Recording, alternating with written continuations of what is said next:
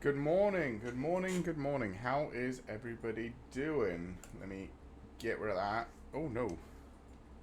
What have I done? I've pressed buttons and buttons have gone wrong. Right. Today, we are having a look at all of the cards from the new set, Murders at Karlov Manor, for Magic. Which comes out, the pre-release is this Friday, so it will come out on to MTG Arena probably sometime next week. I haven't had a look at any of these cards yet, apart from the ones I saw, like this one, while I was, sorting out the slideshow so I could stream it to everybody. So fingers crossed it all goes well, and fingers crossed there are some cool things. Looking at this new, this is the only card I've seen. So looking at this, I'm assuming. Let's get started and we'll work through it as we go. Anyway, so this is the first card that I had, Case of the Shattered Pact. So I'm assuming this is one of the new mechanics, is a case. It looks very similar to a saga, so I'm assuming it plays very similar to the saga. So when you cast it for 2, you get the first effect. When this case enters the battlefield, okay, so when it enters the battlefield, you get the first effect.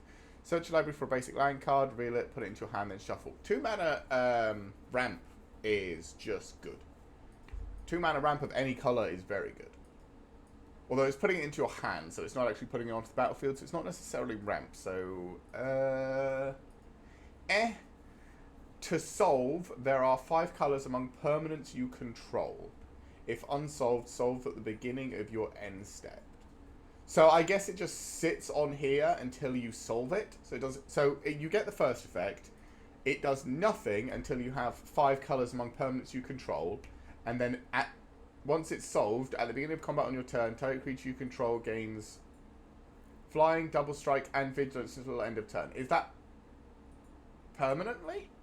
So it just sits on the solved part, and at the beginning of combat on your turn, a creature gets flying, double strike, and vigilance. This is interesting. I think the problem is in limited. There's just no way. You have to play a 5 color deck in limited to make this thing flip. There's just no way you're doing this in limited, right? Unless you get if there's a 5 color absolute bomb and you pick it first and build for it the entire time and take a multiple of these, maybe. But I just don't see it happening in limited. And I don't really play standard, but also this seems too slow for standard. Well, maybe not. Play it on turn 2 if you're already playing 5 colours because you're playing one of those what are they called? The I can't remember what the effect is, but it reduces the cost of the enchantment or increases the number of 3/3s you get for each different colour of land you've got, whatever. So you're essentially playing 5 colour anyway. I mean, maybe it's playable. And giving a creature flying, double strike, and vigilance at the beginning of combat every turn is very strong. I could see this maybe being okay. I don't know. It depends. I don't think in limited it's playable, and I think in standard I don't think it goes into. Maybe it goes into that current standard deck of the 5 color one, maybe. But I don't know. I'm going to look at it from a limited perspective. And I'm going to say you don't pick this card in limited unless you're specifically playing 5 colours. And I don't think this is a card that puts you into 5 colours. I think this is just a card if you're already in 5 colours. But these cases seem a bit weird. I'll have to see if there are other cases. Maybe there's one for each colour and this is the colourless one. I don't know.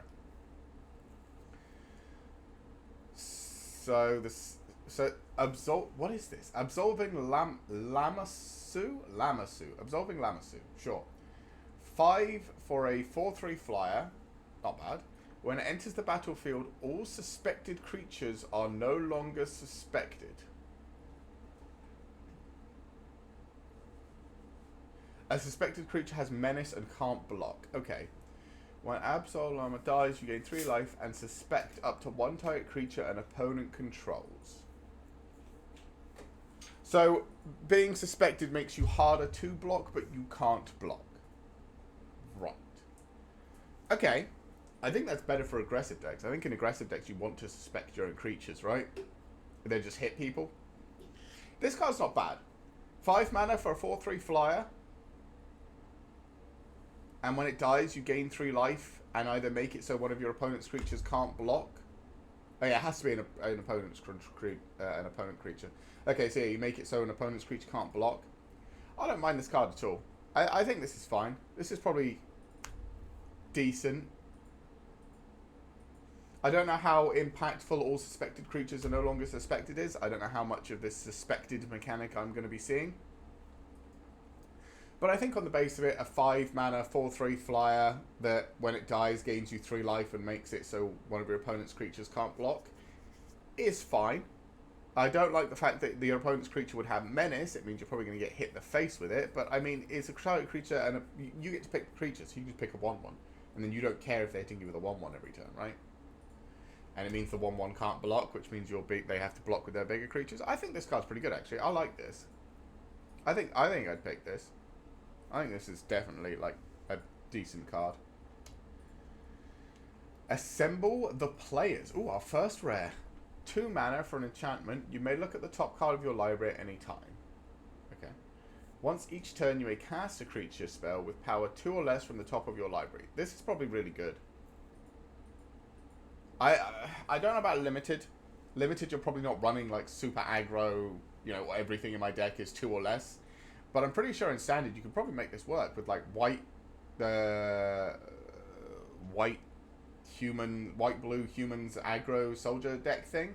I think they top out at 3, if I remember correctly. I can't remember them having much more than 3 CMC. Oh, it's for power, not even CMC. Yeah. So almost everything in that deck starts at power 2 and then gets buffed on the board, right?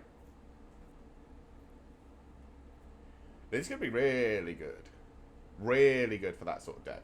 I mean, you do have to take creatures out for it, which is a bit of a pain in the ass. But it's not bad.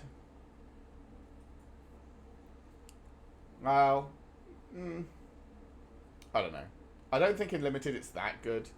But I think in Standard it could be good. I'm going to... You know what? I'm going to leave my Standard evaluation. I'm just going to say in Limited I don't think it's good. Because I don't think you're running... Well... Maybe it's not bad. But I don't think it's great. Because I don't think you're running that many 2 power or less creatures. Unless that's the whole mechanic for white this set. And I don't know. But I'm going to say... I'm going to give it a good sort of...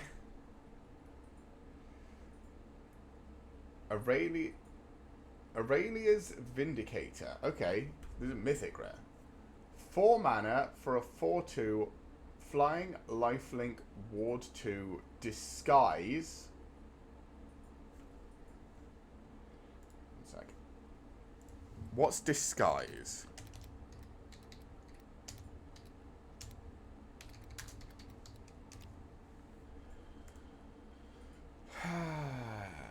Allows the play. Okay. It allows. So. Okay.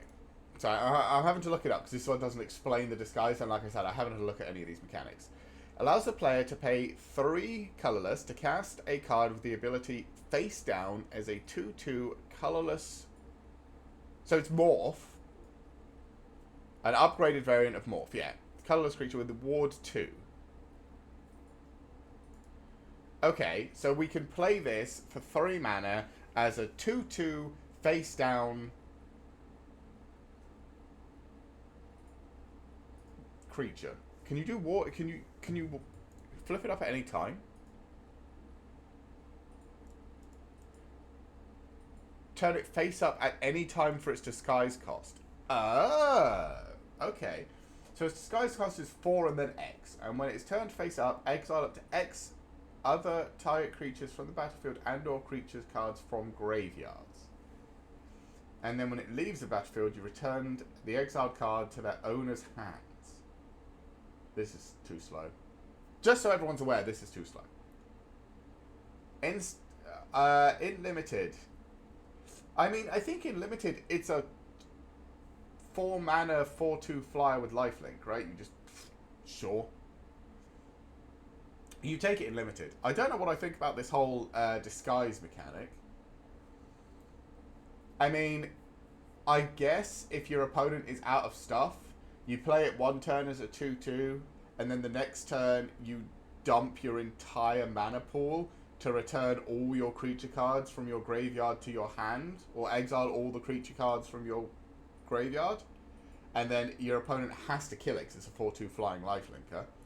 And when they do, you just return all the creatures, creatures from your graveyard to your hand, and just get a full reload. It's pretty good in limited. Like, also, it's just a 4/2 flying lifelinker. Like, for 4 mana, you just play this, and your opponent either deals with it, or you start chunking them for 4 and healing. It's got Ward 2 as well, so it's not easy to remove. You essentially need 2 or 3 mana removal realistically for the 4 mana. Because, like, what is it? The Hulking Raptor from the last set, the 5/3 that has Ward 2 that generates extra mana. The only way you remove that if it comes down on turn 4 is with 2-cost removal. So, I mean, there is a lot of 2-cost removal currently. There's the enchantment, ossify, ossification, or whatever. There's 100 different types of lightning bolt. There's, you know, all the black 2 mana removal. So there is certainly ways to get rid of it, but, you know, it's more likely to stick. I don't know about the disguise mechanic, but I think in limited, I think you could just play this as a 4/2 flying lifelinker for 4, and make with Ward 2, and make your opponent deal with it. And I don't think you're too upset about it, because even if you only get 1 swing in, you gain 4, they lose 4. That's an 8 health swing.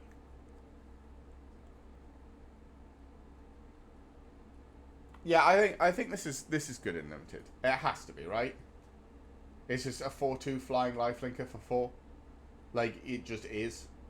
But there's no other way to look at it. I don't know about the disguise. Like I said, if you're both you and your opponent are in top deck mode and you get this and you just disguise it, and then the next you just play it face down for 3, and then the next turn you just dump your entire mana pool into just flipping it up to return all your creatures from your graveyard, or exile all the creatures from your graveyard, and then your opponent kills it, you just get everything back, and then you have massive advantage.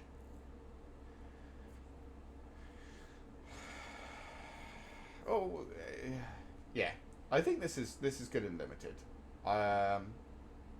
That's all I'm going to say. I don't know if it's very good, because I mean it's only got 2 on the defense, so like 2/2 flyers trade with it. I don't know how expensive a 2/2 flyer is going to be, but in the previous set you could get a 2/2 flyer that had upside with a battle cry for 3. So if your opponent just has a 2/2 flyer that's already done what they wanted it to do for the battle cry for 3, and then you play this on 4, your opponent's just like, oh sweet, I'll just block. So like,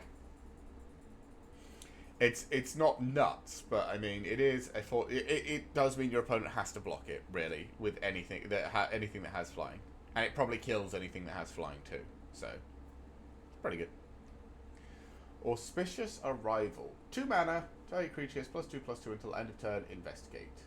I don't know what clue tokens are. Fantastic. It's a pump spell. 2 mana for +2/+2, and you get a clue token. The clue token does let you draw, so there's technically like, but it's 4. It is an extra 2 mana to draw. I don't think I like this too much. I think this is a bit slow and clunky. Doesn't give any sort of protection or evasion or anything. It's just +2. Maybe it's fine. It's something you're gonna have to play around in limited, because there'll always be that guy who's just running like 8 of these, because they'll just get passed around and around the table forever because nobody wants to take it. But it's fine. Call a Surprise Witness. 2 mana, sorcery. Return target creature with mana value 3 or less from your graveyard to the battlefield. Put a flying counter on it. It's a spirit in addition to its other types. Huh. That's good. Depending on what you're hitting, you can make any CMC 3 or less creature from your graveyard into a flyer. That could be really good. Yeah, I think I play this. Turn any creature I want into a flyer. And like, especially if there's some like heavy hitters. Like, because this could be like a 3-1 or a 4-2 or something like that. Like the last one, the 4-2 flying lifelink or all that. Like, if you just have a 4-2 ground creature, throw it at your opponent blocks and eats it, and then you just turn it into a flyer, your opponent needs to come up with a flying blocker now. And this is for 2. Yeah, I think I like this. It will depend very much if there's some stupidly overstatted, like, cheap white creature that you could just return this with, but I think this is good. I mean, the thing is, I've been a couple of these cards, and they haven't been fantastic. Like, the last one was 1 mana, in the previous set was 1 mana to return something with mana value 3 or less from your graveyard to the battlefield, but it came in tapped, and it was just by itself. So, this, when it comes in, it's 1 more, but it comes in with a flying counter on it, which means it's much more of a problem in limited because it's got evasion. I think this is good.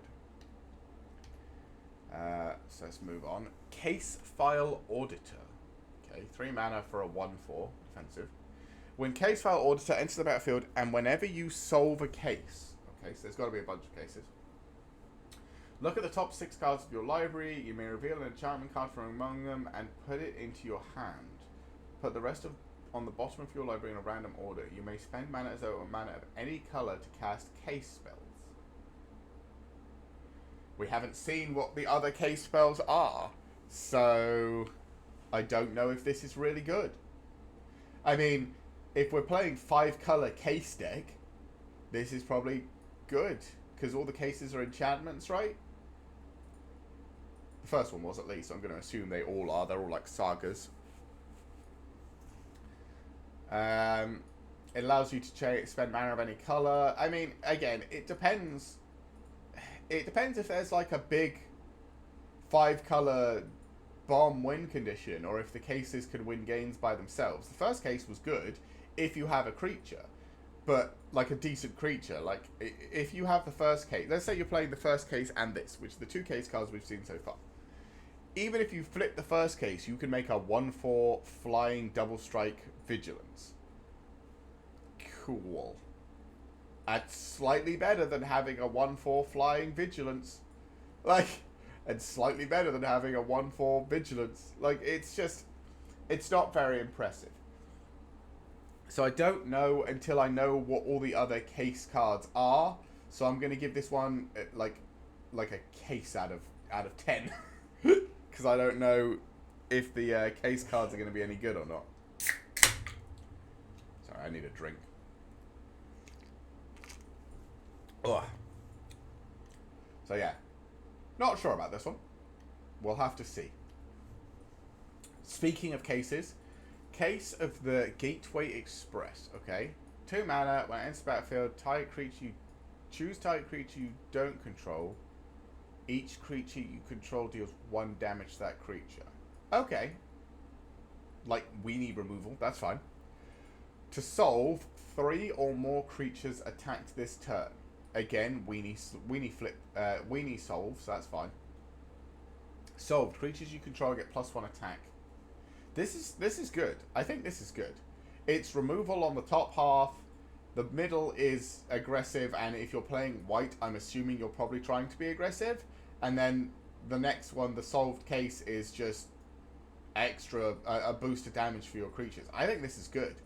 I think I pick this up if I'm playing white.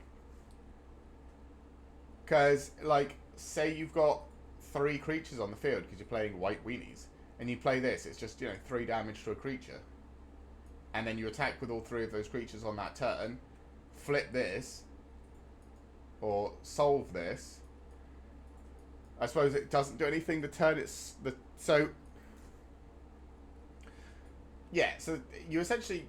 you can use it as removal, then attack with 3 creatures, and then the turn after, because it solves at the beginning of your end step, from what I can tell, your creatures all get pumped. But I think that's fine. I think that the whole it's removal on the top half, yeah, I think this is really good. This has to be really good, right? It's removal with upside. The removal's not great because it requires you to have a bunch of creatures, but in limited you get stored board states all the time. This has to be good. I don't even know why I'm considering it. This has to be good. This is remove a creature. If you swing with your creatures, which you want to be doing anyway, everything gets bigger. This is good. This has to be good. We're not even going to discuss it anymore. This is a good card. It has to be. Case of the Pilfered Proof. Okay. So is white the case color? I guess. I don't know. So for 2 mana, when a detective enters the battlefield under your control, and whenever a detective you control is turned face up, put a +1/+1 counter on it. Okay. To solve, you control 3 or more detectives. Sure. Solved. If 1 or more tokens would be created under your control, those tokens plus a clue token are created instead. So, this guy was a detective, right? Yeah. But he's the only detective we've... Sorry, that went too far. He's the only detective we've seen so far. We literally skipped far enough to see a red detective, so I guess there are other detectives, so... This one very much depends on how good detectives are. But if detectives work with cases, and cases work with detectives, this isn't...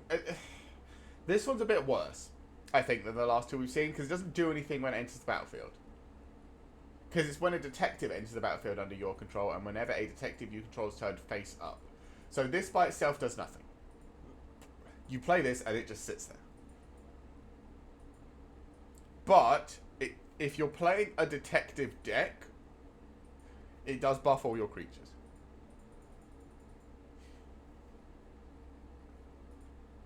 But then how many detectives make tokens? And are they all making clue tokens? Clue tokens are kind of a slow draw. They're good, because, you know, you can just draw cards whenever you need it, but they're a bit slow on the draw.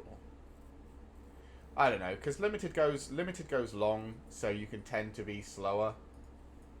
I think this is worse than the last case we just saw. This one, the Gateway Express.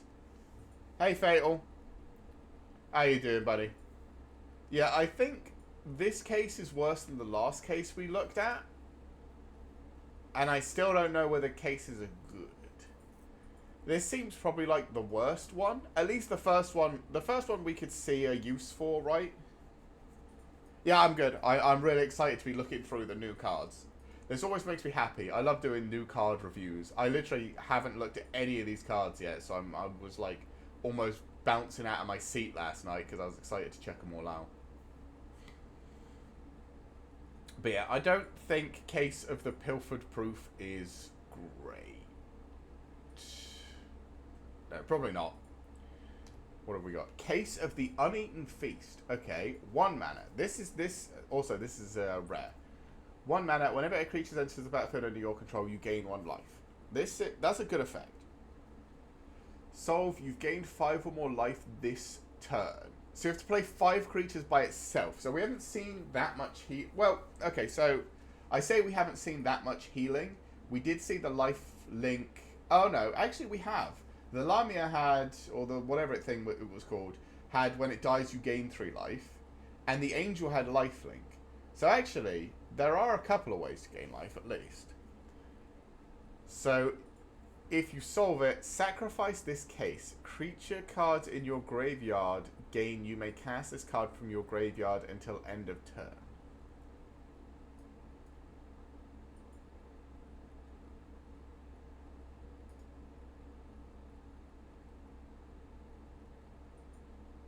Which one? This case or the last case we were looking at? Failed. This one or this one?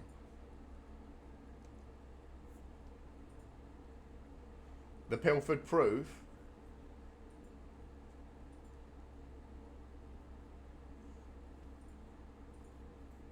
Or do you mean the Uneaten Feast because you can flicker creatures to heal yourself for a bunch? Yeah, I can see that. But then, Case of Uneaten... So...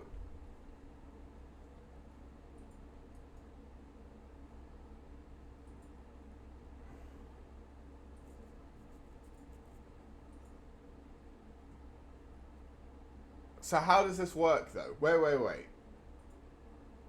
So, when you solve this, if it says, if unsolved, solve at the beginning of your end step, right? So if you solve at the beginning of your end step, and when you solve this, you sacrifice the case, creature cards in your graveyard gain, you may cast this card from your graveyard until end of turn, how does that work? Because you already... It's... So the solve effect is at the end of turn. So it's already the end of your turn. So does it carry over until your next turn? Or do you not get to cast anything because it's just at the end of turn? You get to flash stuff. I don't know how good that is. Again, I'm looking at these from a limited standpoint.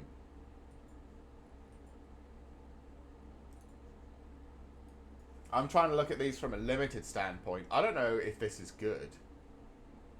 To solve, you've gained 5 or more life this turn.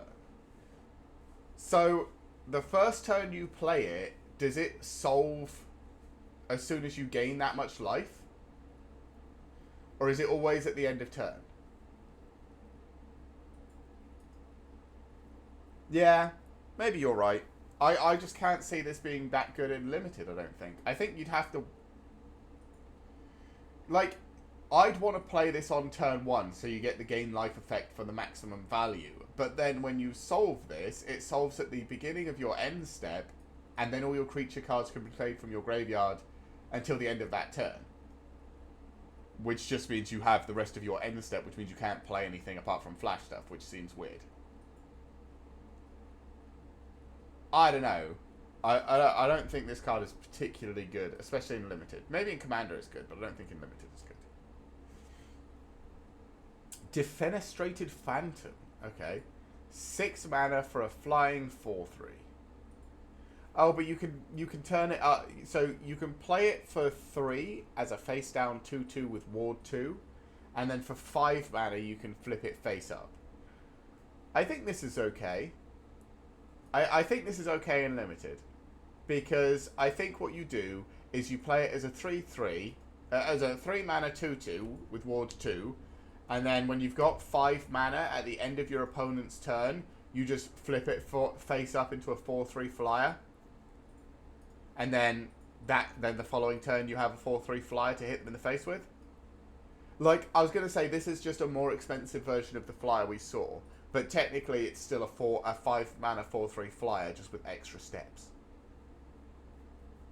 So, I think this is very okay. I mean, this is common, so you could run a couple of... You've probably got a couple of these. The other one was uncommon, so you might only have 1 or 2. Maybe not even that many.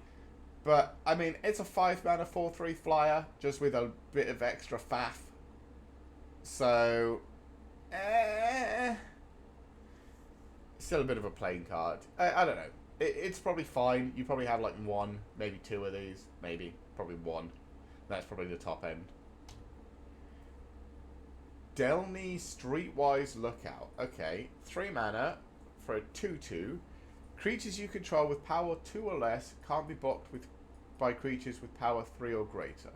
Okay. Let the little guys through. If an ability of a creature you control with power 2 or less triggers, this ability triggers an additional type. Okay. So this is... Your entire deck has power 2 or less and just goes crazy and just swings below everything?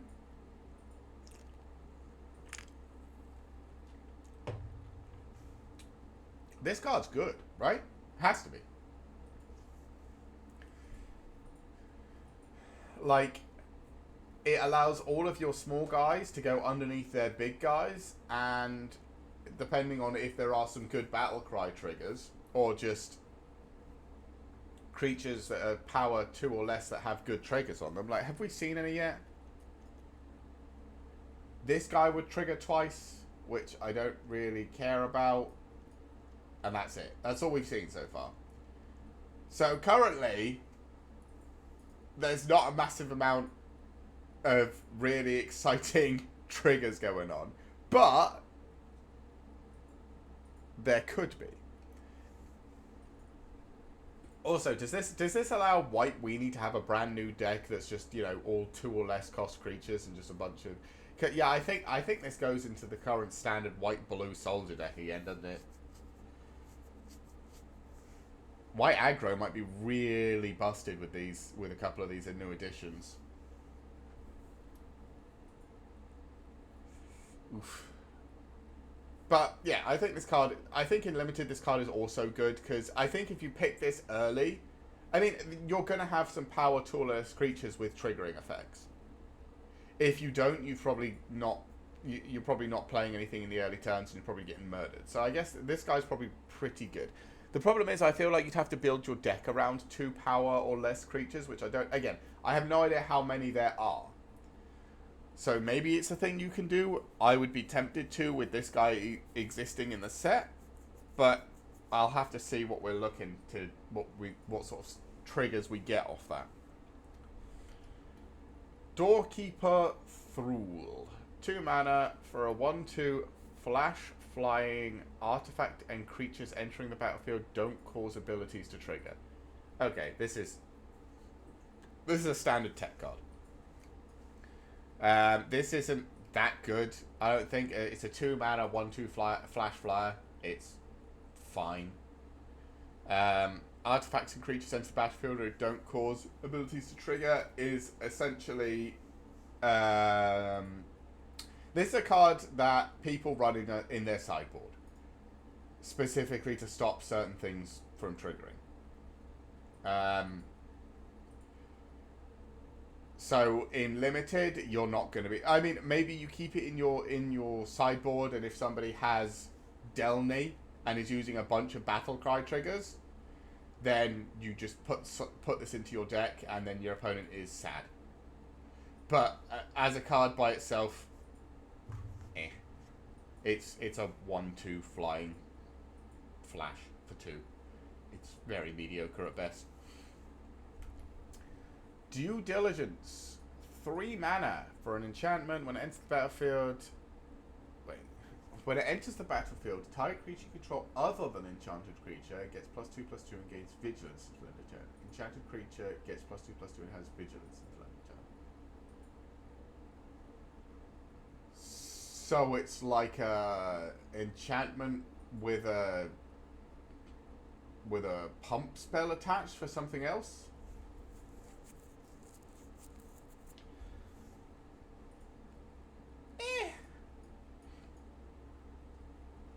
I mean, I'm not excited about picking this card. Like, I'm not foaming at the mouth with excitement at the idea of giving something +2 or two things +2/+2 in vigilance.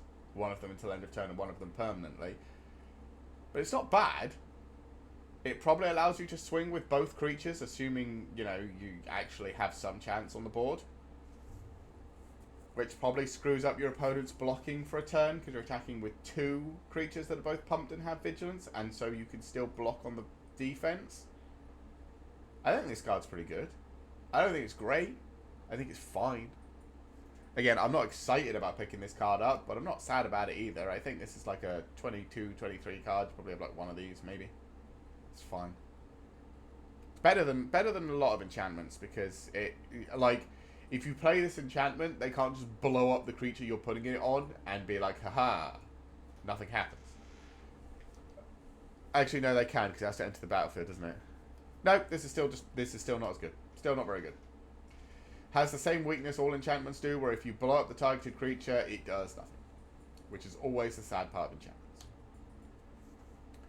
Essence of Antiquity. 5 mana for a 1/10.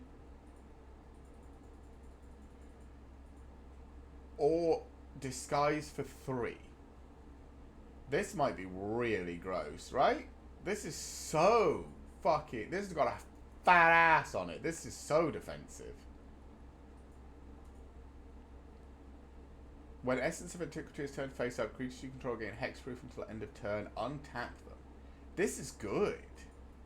Like, you just disguise this, and then if your opponent's ever... This is like a removal spell counter, or a way to swing out at your opponent, and then when they swing back, untap everything. And it's got a fat ass on it, so it can block just about anything on the fucking planet. I think this is good. I'd be happy with one of these in my deck. I'd honestly be excited to pick this card. Like, 5 mana for a 1/10 isn't very good, but you're not playing this as a 5 mana 1/10. You're playing it as a 3 mana 2/2 with ward, and then leaving up 3 mana to flip it into a 1/10. Everything I control gains hexproof and untaps. This is really good. It has to be. It has to be really good in limited, right? Because, like, with this thing, you don't care about the crackback. You just start smacking your opponent, and when he goes, haha, I have you on the return swing, you just flip, all my creatures on tap, block, you're dead. And so your opponent always has to think, is that face down 2/2 an Essence of Antiquity if you're playing white? Because if it is, this removal spell doesn't work, or swinging out doesn't work, because you can just tap everything. This card's good. This card has to be good. Yeah, it has to be good. Forum Familiar. 1 mana for a 1/1, and you can disguise it for 2. So, wait. You have to play it for 3, and then pay 2 more. So this is like a 5 mana. When Forum Familiar is turned face up, return another target permanent you control to its owner's hand, and put a +1/+1 counter on Forum Familiar.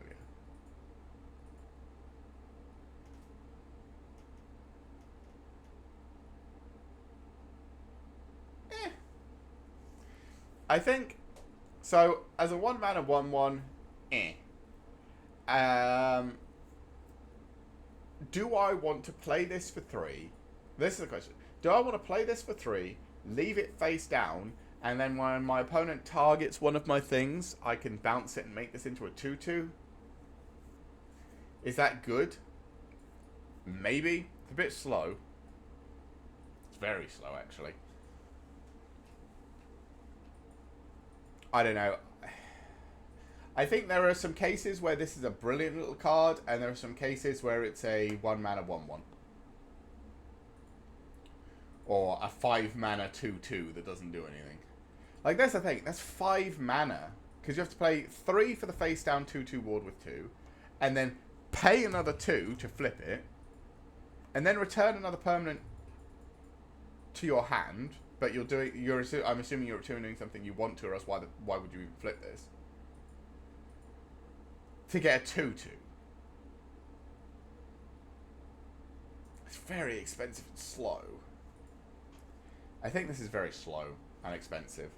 I don't know if this is great. Yeah, I'm not a big fan. Griffnaught Tracker. 4 mana for a 3/2 flyer, and when it enters the battlefield, exile up to 2 target cards from a single graveyard. It's fine. It's 4 mana 3/2 flyer. In the previous set, we had a 4 mana 3/2 flyer that came with a 1/1 that was much better than this. But it's a 4 mana 3/2 flyer, whatever. You'll probably play it. There'll be people playing like white-blue flyers that'll just run this. Like, it's fine. Maybe the targeting the graveyard is important. I haven't seen any of the colours, so I don't know if anyone interacts with the graveyard too much. It's fine.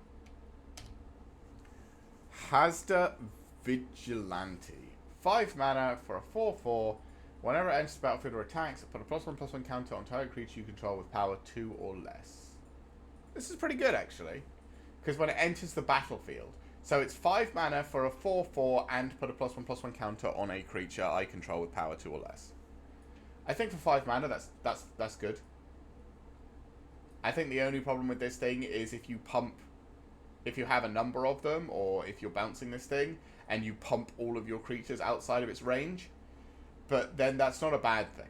Like, if you've turned a field with 5 1/1s into 5 3/3s just by this existing, like, that's good.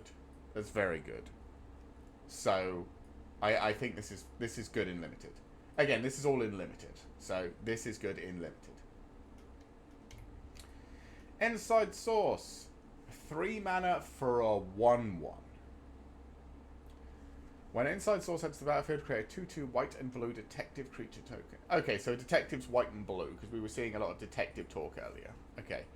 Target detective you control gets +2/+0 and gains vigilance until end of turn. Activate only as a sorcery. Okay, so this is 3 mana for 3/3 in power across 2 bodies. And you can spend 3 to pump your 2/2 to a 4/2 and give it vigilance. Only as a sorcery, so your opponent sees it coming.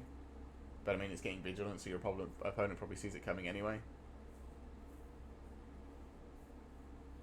I mean, if they've got token stuff, we saw that thing before that liked tokens and made tokens come with clue tokens. This is okay as a it's like a token generator with upside. That's fine, I guess. It's a bit mediocre. Like, I'm not jumping for joy at picking this card up, but it's okay. Depending on how much detective interaction you've got, this is fine. Karlov Watchdog. 4 mana for a 3/2 with vigilance. Permanents your opponent's control can't be turned face up during your turn. That could be important. Whenever you attack with 3 or more creatures you control get +1/+1 till end of turn. This is a good little card. Bit expensive.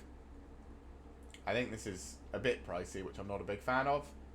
But it's a 3/2 with vigilance that prevents your opponents from doing trickery in your turn. And if you swing out on your turn, it makes everything get buff. So it's not just like everything gets big when you swing out. It's also preventing your opponent from doing something. And I'm assuming there'll be some sort of disguise deck or some sort of disguise colors or whatever. Something that likes doing disguise stuff. And this counters it. So if you have one of these, I keep it on hand because you can always sideboard it in during a sealed or draft and screw over your opponent's disguise stuff. Crovid Haunch. 1 mana for food equipment. Equipped creature gets +2/+0. And you can sacrifice it to gain 3 life like you can with all food. When it's put into a graveyard from the battlefield, you may pay 2. If you do, create 2 1/1 white dog creature tokens.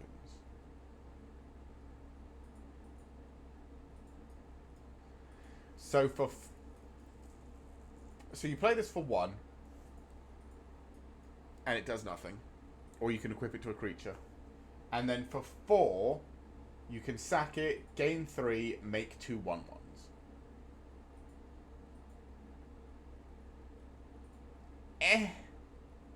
Is that okay? Is that good? I mean, maybe it's good in limited.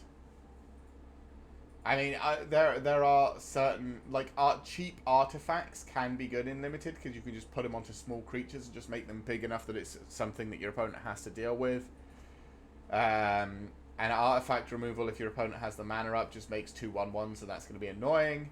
And if at any moment you need blockers, you can sacrifice this at any time. Right? So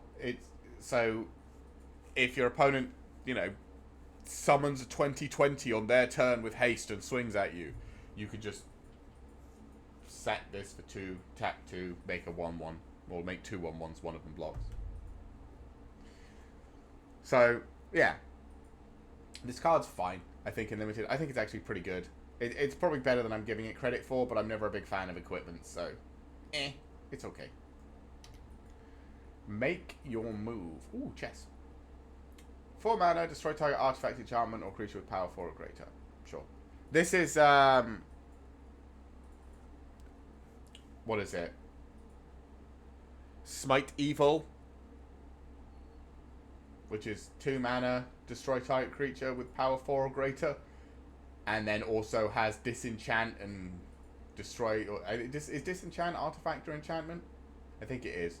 like disenchant staple to it, it's fine. Like, in white, you probably run a couple of copies of this just in case there's a big thing that you need to get rid of. I mean, like, standard mono white decks probably run the destroy target creature with power 4 or greater for things like Shield Rod and stuff. This deals with Shield Rod and other things if needed, although it does cost 1 more. But, in limited, I'd say it's fine. You maybe won one of these. I don't know. It's not the most exciting white removal, but we've only seen this and the case removal, which requires you to have a bunch of creatures, so. Makeshift Binding. 3 mana. When it enters battlefield, exile 2 creature your opponent controls until it... yeah, okay, so this is your 2, 3 mana, 4 mana enchantment. Exile something until this goes away. Yeah. There's one of these in every set. Ossification is one of these. There's Oblivion Ring, blah blah blah blah blah. Or there's 100 different things of these, but okay, this one gains you 2 life. Sure. Market Watch Phantom. 2 mana. Whenever another creature with power 2 or less enters the battlefield under your control, it gains flying until end of turn. Okay, not bad. Again, if you're running the power 2 or less theme, it's just a 2 mana 2/2 flyer. Probably most turns. Start pinging in the air. I will say this is a good card. In limited, this is a good card because it's removal. Sorry, I skipped over that because I said this has been printed 100 times, but I'm pretty sure I've said this before and I'll say it again. This is removal, it's good. Yeah, this card is fine if you're playing the whole power 2 or less mechanic, which I don't know how much that's going to be a thing. Museum Nightwatch. 4 mana. When it dies, create a 2/2 white and blue detective creature token, and you can disguise it. For 5 total.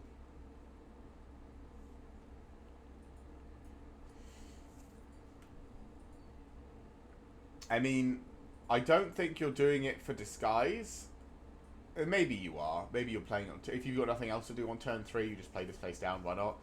But, I mean, this is fine. It's a 4 mana 3/2, so a bit overpriced, but when it dies, it leaves a 2/2 behind. That's pretty good. Because then it's just... you can just swing with this thing willy-nilly, and if it trades, sweet, I get a 2/2. It's fine. Like, I'd probably pick a couple of these up. I'm not upset about picking these up. These are probably okay. Neighborhood Guardian. 2 mana for a 2/2. Okay. Whenever another creature with power 2 lessons battlefield under your control, target creature you control gets +1/+1 till end of turn. I mean, this is probably like a core part of the 2/2 mechanic, right? Power 2 or less mechanic. You just have this guy out and you play a bunch of 2 power stuff, and then it all pumps everything and go big for a turn, and then next turn everything's still got power 2 or less, so you can still do a whole bunch of stuff. I think this is fine. This is, yeah, I think this is better than, I think this is good. I think this is like one of the core pieces for that deck, probably. Because it's an uncommon. Like, obviously, the 3 mana dude that makes everything with power 2 or less go completely crazy and trigger 100 times and blah, blah, blah, blah, blah. That's a core piece in standard. This is for limited. This is the one you can expect to have. This is the core piece you can expect to have in limited. So this is the good piece in limited. No Witness. 4 mana. Each player who controls the most creatures investigates, then destroy all creatures. Oh, good. They've got a 4 mana Wrath in white. Sweet. I mean, it's a Wrath spell. It's good. Even if you're playing the all my creatures are cheap as fuck 2/2s or whatever, you just get to a point where you just stop playing stuff, and then when your opponent overcommits to the board, you just nuke everything from orbit, and then you just vomit your hand out again, and he has to recover on the board, and you're fine because you haven't been playing. Having sweepers is so beneficial for the player holding the sweeper, because they can play like they have a sweeper. They don't have to... if they're already winning on the board, they don't have to commit more to the board. And if you have committed more than them to the board, so that you're winning on the board, they just sweep it. They don't care. So, yes, a 4-mana sweeper in white, this is scary. Hopefully your opponents don't get this, but if they do, I mean, it's limited. You're playing to the board, so if your opponent has this, you're just going to be sad, depressed, and probably lose. Not on my watch. 2-mana, exile target attacking creature. Sure. I mean, this is better than the previous ones. We've had, like, destroy target attacking creature. We've had deal damage to target attacking creature. This just straight up exiles it. This is probably the best one we've seen. For 2 mana, just exile permanently, just go away, is pretty good. I'll actually say, for 2 mana, I'd probably pick a couple of these up. Like, usually I don't take this stuff because I'm like, oh, what if the creature's not attacking? This is exile an attacking creature, and your opponent's probably going to be attacking, so yeah. Novice Inspector. 1 mana for a 1/2. When it enters the battlefield, investigate. And it's a detective, so, you know, detective shenanigans. This is good. A 1 mana 1/2 that does something when it enters the battlefield. This is a good card. Because then on turn 2, even if you can't play anything, you can just draw a card. It's fine. Yeah, this is a good card. On the job, 4 mana, creatures you control get +2/+1 until end of turn, investigate. So if you're playing like white dudes, like the 2 power dudes, you're running one of these as a finisher. Almost definitely. Because you swing with everything, nothing can be blocked, or maybe you don't have that guy again. He's Mythic Rare, so probably not. But you swing with everything, and your opponent does their blocks, and then everything gets big, and you get to investigate, so you can draw a card to replace this at a later date. This is fine. Not necessarily the best. Like, you're probably, like, if you're running weenies, you're running, like, 1 copy of this limited. Perimeter Enforcer. 2 mana for a 1/1 flying lifelinker. When another detective enters the battlefield under your control, and whenever a detective you control is turned face up, Primitive Enforcer gets +1/+1 until end of turn. This is a good little card. 2 mana for a flying lifelinker, which is going to be a pain in the ass to deal with, and is going to heal you. And then you can grow it if you're playing detectives, which we've seen a couple of now, like this guy and this guy. So we've seen a couple of detectives, so you've certainly got a few. And he's less than 2 power, so you can do all the less than 2 power bullshit with him. This is pretty good, actually. Yeah, I'd play this card. I think this card's really good. Like, we had the Ruined Lurker bat in the last set that was to be fair, it was 1 mana, but a 1 mana 1/1 flying lifelinker that had the scry effect whenever you descended or whatever, and it was a really good card. I think this guy's a good card, more aggressive because he gets pumped and hits your opponent harder. But yeah, I think this card's good. Sanctuary Wall. Oh my god, how long has it been since we've seen a wall? 2 mana for a 0/4 defender that can tap target creature. You may put a stun counter on it. Okay, so you can tap something for a number of turns, but your wall also gets tapped for a number of turns. 3 mana for that, though. That's pricey. I mean, maybe this is good. Especially if you're being aggressive. Like, if you're the aggressor and you're just tapping 3 to tap a creature so it can't block for 2 turns, and you don't care about this blocking because you're the aggressor, this could be good.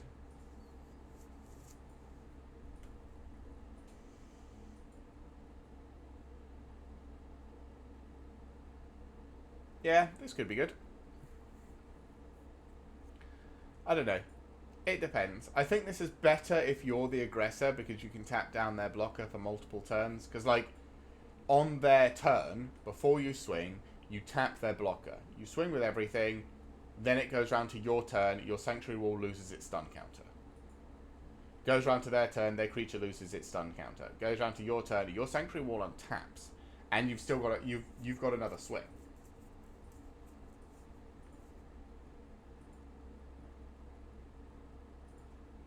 What I mean is better if you're tapping. So yeah, so you tap your opponent, and then you tap something on your opponent's turn, And then after your Sanctuary Wall untaps for the second time, you can tap something on their turn again, and you've got 2 blockers down. I don't know. I like these tap down creatures, but I don't often pick them very much, so we'll have to see. Also, this doesn't attack by itself, so Seasoned Consultant. It's 2 mana, 1/3, and whenever you attack with a certain number of dudes, it's a 3/3. It's okay. I mean, yeah, it's fine. It triggers all your power 2 or less things, so you probably pick it up if you're doing that deck. It's okay. 10th District Hero. 2 mana for a 2/3. And then for 2 more, collect evidence 2. 10th District Hero becomes a human detective with base power and toughness 4/4 and gains vigilance. The hell? 1 second. What's collect evidence mean?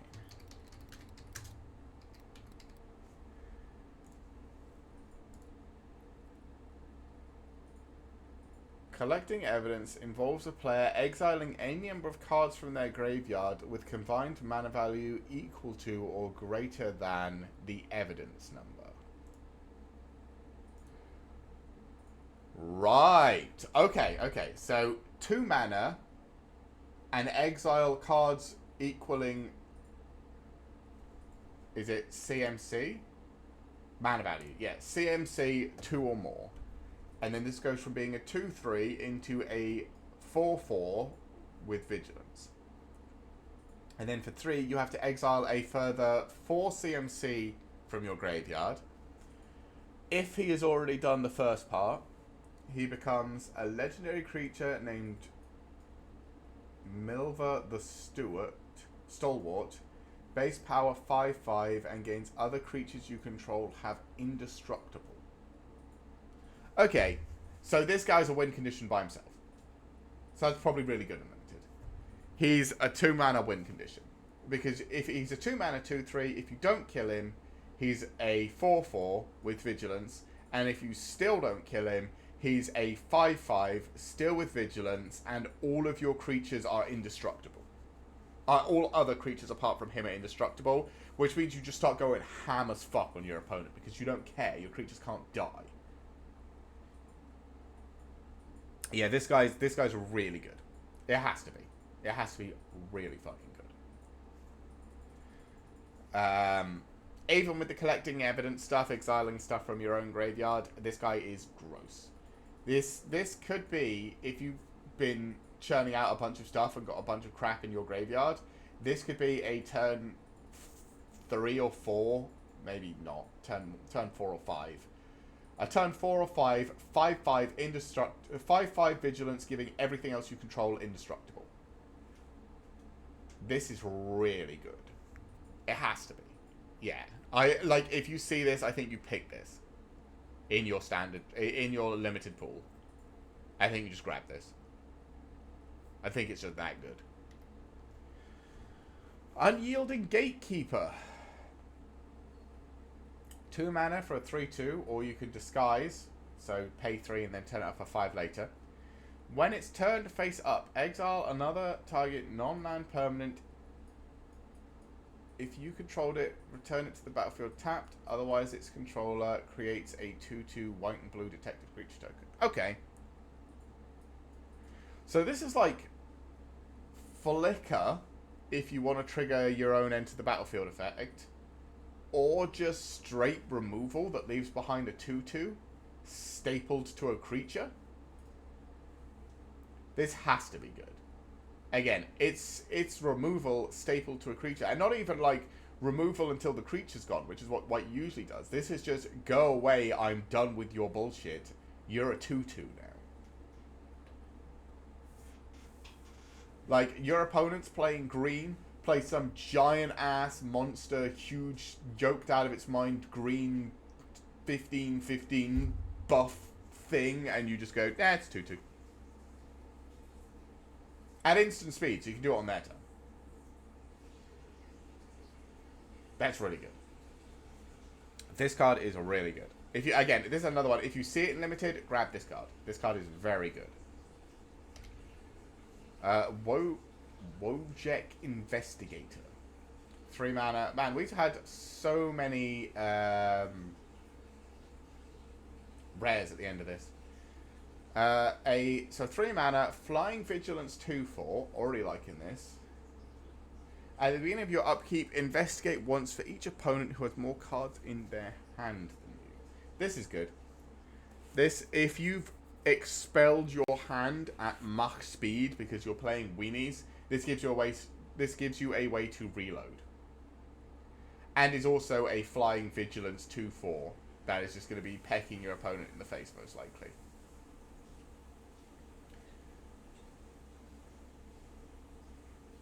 Yeah, I think this is a good card. I think this is a very. This is another. We've had 3 cards in a row that you just pick or take if you're playing white. These cards are all really good. I think. This card is very good. I like this. Wrench, 1 mana for equipped creature. So it costs 2 to equip. Equipped creature gets +1/+1, has vigilance, and can tap a thing for 3, and you can sacrifice its draw card. Again, I'm not a big fan of artifacts. I never use them. But this one could be good. I mean, it's got draw a card status stuck in it, so you can essentially just... Yeah, it's a clue. It is at worst a clue. At best, it's, you know, 10 extra damage your opponent has to take because of the +1/+1 and vigilance. And then it's also a clue. So, it's probably one of the better equipments because you can draw cards using it. Hey, we're on to blue. That only took an hour. Oh. Right. The first blue. Agency Outfitter. 6 mana. You're pricey. For a 4/3, and not very well statted. Fly, sure. When Agency Outfitter enters the battlefield, you may search your graveyard, hand, and or library for a card named Magnifying Glass or a card named Thinking Cap and put them onto the battlefield. You can get both. If you search your library this way, shuffle. I'm assuming Magnifying Glass and Thinking Cap are cards in this set, so we'll have to go and find what they are. But so this is essentially a 6 mana 4/3 flyer with draw 2 and put them onto the battlefield. Depending on how good Magnifying Glass and Thinking Cap are, this could be busted. But we'll have to go find them first. Behind the Mask, 1 mana instant. As an additional cost to cast this spell, you may collect Evidence 6. Okay. Until end of turn, target artifact or creature becomes an artifact creature with base power and toughness 4/3. If evidence was collected, it has base power and toughness 1/1, and you cast it on an opponent's thing instead. This is weird.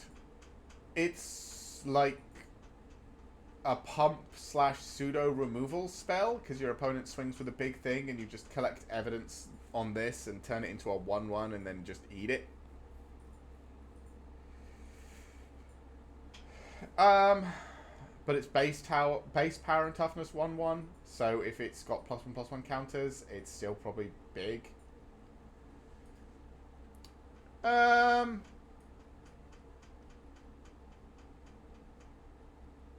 This is weird. I don't know if this is good or not. Because it's sort of like blue removal, but not really. I'm going to say eh. I think this is eh. I don't think this is much to get excited about. To be fair, I haven't got excited about blue very much in a set ever, because blue doesn't really do any of the things I like, but... Benthic... Oh my god. Benthic Criminologists?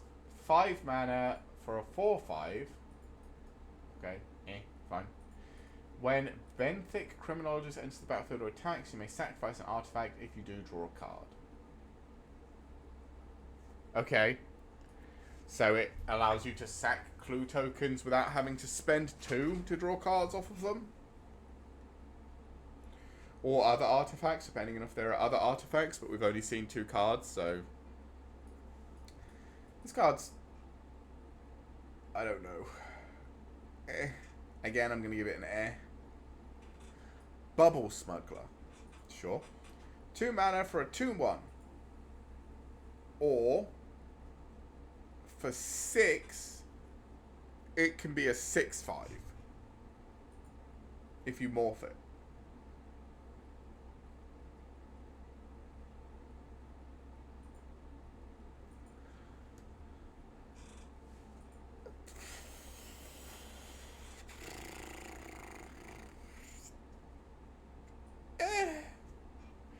I don't know. This is a weird one, because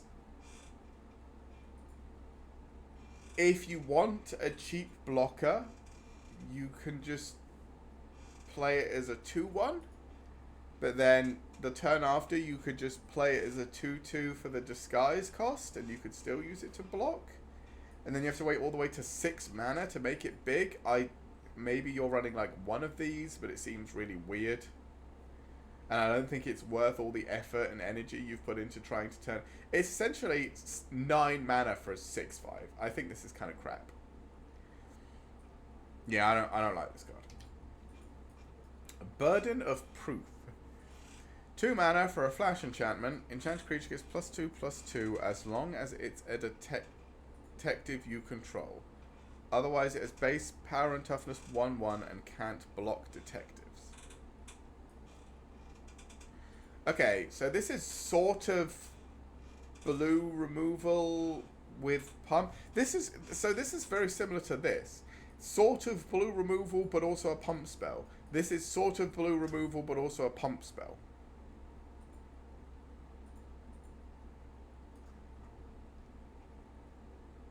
I'll give it a eh. I don't know. I mean, giving blue more flexibility is probably good, because blue doesn't really do too much at the moment, apart from draw cards so other colors can win. But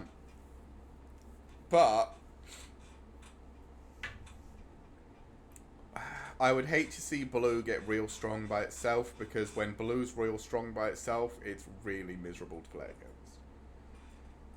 But I don't think this is really strong. This is kind of just fine. Candlestick. Another clue equipment. It gives creatures +1/+1, and whenever it attacks, surveil 2. That's not bad. Because it's doing what blue likes to do, which is filtering through their deck and doing better things with their draws and all that. And you can always sacrifice it to draw a card. I think this is fine. Because, like, if you equip this, attack with a creature, it's bigger, you surveil 2, see something you like, after you've done damage to your opponent, you can just sack it and draw the card. It's okay. Case of the Filched Falcon. Okay. 1 mana, when it enters the battlefield, investigate. Good, it does something when it enters the battlefield. That's fine. To solve, you control 3 or more artifacts. Well, it created 1 when it started, so all you need to do is have 2 more. That's fine. Solved, pay 3, sacrifice this case, put 4 +1/+1 counters on target non-creature artifact. It becomes a 0/0 bird creature with flying in addition. So, this makes a 4/4 flyer. This is good. Like, it makes a 4/4 flyer. This is good. It gets itself going immediately because it makes its own clue token. So all you need to do is make 2 more clue tokens or have 2 more artifacts on the battlefield. And then you get a 4/4 flyer out of one of the artifacts you have. Because this doesn't solve until you have a target. So, short of your opponent blowing up the target as it's targeted, which is always something that can happen, and they'd have been able to do it to the flyer anyway, this is a 4/4 flyer waiting to happen. And your opponent can see it, so they're going to feel obligated to start trying to kill artifacts, or hold removal for when you get the 4/4 flyer, either of which is good for you. This is a good card. Case of the Ransacked Lab. Instant and sorcery spells you cast 1 less to cast. That's always a dangerous mechanic. To solve, you've cast 4 or more instant and sorcery spells this turn. Jesus. Well, this is not happening in limited. This is a standard card. This is just not happening in limited. Solved. Whenever you cast an instant or sorcery spell, draw a card. Okay, this is good in standard. In limited, it's trash. There is no way in limited. I mean, unless you're running like all spells, but again, you're probably just losing the game if you're running all spells and you don't literally draw this.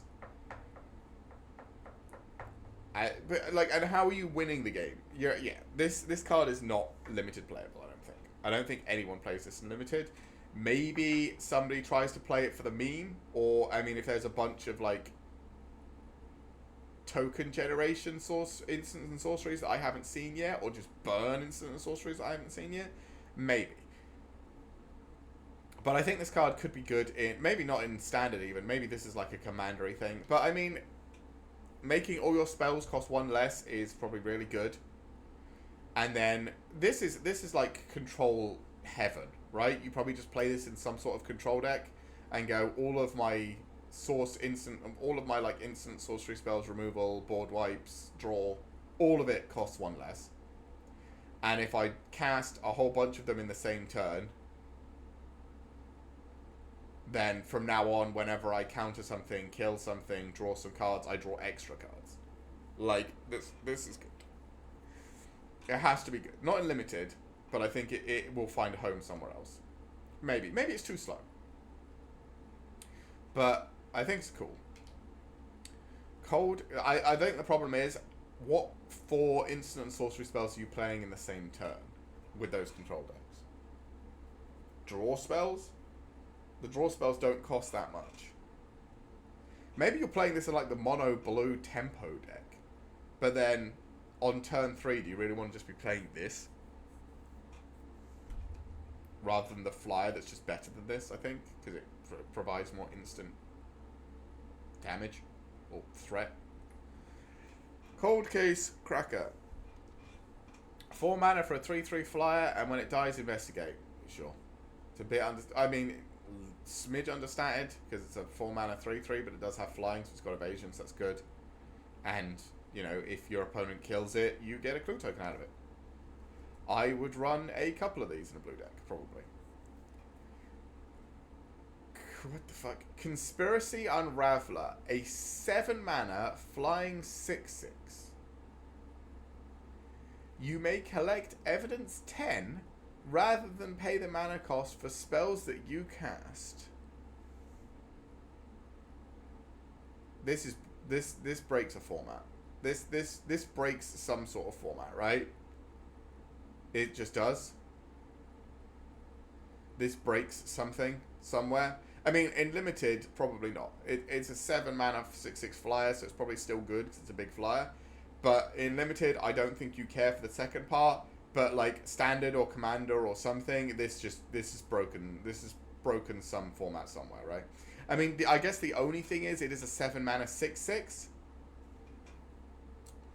But could you not like cheat this out somehow for a turn and then collect evidence 10 to cast something stupid like Omniscience and then just go hard?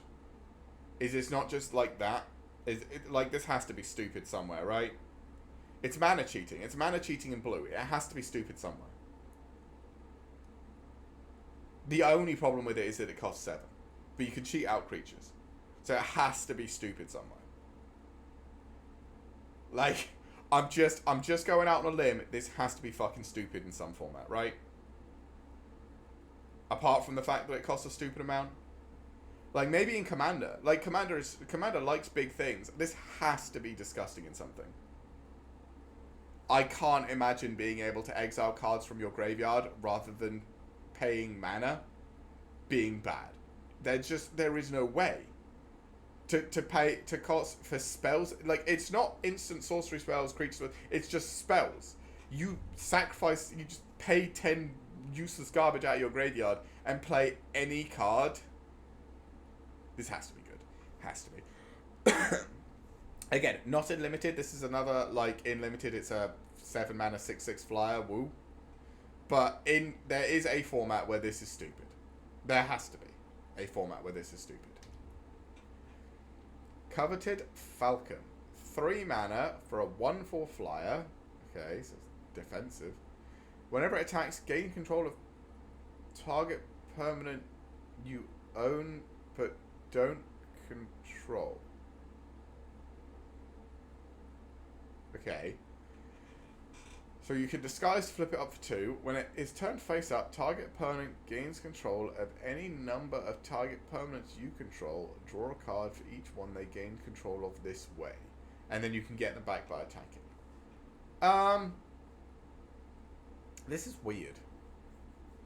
Like, I guess the idea is you turn it face up and give your opponent a bunch of clue tokens.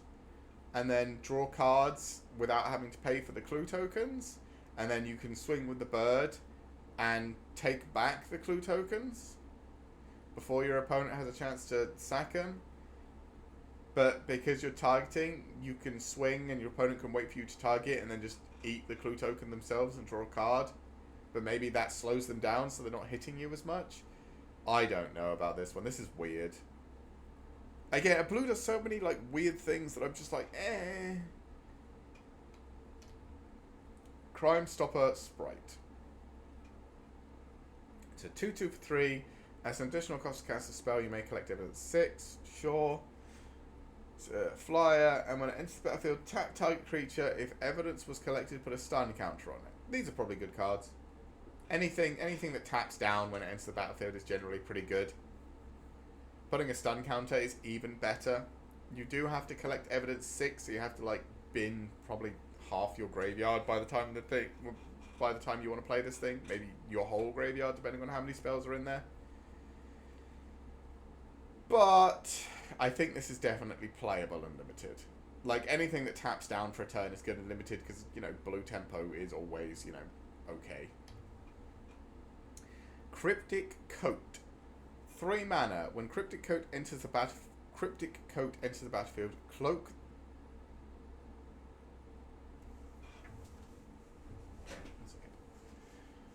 When Cryptic Coat enters the battlefield, cloak the top card of your library, then attach Cryptic Cloak to it.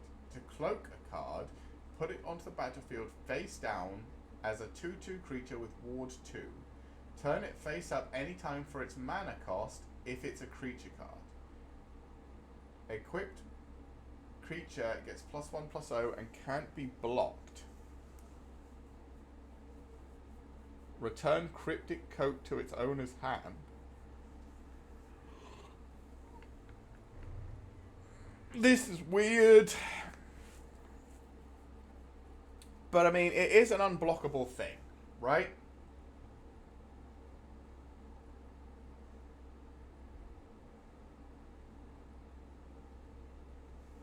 So, is blue doing the whole morph mechanic? Is that what I'm seeing?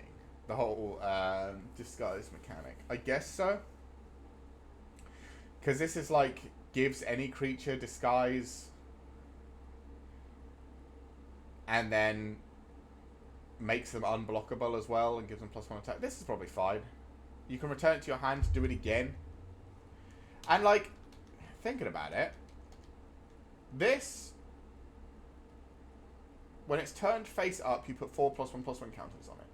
So if you manage to Cryptic Coat this, you can turn it face up for, because it says, turn it face up anytime for its mana cost, if it's a creature card. So you turn this face up for its mana cost, which is 2, and it instantly gets 4 +1/+1 counters, becomes a 6/5, and also has, it's a 7/5 that can't be blocked for 2 mana. I mean, the actual chances you pull that little combo off are relatively slim, but I think a 7/5 that can't be blocked probably wins you the game, if I'm honest. This is what I mean about blue having a lot of finicky stuff. They have a lot of, like, a couple of cards that go together really well, but you have to, like, pull them off, and I'd rather just have a big green dude that smooshes your face. But it's weird. I think this card is okay. I think this card is probably good just because it can't. You can give a creature it can't be blocked, so you could just whittle away. Curious Inquiry, 1 mana. Whenever enchant creature +1/+1, and whenever it does combat damage to a player, investigate. It's no Curiosity. Or was it Curiosity that was whenever it hits a creature, draw a card, but didn't give +1/+1? It's no Curiosity, but it's fine. It's a good way to generate value with things that have evasion, which blue seems to have in boatloads. So yeah, it's fine. Deduce. 2 mana, draw a card, investigate. So draw a card again later for 2 mana. Instant speed. I prefer draw a card for 1 mana, but it's probably not bad. It's probably fine.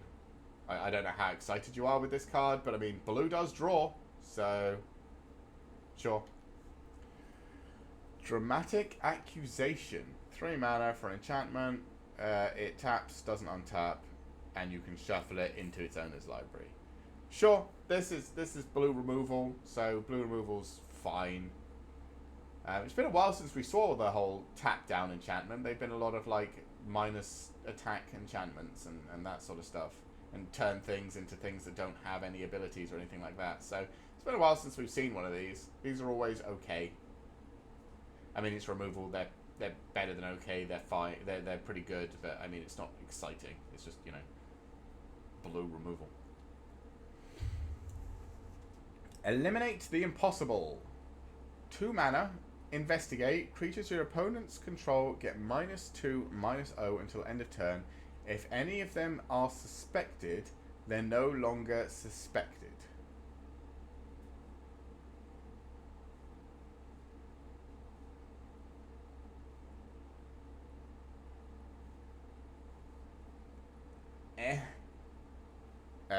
It stops your opponent from hitting you too hard,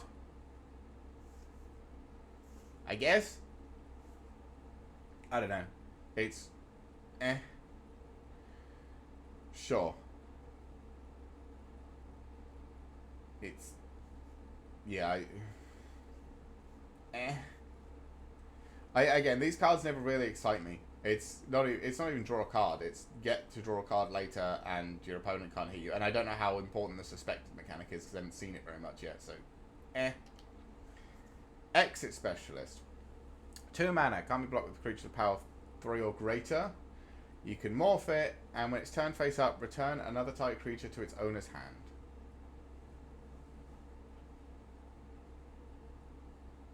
Okay. So it's either a nice little attacker, because it's a 2 mana, 2/1 that can't be blocked, apart from things that it probably trades with. Well, no, it's power, so there's a bunch of 1/4s that can just eat this thing. And you can always, or you can disguise it for 3 and then turn it up for 5 later, or 2 and 3 altogether, so 5 altogether, but 2 later. And then you bounce something. And bounce is always good in blue. But usually for 1 mana, not 2. But it is staple to a creature, so.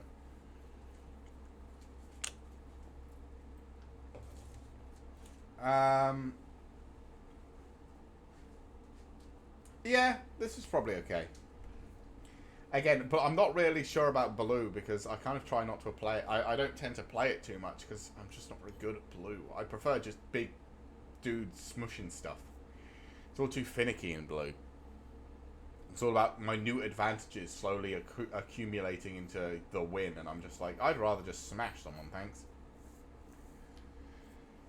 Fey Flight. 2 mana, flash. Enchanted creature, when Fey Flight enters the battlefield, enchanted creature means hexproof. Okay, this is good. Enchanted creature gets +1/+0 and has flying. This is a very good card. This is good card. It's 2 mana, instant speed, protection for your creature, and it gets bigger and has flying. This is good. Especially good in blue. Because your creatures are generally going to be weaker, so you're probably going to be losing races. But if you do have something that's big enough and your opponent tries to get rid of it, you just say no, and then it's even bigger and hits you even harder. This is good. I think this card is good. I think you probably pick this if you're running blue. Again, I'm not running blue, but if you're running blue, you probably pick this card. Forensic Gadgeteer. 3 mana for a 2/3. Whenever you cast an artifact spell, investigate. Okay. Activated abilities of artifacts you control cost 1 less to activate. Chances just cost less than 1. But that does mean all of your clues have sack draw for 1.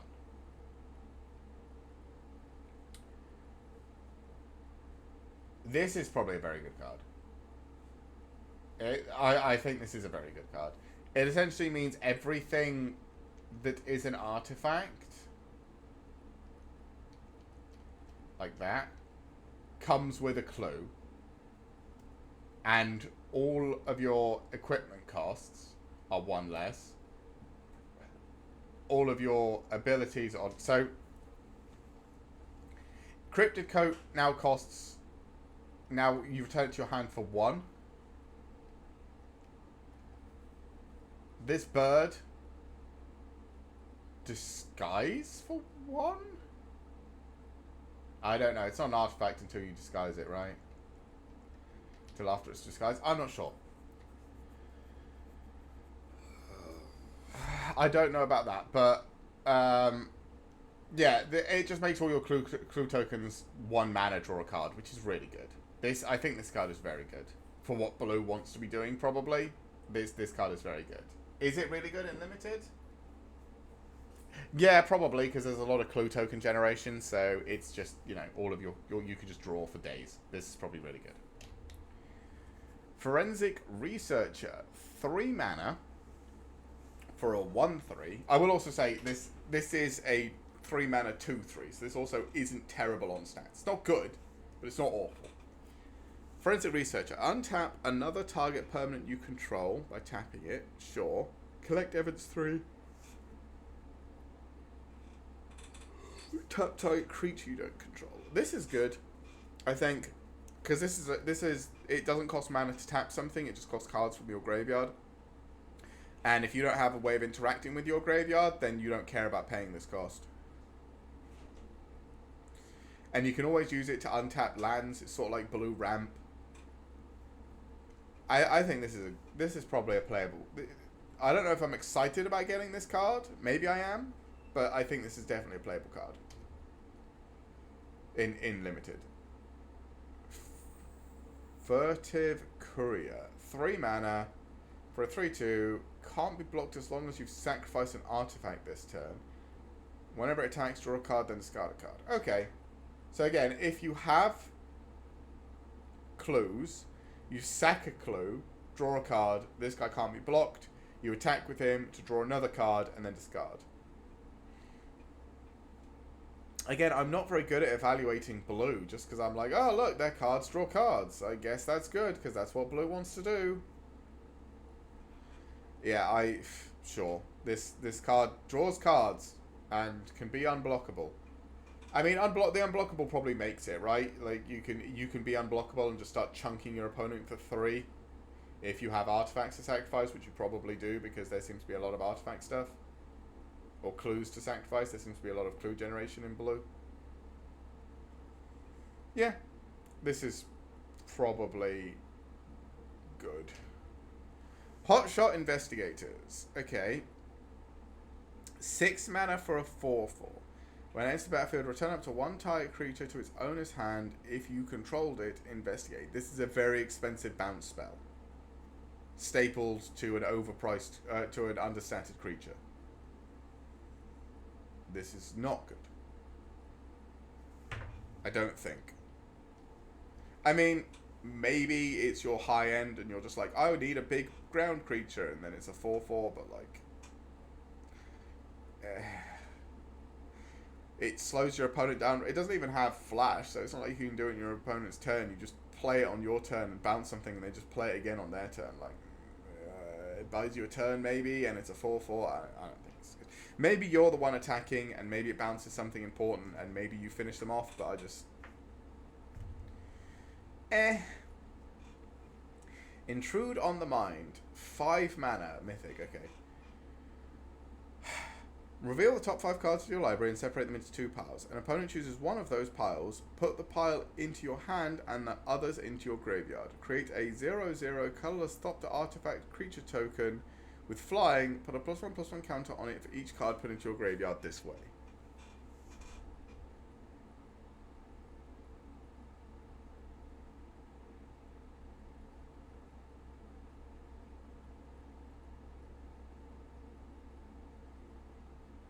This is probably really good, right? Cast at the end of your opponent's turn. Separate it into, like, 1 or 2 really good cards and then the 3 other. Wait.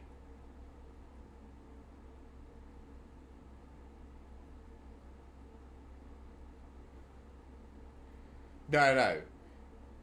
Wait. How do you separate it? Yeah. So you separate it so you've got 1 really good card and 4 trash cards, and either... No.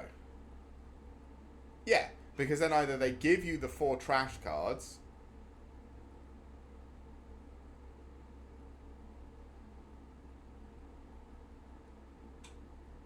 How do you do this? It's probably like 2 and 3. Because if you make it so you've got, like, the higher number is the good cards. They just... I don't know. I think you do 2 and 3, and you either get the cards you want, or you get a Thopter with plus. Yeah, this is probably good. I don't know. It's 5 mana. Like, it's 5 mana for... But you can draw a whole bunch of cards out of it and get a decent-sized flyer out of it. Oh, blue, why do you have to be complicated? Just either have big dudes or, like, spells that do shit. Don't have complicated drawing bullshit crap. God damn it. This is probably good. This is probably very good. I don't know how good it is in Limited. It is a draw spell, and it makes a flyer, so it's probably good in Limited, actually. It's probably just good in everything. This is probably, yeah, this is probably just a good card. Jaded Analyst. 2 mana, Defender, 3/2. Whenever you draw your second card each turn, it loses Defender and gains Vigilance. Sure. It's a 2 mana, 3/2. Yeah. I'm not excited. I still want to go back and be like this.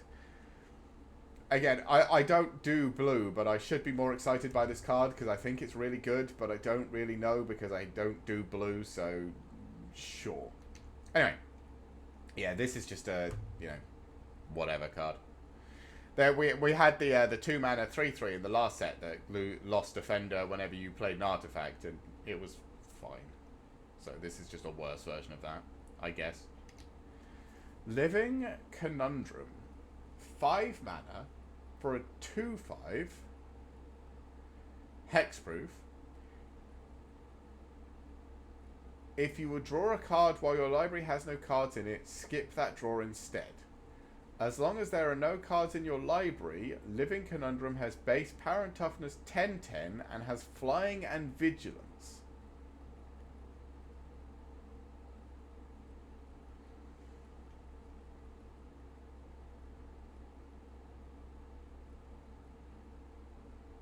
So this is like a weird-ass win condition? I don't know. Maybe. Maybe you probably play like one of these in your deck, just in case you're like, oh, maybe we're going to go to... Maybe my opponent has nothing scary, and I also have nothing scary apart from this, so maybe we just go to a nothing burger and I draw more cards, and then this becomes a 10/10. I guess. And hopefully my opponent doesn't have AoE removal. This is weird. I'd take 1. Like, if I was playing blue, I'd have like one, maybe two of these, and be like, yeah, my win condition is these, and draw myself out like an idiot. Maybe. Lost in the Maze. 2 mana and X flash.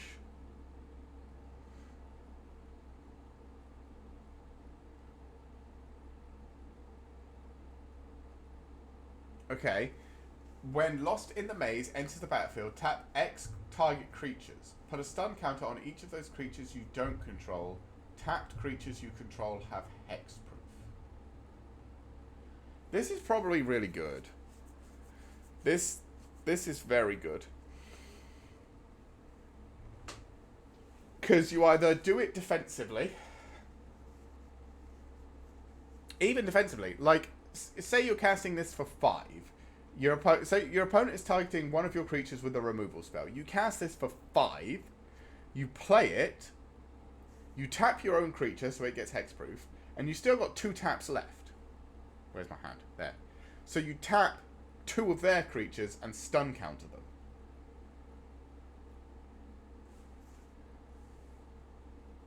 This is probably really good. I think this is really good. In Limited, I think this is very, very good. Yeah, I think this is a very good card. Mistway Spy. A 1 mana, 1/1 flyer. Already liking it. So you can disguise it, so for 3 and then 2 later on, so 5 in total. When Mistway Spy is turned face up until end of turn, whenever a creature you control deals combat damage to a player, investigate.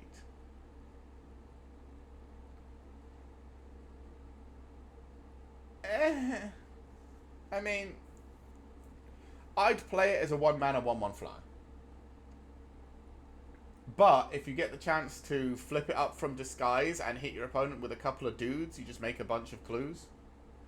It's probably good, right? Just making clues, hitting dudes. Again, it's a 1/1 flyer for 1. I'd probably just take it. In Limited. Like 1/1 flyer for 1 is good. Probably very good in Limited, so yeah, I'd take this card regardless, and then maybe I'd use the disguise, maybe not. Out Cold. 4 mana, the spell can't be countered. Tap up to 2 target creatures and put a stun counter on each of them. Investigate. Sure. It slows your opponent down for a couple of turns. You get an investigate out of it. It's okay. These are the sort of cards I'm very much like, it's fine. Prophet's Edict Memory. 2 mana for an enchantment. When it enters the battlefield, draw a card. That's probably good enough. You have no maximum hand size. Sure. At the beginning of combat on your turn, if you've drawn more than 1 card this turn, put X +1/+1 counters on target creature you control, where X is the number of cards you've drawn this turn -1.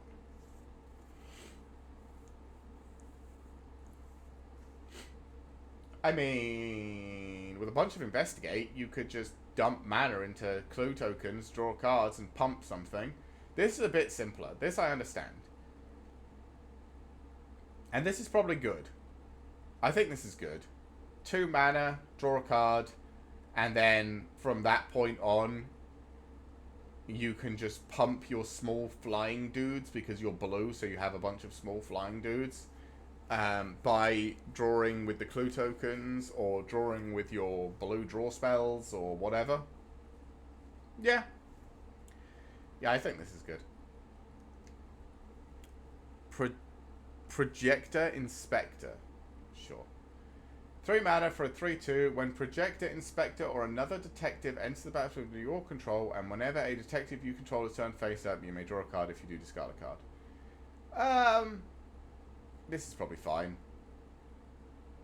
Like, it's enter the battlefield, draw a card, discard a card. That's fine. And then if there are more detectives, you get to draw more cards and discard more cards.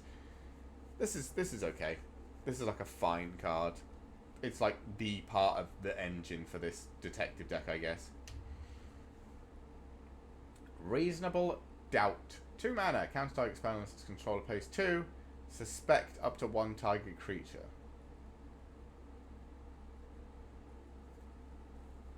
It's a 2 mana counter spell, I guess. Probably fine. I don't really care for counter spells unlimited. And I don't really know how good the suspect mechanic is, so eh. Reenact the Crime. 4 triple blue. Or 1 and triple blue. So 4 mana in total. Exile target non-land card in a graveyard that was put there from anywhere this turn. Copy it. You may cast the copy without paying its mana cost.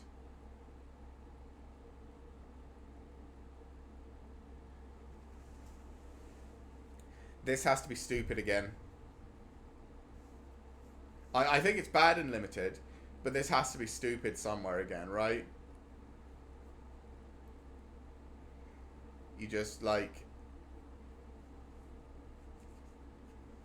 mill a card from your grave, or discard a card for cheap, and then play this, and just play it.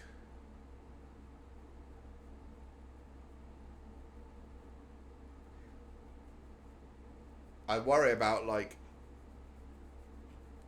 there's already a bunch of, like, Atraxa graveyard shenanigan bullshit. Like, does this not just do that? Like, turn 4, you just cast Atraxa.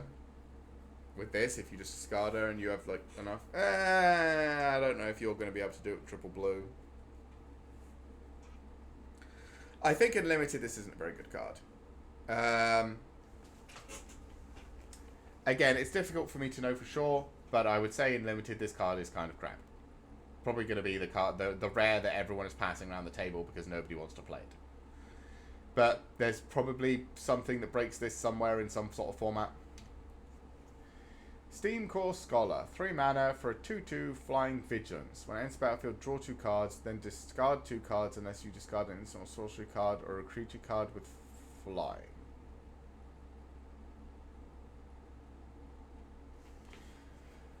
It's a 3 mana 2/2 Flying Vigilance that draws cards. It's good. Probably. Yeah, it's probably good. Yeah. Yeah, it's going to be good. Right? It's just going to be good. Sudden Setback. 4 mana. The owner of target spell or non-land permanent puts it on the top of the... Yeah, okay. So this is just top or bottom of library.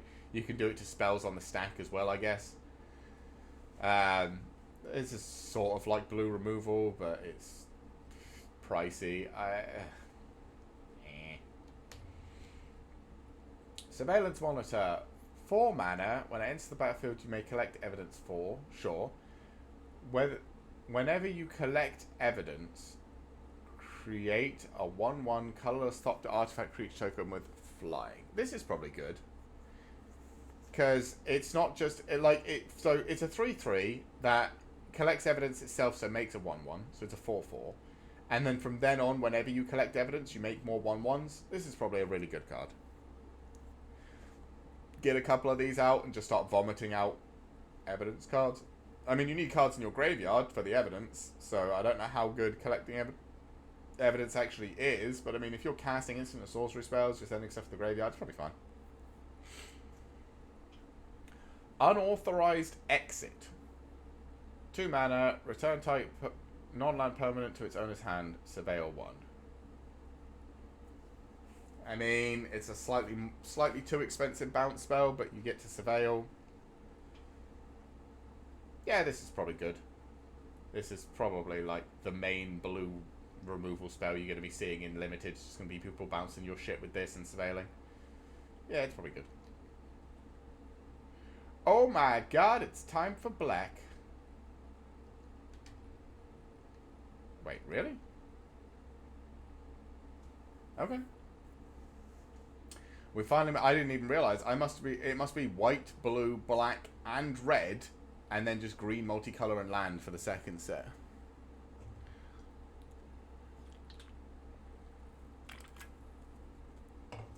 I mean, I'll take it. Blue, I never really, I can't evaluate blue.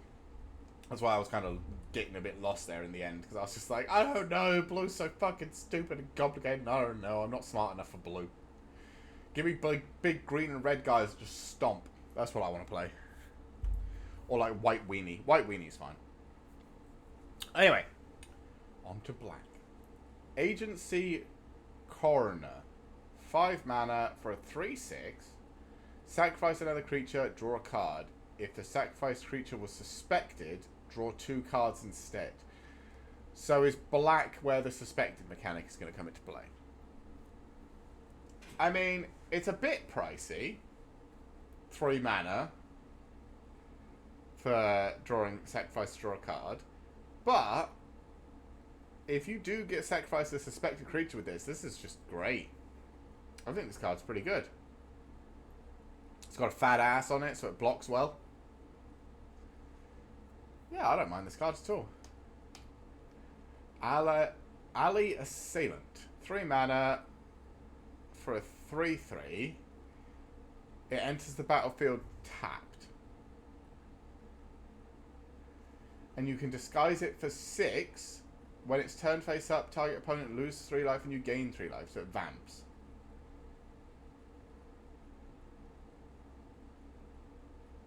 Why have they got enters the battlefield tapped? It's not like a 2 mana 3/3 or a 1 mana 3/3. It's a 3 mana 3/3. That's exactly normal. I don't get this. Okay. So it's a 3 mana 3/3, and for essentially 9 mana over 2 turns, you can drain your opponent for 3. There's a game in Limited where that wins you the game, and then there's like 20 more games where it does fucking nothing. So I think this is a very sort of... I mean, it's a 3 mana 3/3. You can certainly play it just as that. And maybe the disguise comes in useful once every 20 games. Barbed Servitor.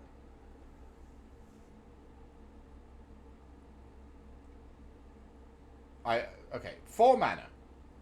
For an indestructible 1/1. The indestructible part surprised me. They don't tend to make cards that are just indestructible anymore.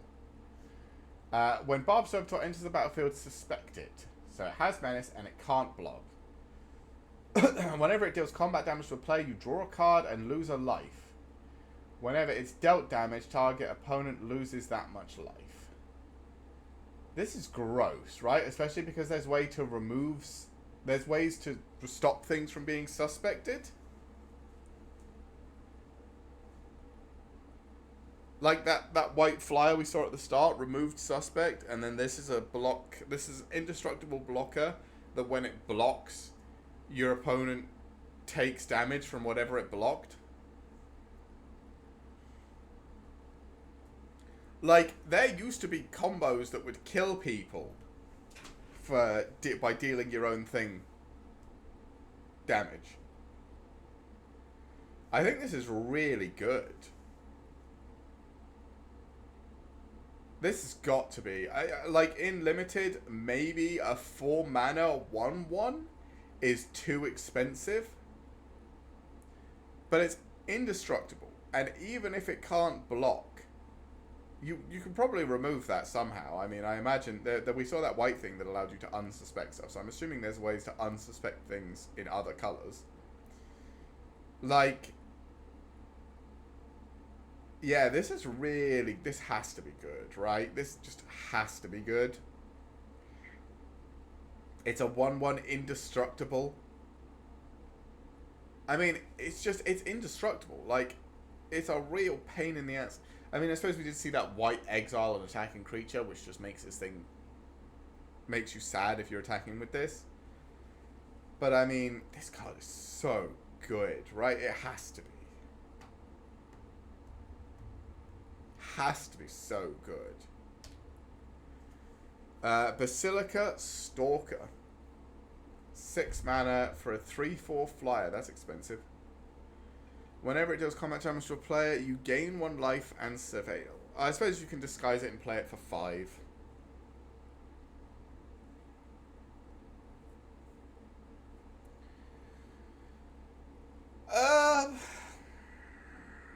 5 mana 3/4 flyer. It's got a nice. It's probably fine. You probably play this. I'd probably play this in black, just because it's a flyer. It does also drain your opponent and lets you surveil, which is nice. Yeah, I'd probably play this. Case of the Gorgon's Kiss. Is Vraska back? 1 mana. Whenever this case enters the battlefield, destroy up to 1 target creature that was dealt damage this turn. Okay, it's very... maybe a removal. Very... it's fine. To solve, 3 or more creature cards were put into graveyards from anywhere this turn. That's certainly doable. Solved, this case is a 4/4 Gorgon creature with Death Touch and Lifelink. This is probably good. Like, I don't like the first part, but it might. There are probably times when it comes in handy. The second part is doable because you could just block or attack and just have bad trades. I don't suppose your opponent's going to let you trigger this on the attack, but they have to attack you. Or you could just sacrifice some things, maybe. I don't know. There's certainly ways to trigger this. And then you get a 4/4 Death Touch Lifelinker, which is horrifying to deal with. I think for 1 mana this is fine. Case, the only problem I have with this is the first part, because it's not got flash or anything. You literally have to swing in, do a bunch of... your opponent has to block, and block with their biggest dude, and then maybe you get some good value out of this, but... I mean, there's a chance. Case of the Stashed Skeleton. Okay. 2 mana. When this case enters the battlefield, create a 2/1 black skeleton creature token and suspect it. Okay.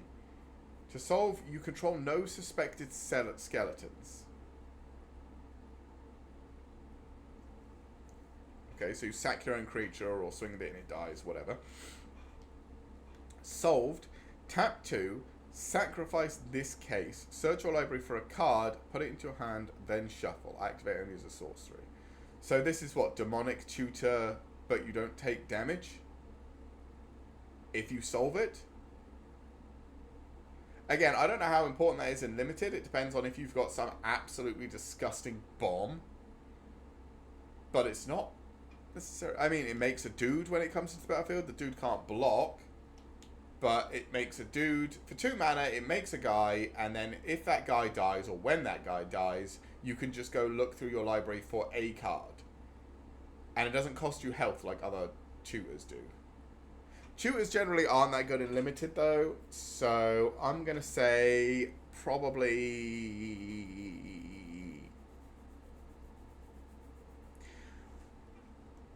It's probably better than... It's probably better than you think as a tutor, because it makes a guy first. But it's probably not, you know, you're not over the moon again. This is your rare. Let's just say that. Cerebral Confiscation. 3 mana, target opponent discards 2 cards, target opponent appears at hand, you choose another card from when that player discards a card. Sure. This is just, you know, what's it? What's the mind? Something mind. I want to say mind flay, but it's not that. Whatever. The discard, 3 mana, your opponent discards 2 cards, it's that, but better, so sure. Clandestine Meddler. 3 mana for a 3/2. When it enters the battlefield, suspect up to 1 other creature you control. Sure. Whenever 1 or more suspected creatures you control attacks, they surveil. Or whenever 1 or more suspected creatures you control attack, surveil 1. So it's 1 or more, so it doesn't trigger multiple times when you attack with a bunch of creatures. But you could attack with whatever creature this suspected. It has Menace, which makes it a bit of a pain in the ass to block, or it can't be blocked if your opponent doesn't have enough dudes. And then you get Surveil 1, which is good. So I'd say this is probably... And it's a 3 mana 3/2. So I'd say this card's good. I'd say if you see this, you're happy about it. You're happy about taking this card.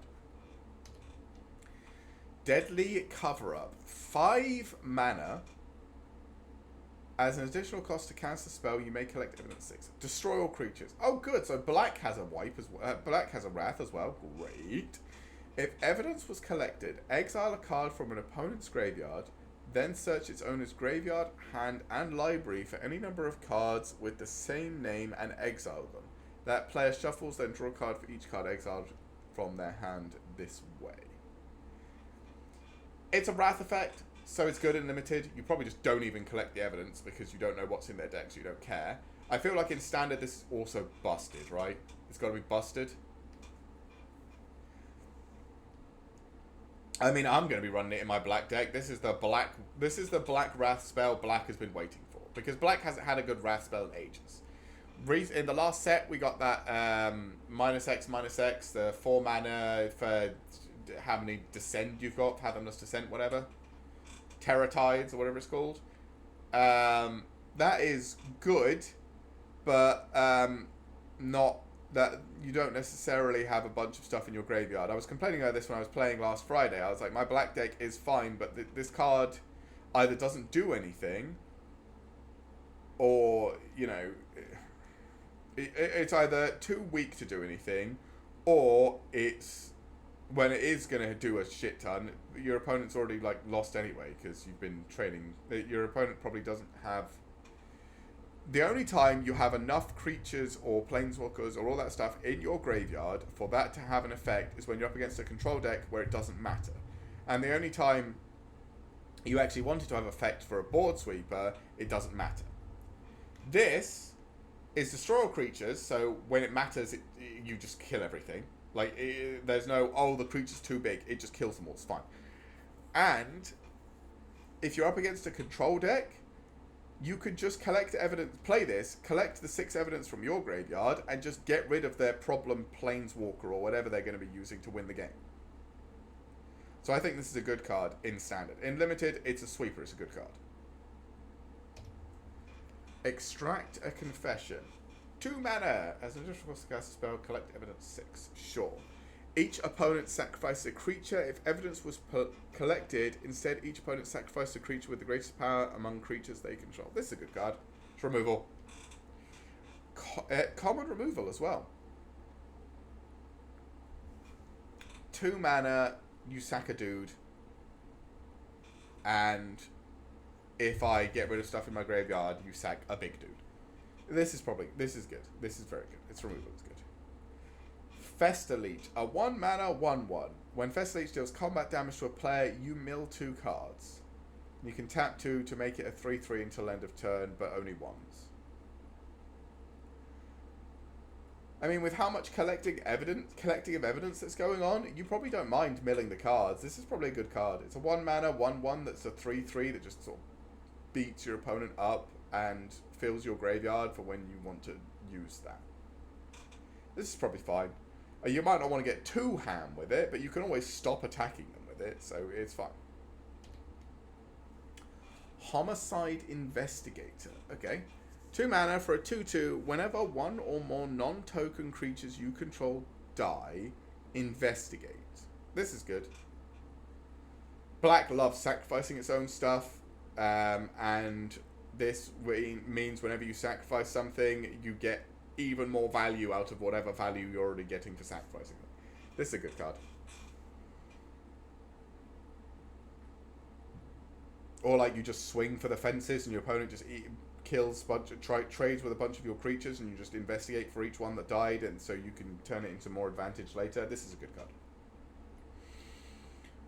Hunted Bone Brute. Okay. 3 mana for a 6/2, excuse me. Menace. When it enters the battlefield, target opponent creates 2 1/1 white dog creature tokens. When it dies, each opponent loses 3 life. Disguise. So, if you play this for its disguise cost, you get to skip the second part, right? Because it enters the battlefield as the 2/2, and then you flip it face up, so you don't get the enter the battlefield effect. So this is like a delayed... So you play this for 3 face down as a 2/2 with ward, and then you flip it face up for 2 as a 6/2 menace that when it dies, each opponent loses 3 life.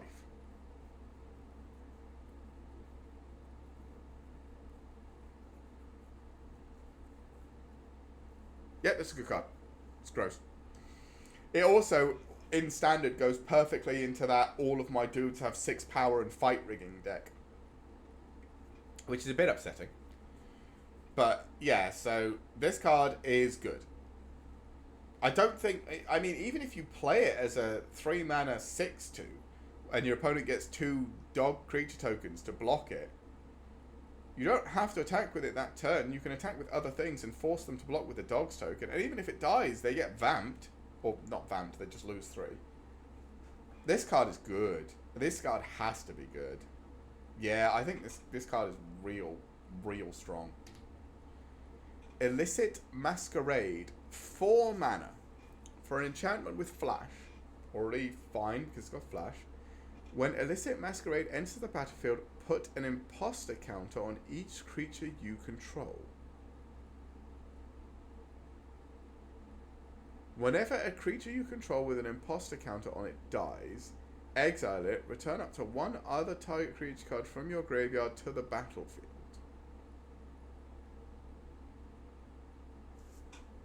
What? Okay, so 4 mana, flash. So your opponent swings out. For 4 mana, you flash this in, put an imposter counter on each creature you control. You block everything, all of your stuff dies, and then you return a bunch of high power creature cards from your graveyard to the battlefield, swing back, your opponent loses. Is that how this is supposed to work? Like, is that what I'm thinking? I mean, I think this is a good meme card. I don't know if this is actually a good card. Honestly, if I see it, I'd probably play it. Just because I think it could be quite funny. Because you could just... This is such a weird one.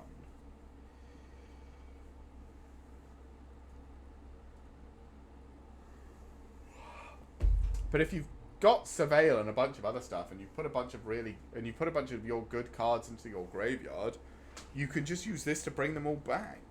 And it's flash. So it's not like your opponent's even going to be able to react to it. I think this could be good, actually, in limited, and maybe even in standard. Yeah, I think this might be a good card. It doesn't add up. 5 mana, return target creature card from your graveyard to the battlefield. Okay, yeah, it's a return card. It costs 5. That's about right for return cards, and this time they get menace. Sure, whatever. Lead Pipe. It's 1 mana for a crypt creature gets +2/+0. Whenever a crypt creature dies, each opponent loses 1 life, and you can draw a card with it. These, like, Clue equipments are probably pretty good. Also, aren't they, like, from the actual game Clue? Aren't they, like, the way you kill people, the things used to kill people in Clue? I haven't played Clue in a very long time, but I remember something, the meme, someone with the lead pipe or whatever. Sure. It's fine. I think these are probably better equipments than I'm giving them credit for, because you can always just get rid of them to draw a card. But I don't do like equipments too much. I always find that you can just blow up the creature you're trying to equip it to, and it's upsetting. Leering Onlooker. 2 mana for a 1/3 flyer. Okay. Exile Leering Onlooker from your graveyard. Create 2 tapped 1/1 black back creature tokens with flying. This is a good card. I like this. 2 mana for a 2 mana for a flying 1/3. Doesn't do a massive amount of damage, but it's got a fat ass. So it's good for blocking. And if it's in your graveyard after blocking, you can just make more flyers. This is just, this is 3 flyers in 1. This is good. Long Goodbye. 2 mana. The spell can't be countered. Destroy target creature or planeswalker with mana value 3 or less. Oh, look. Removal. We like. I will say, this spell can't be countered is really gross. On a destroy target creature or planeswalker with mana value. Like, this is probably really good in standard as well. This is probably just really good. Macabre Reconstruction. 4 mana. Spell costs 2 less to cast if a creature card was put into your graveyard from anywhere this turn. Return up to 2 target creature cards from your graveyard to your hand. I mean, if you're casting this for 2, this is probably good. 2 mana to return 2 creatures from your graveyard to your hand, and you can probably cast something afterwards. I'd say just for 2 mana, this is good. Massacre Girl, Known Killer. Oh my god. I remember Massacre Girl from a previous set. 4 mana for a 4/4 menace. This card's looking gross. Creatures you control have Wither. Oh, it's been a long time since I saw that name. Or that keyword. Yeah, deal damage in the form of -1/-1 counts. Whenever a creature an opponent controls dies, if its toughness was less than 1, draw a card.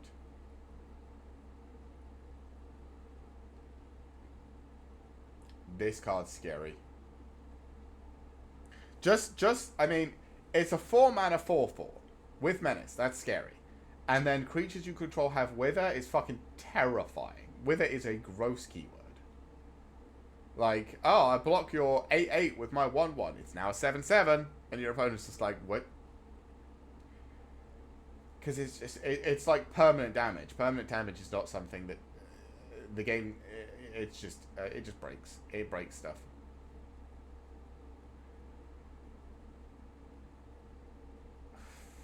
Okay, creature control have Wither. Yeah, I'm gonna have to just get over that. Whenever a creature an opponent controls dies, if its toughness was less than 1, draw a card. Yeah, this card's scary. Because it just turns... Oh my god. Because, like... This is the thing. If somebody swings at you with a bunch of 2/2s, and you block with a bunch of 2/2s, and then they make all their 2/2s indestructible, your 2/2s all die.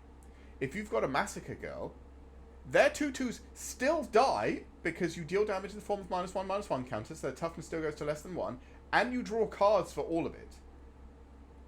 And, like, it's just... It's a very scary card. She's a very scary card. Because she also... It's creatures you control, so she has it as well. She has Wither.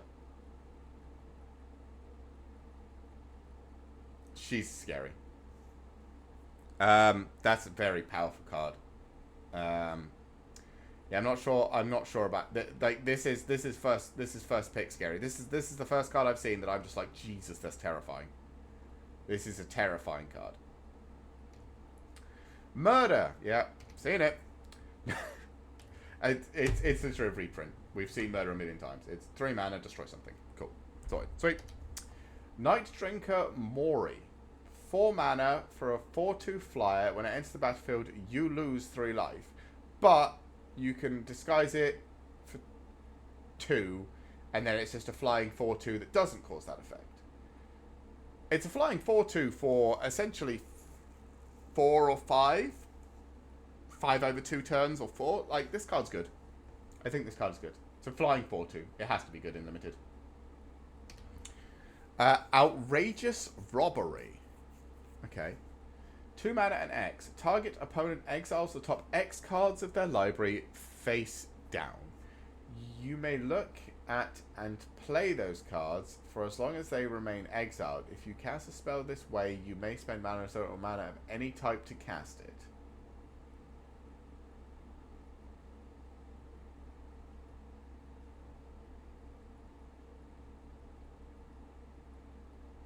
This is probably really good. It's instant speed. You just dump all your mana into this at the end of your opponent's turn and then just steal their cards. And have, several turns that's just you playing cards from the top of their deck. They might not synergize with your deck, but I mean, they're just cards that you get for free and your opponent doesn't have anymore.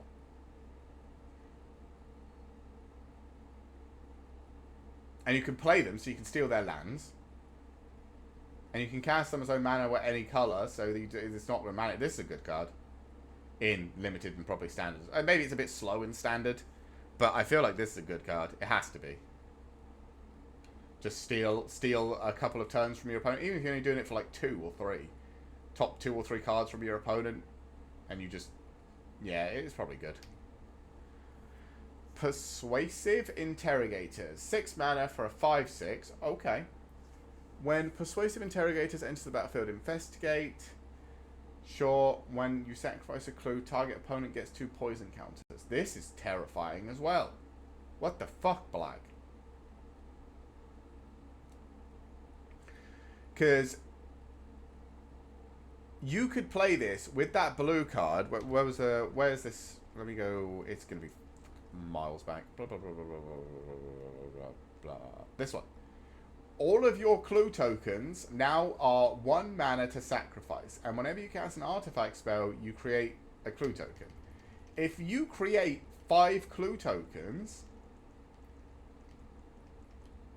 and just dump 5 mana, your opponent dies because they get 10 poison counters.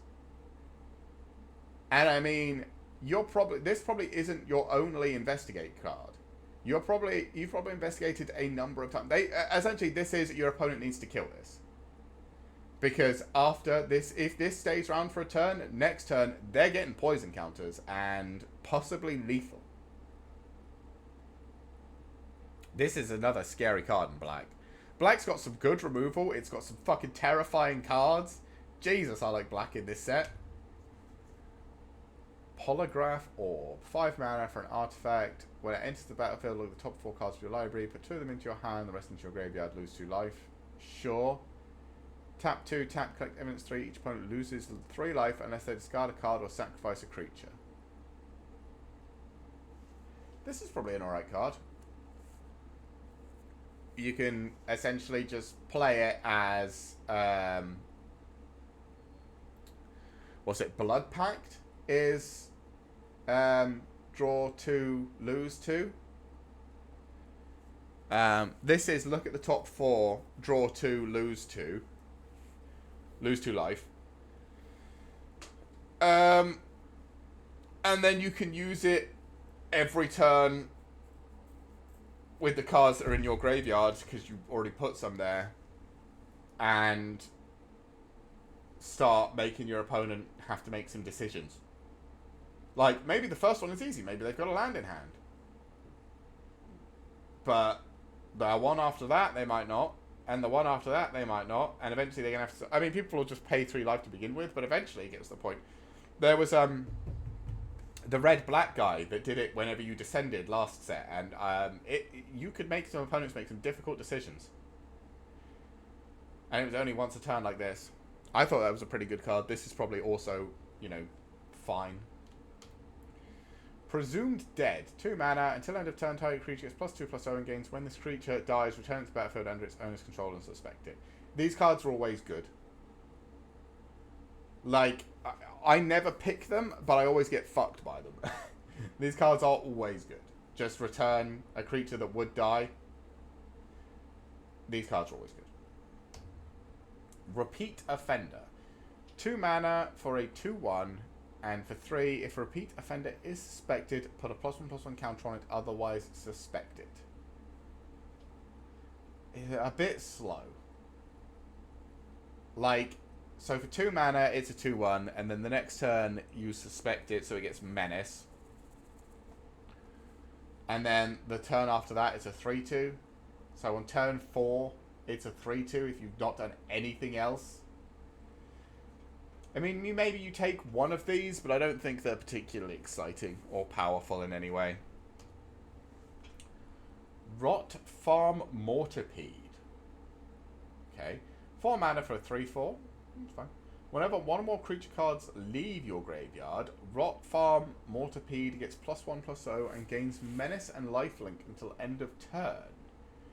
I mean, Lifelink's good. Menace is good. I'd say this is a good card.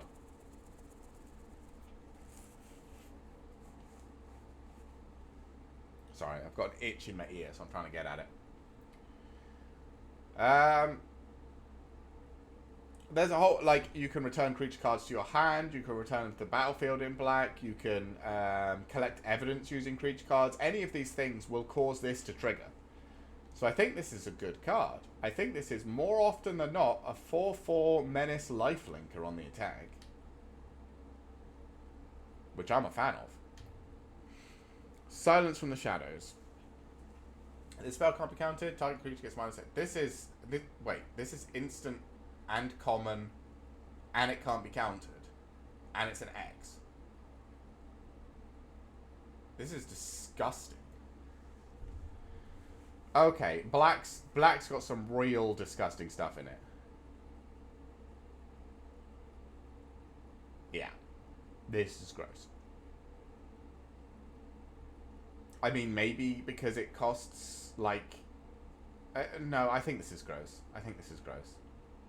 Because you can have a whole bunch of these, and they're just going to kill things. Slimy Dual Leech. 4 mana for a 2/4. At the beginning of combat on your turn, target creature you control with power 2 or less gets +1/+0 and gains Death Touch until end of turn. So it's a 3/4 with Death Touch on combat.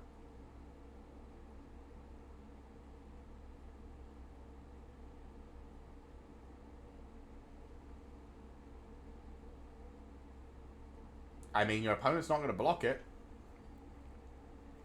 It's got Death Touch.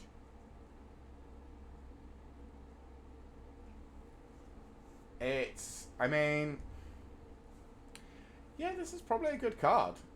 Like, again, in Limited, it's a 3/4 with Death Touch by itself on your turn. I'd play that. I think this is a good card. Black's got some real good cards. Starling Gorehound. A 1 mana 1/1 with Menace. Whenever another creature with power 2 or less enters the battlefield and your control, surveil 1. Sure. I'd run this. I mean, it's a 1/1 with Menace for 1. And then it does stuff whenever you play other cards. Sure. Yeah, good card. I'd run it. Soul Innovation. 4 mana for a flash enchantment. When it enters the battlefield, target creature gets -4/-4 until end of turn. So that's not the one that's enchanted, that's just a target. Whenever one or more creature cards leave your graveyard, each opponent loses 1 life and you gain 1 life. Oh, it's not an enchantment for a creature, it's just an enchantment. Again, this is playing into, like, if you're doing the collecting evidence and collecting creature card evidence, this is going to start really hurting your opponent, I think. And its removal. It is a bit overpriced because it's -4/-4 for 4 mana, and usually you pay like 2 or 3 for that. But I don't think it's terrible. I think this is certainly playable. In Limited specifically. I think this is playable. Toxin Analysis, 1 mana, target creature gains Death Touch and lifelink till end of turn, investigate. Sure. I mean, I'm actually probably more likely to take this card because it gives lifelink as well as Death Touch. I've seen this card giving Death Touch before, and like +2/+0 or something, and I was always like, meh. But Death Touch and lifelink, I mean, you could get some healing off of this. This is not bad. And you get to investigate, so you can draw a card later. I think this is probably the best of the pump spells we've seen so far. Undercity Eliminator. 5 mana for a 3/3. Okay.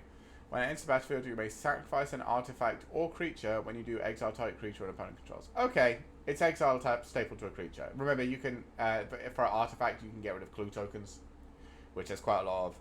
And there's a bunch of creatures that we said would be good if you could sacrifice them. Or, not a bunch, but there's creatures that would be good if you could sacrifice them. I'd say this is a good card. Yeah, I'd pick this up. Bit pricey at 5 mana.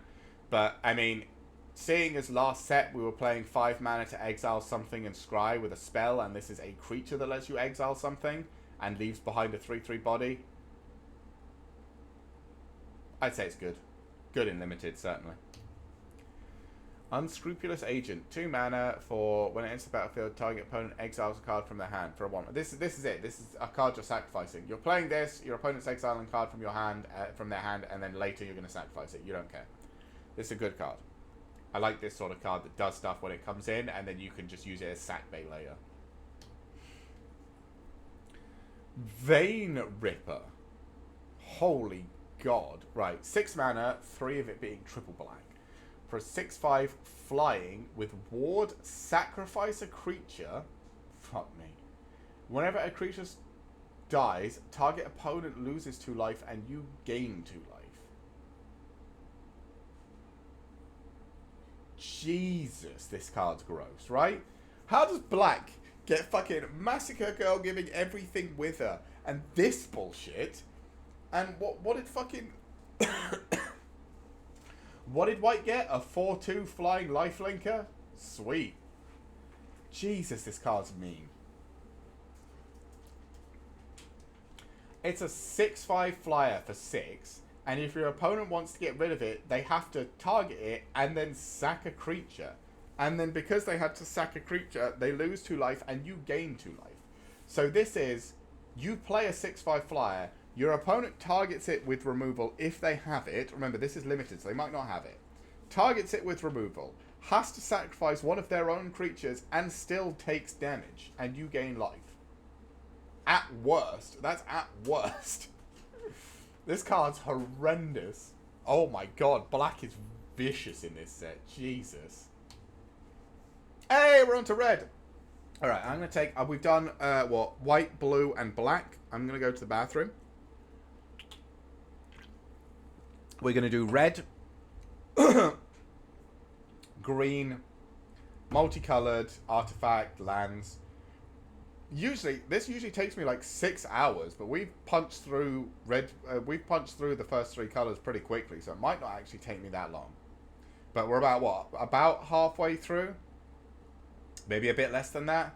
And we've still got, we've done 2.5 hours, so yeah, maybe it will take me like 5.5, 6 actually. Anyway, I will be back in a moment.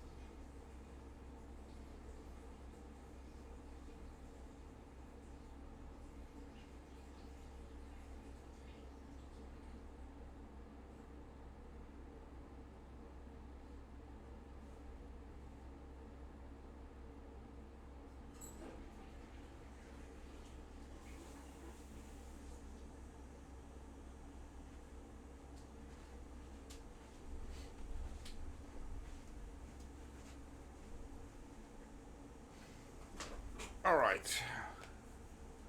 We are back, chat, and we are ready to start on red. So, first red card. Anzrag's Rampage. What the fuck is Anzrag? I mean, I will probably see it later. 5 mana for a sorcery. Destroy all artifacts you don't control. Clue tokens are a thing in this set, remember? Then exile the top X cards of your library, where X is the number of artifacts that were put into the graveyard from the battlefield this turn. You may put a creature card exiled this way onto the battlefield. It gains haste. Return it to your hand at the beginning of the next end step. I think this is too niche. For limited, I think this is too niche. I don't think this is particularly good. I mean, maybe because there's a bunch of artifact stuff. But, like, there's every chance you play this and it just does nothing. And in limited, you can't guarantee you'll get a good creature off the top either. So there's every chance you do this and get, like, a 1 mana creature and it gains haste and you're super not excited about it. I think this card's too expensive. And I don't think it does enough. Well, it's more like gambling. And I don't think it's particularly good gambling in limited either. So, yeah, I don't think this is good. Bolrak Clan Basher. Okay, 6 mana for a 3/2 double strike trample. Okay, or you can disguise it and bring it out for 5. For 5, a 3/2 double strike trample, is that good? It's fine. Double strike is scary. Double strike with pump spells and all that sort of stuff is fucking terrifying. And trample. Actually, yeah, these are the two keywords you want on a spell if you're on a card if you're planning on pumping it and just swinging into your opponent's mouth. Yeah, okay. I think this can be very scary. I'm not gonna evaluate this as a really good card, but I am saying you could probably run this card and just OHKO your opponent one turn with this thing. Like, play this. Your opponent lets it live. Next turn you swing 3 pump spells. It's like a 10-9 with double strike and trample, and your opponent's either sacking their entire board to the first strike or dying instantly. This card with some pump can be very scary. Case of the Burning Masks. For 3 mana, when it enters the battlefield, it deals 3 damage to target creature an opponent controls. It's slightly overpriced lightning bolt, sure. Or lightning strike. To solve, 3 or more sources you control dealt damage this turn. Okay, so that's spells or attacking, that's fine. Solved, sacrifice this case, exile the top 3 cards of your library, choose one of them, you may play that card this turn.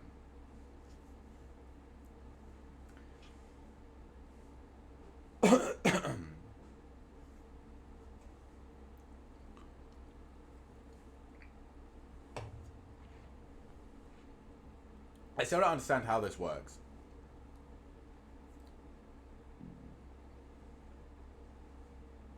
So, I need to... Right, I'm going to have to go look it up. Because I don't understand...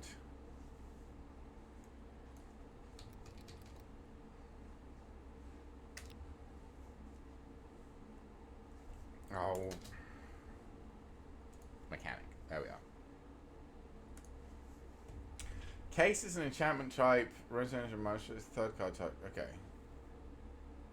Case is a variation of Saga. Sure. Case of 3 abilities. The first ability is a standard ability which has no rules attached to it. This ability is always active for its controller regardless of whether the quest is solved. The second ability is the to solve ability. It lists an intervening if condition for the player to achieve. The to solve ability triggers during its controller's end step, but only if the conditions have been met. Spelled out, we would read at the beginning of your end step if condition this case is solved. The third ability is the solved ability, which only takes effect if the case is marked as solved. These implicitly have activate this card only if card is solved or as long as card is solved X. While players may mark these enchantments with counters to remind themselves of the current state of change, being solved as a designation is either true or not and does not rely on external markers much like classes. Okay.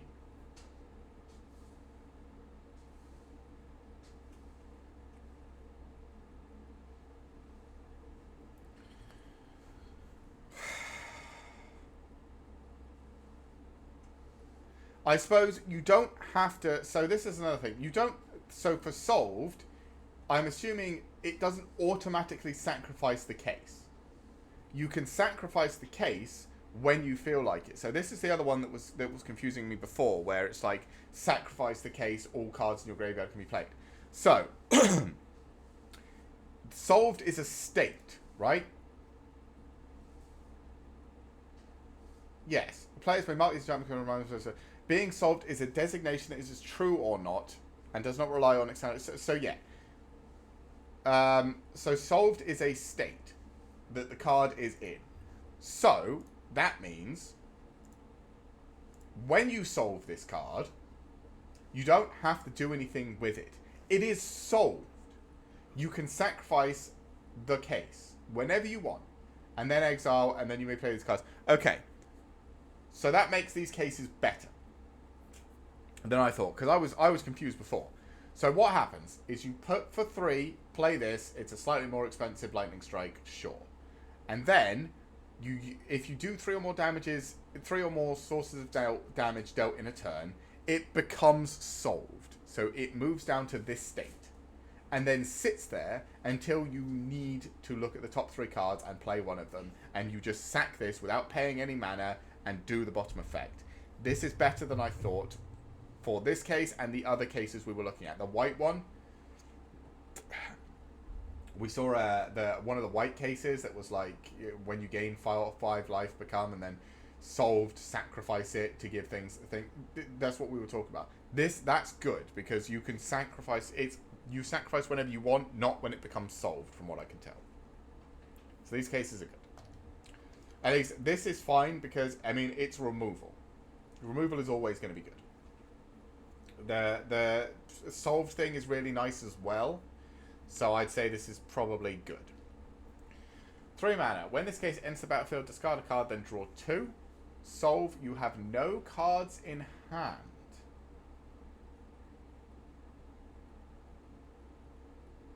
Okay. At the beginning of your upkeep, discard your hand, then draw 2 cards. So it's untap, upkeep, draw. So at the beginning of your upkeep, so essentially if you didn't have any cards in your hand, draw 2, then draw a 3rd. And then you have 3 cards to get rid of in that turn to trigger, draw, and then draw 2, and then draw again, right? So for mono red, or for red aggro, this is really good. Because you just vomit your hand, you play cards out, you get down to having no cards in hand, and this is draw 3 cards a turn. As long as you have been playing every card. So you just keep going. Just keep playing cards over and over and over and over and over again. Play everything in your hand again and again and again and again, and you will keep drawing cards. I legit might play this in my mono red burn deck that I've been trying to get to work for a while. I don't know how good this is in limited, because it depends. If there's like red aggro cards and you can just spray your hand out like an idiot, this is probably still really good, right? I mean, yeah, a massive, massive card advantage. Your opponent's drawing 1 card a turn, you're drawing 3, as long as you're playing them. Like, the only way this doesn't work is if you have too many lands in hand.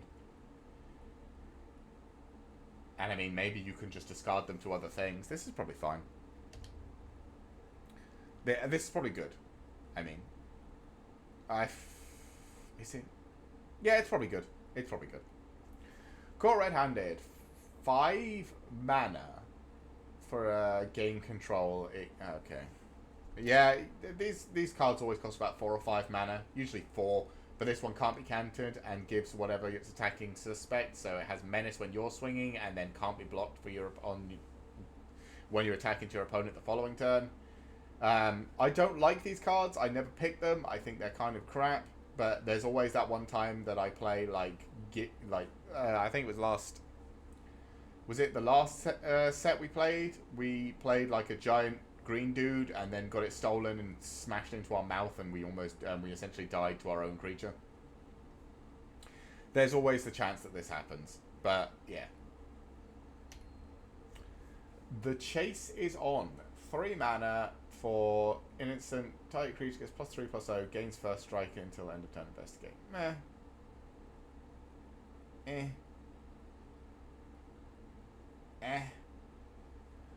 Again, I'm never too excited about these sort of cards. There was the 2 mana gets first strike in the last set, and you get a treasure token, and that was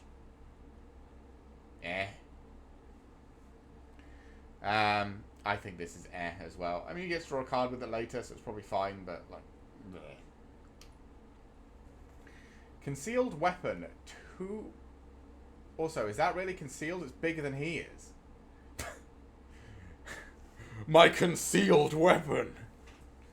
Equipped creature gets +3/+0, or you can disguise it. Okay. And when it's turned face up, you can just attach it to target creature you control. I actually don't mind this. For 3 mana, it's just a 2/2, and then you swing with it. Or if you can't swing with it, you just turn it face up for 3 and attach it to a creature and make a creature like big. Again, I don't really care for equipments, but this is kind of okay because it's like a creature before being an equipment, and then you can just make it into equipment when you need it, and it automatically becomes attached. Yeah, it's okay. Connecting, because also you can block with this. If your opponent swings, you can block with the 2/2 and then just turn it into a weapon, and you don't take the damage because you still blocked the creature and you just get the weapon. Like, this is fine. It's a good card, I think.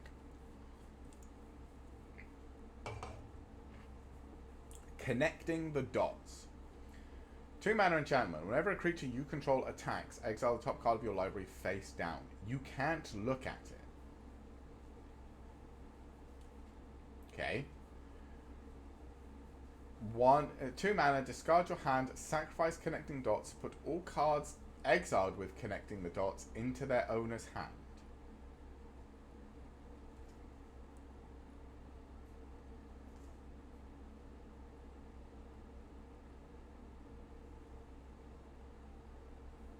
Okay.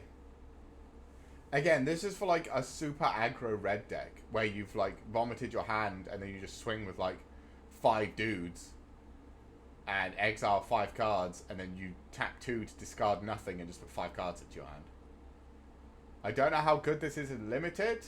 I'm gonna say probably not very good because it's a 2 mana enchantment that says I do nothing in red. You'd prefer just a if you're playing aggressive enough that this is useful, you probably just in limited you probably just prefer to have an extra dude hitting your opponent. I don't think this is that good. Maybe in standard, like it's just, you know, you put it in mono red. Maybe, I don't know. Convenient Target.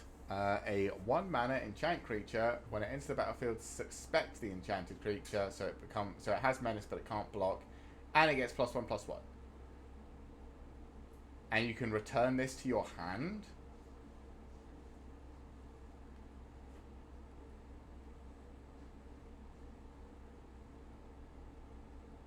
So you can suspect multiple of your own creatures and give them all menace, I guess? Maybe this is good. I mean, it's 1 mana +1/+1. It's fine. And gives them menace, which is probably good if you're just going to be the aggressor. If you know you're going to be the aggressor, this is a good card, because you could just give everything you control menace and just start beating ass. Again, it's an enchantment though. Enchantments have the same problem of just like, creature's gone, spell fizzles, unlucky. You do return it from your graveyard to your hand though. Thinking about it. No, you can't return it from the battlefield. I didn't read that correctly. But you return it from your graveyard. It's a bit slow, though. I mean, maybe you take one of these just for infinite value, but it feels slow. Cornered Crook. 5 mana for a 5/4. Okay. When it enters the battlefield, you may sacrifice an artifact. When you do, Cornered Crook deals 3 damage to any target. With Clue tokens, this is good. 5 mana for a 5/4 that can just ping any target for 3. I'd pay that in limited any fucking day of the week. I like this card. This is a good card. I think in red you want to vacuum up as many of these as you can, and then just have, you know, a bunch of ways to create artifacts like clue tokens and stuff. So this is a good card.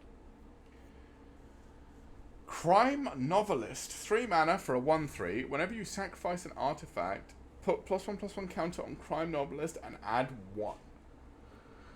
Ooh. That's good. If you have a way to just sacrifice a bunch of artifacts and just ramp up a bunch of mana, I don't know if there is. I don't think I've seen anything in this set that can sack anything for free. No, there's been a bunch of enter the battlefield effects, but there hasn't just been like sacrifice.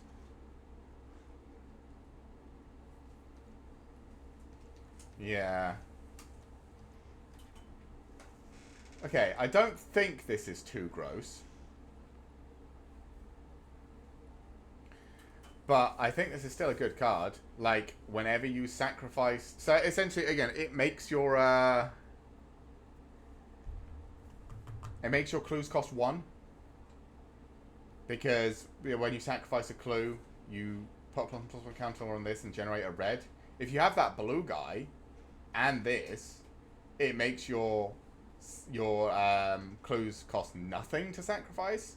Because you sacrifice them for 1 but generate the 1 red. So then you can just sacrifice everything.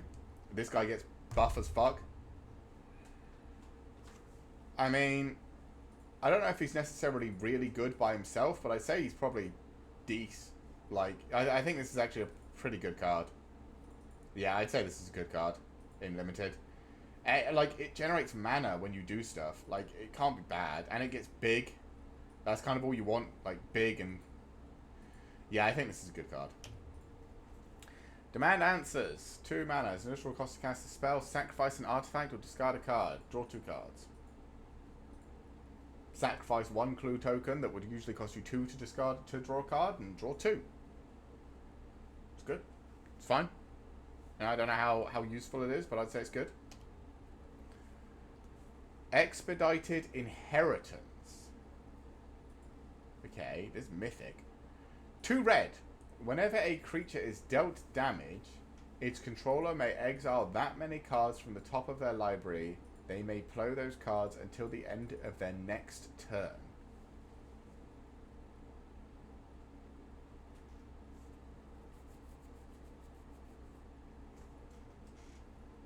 Is that good? I'm not sure that's good.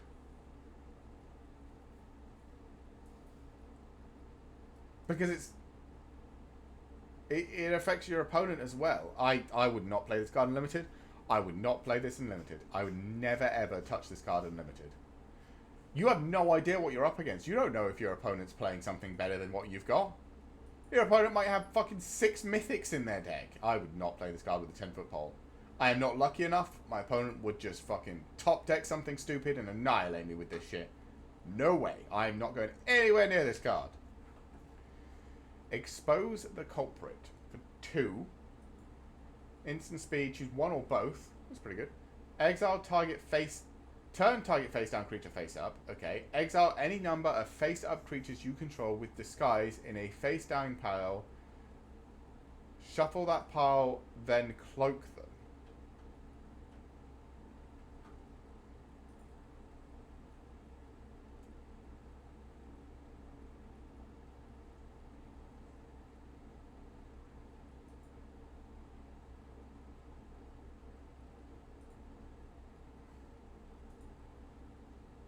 What?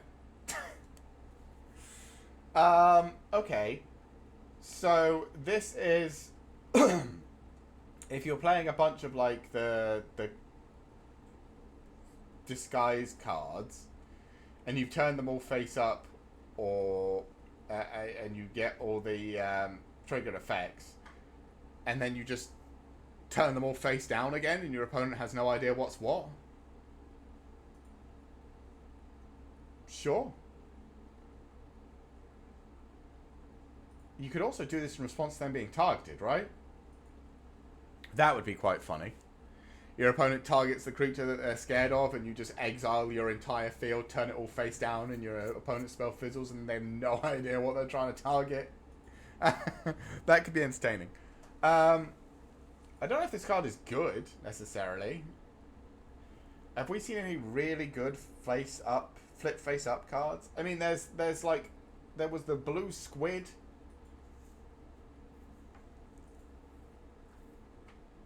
Yeah, I don't know.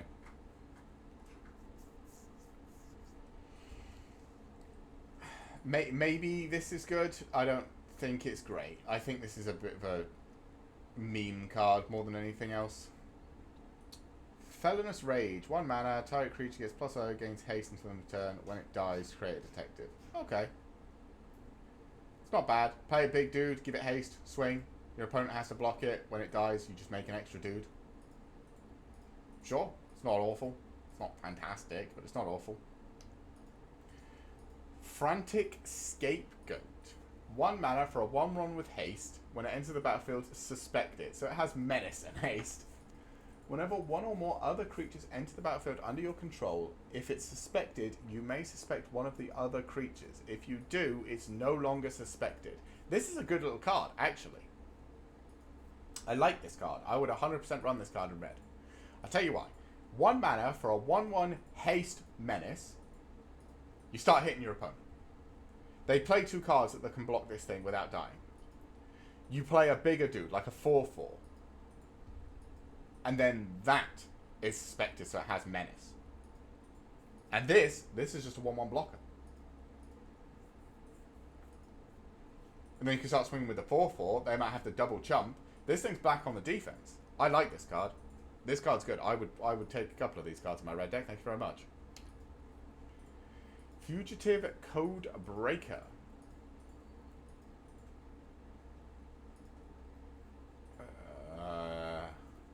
Okay. 2 mana for a 2/1 Prowess Haste. Disguise for 6, but the cost is reduced for each instant or sorcery card in your graveyard. Okay.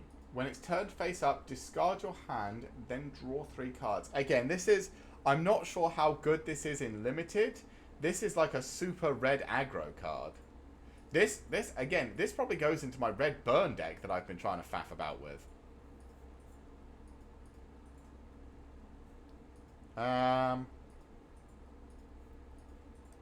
But yeah. How good is this card in Limited? It's okay. The problem is you're not going to have, like, in Limited, you're not going to have that many instant or sorcery cards that are going to make this thing cheap. But it is still, if you turn it face up in the late game and you've got no cards in hand, you can discard 0 cards and draw 3. This is still draw 3. So this could be very good. It's just not very powerful when you want to turn it, when you want to flip it face up.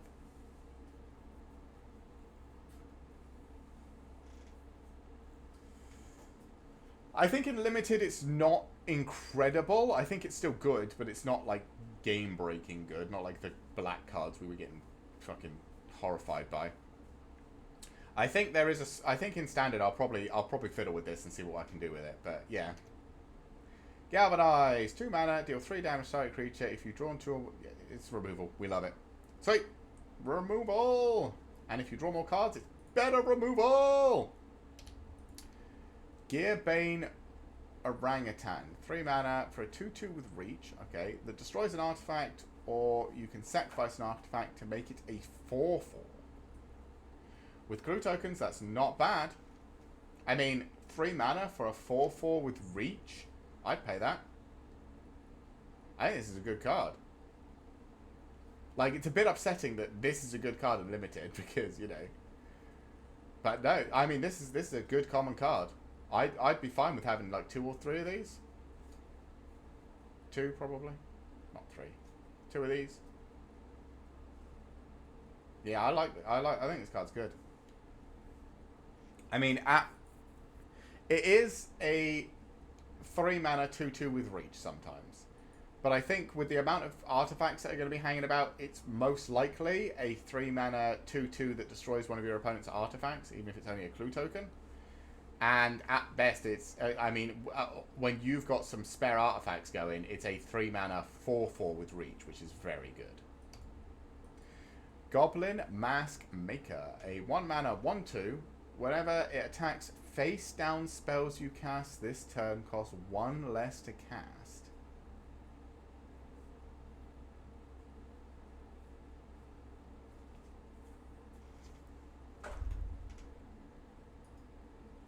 So, is this face down spells you cast? So this means disguise. You play 2 to put the face down card, right? It's not the flip up card. It's not because you're not flipping. It's not the flipping up cost that this makes cheaper. It's the playing cost. So you play this on turn 1.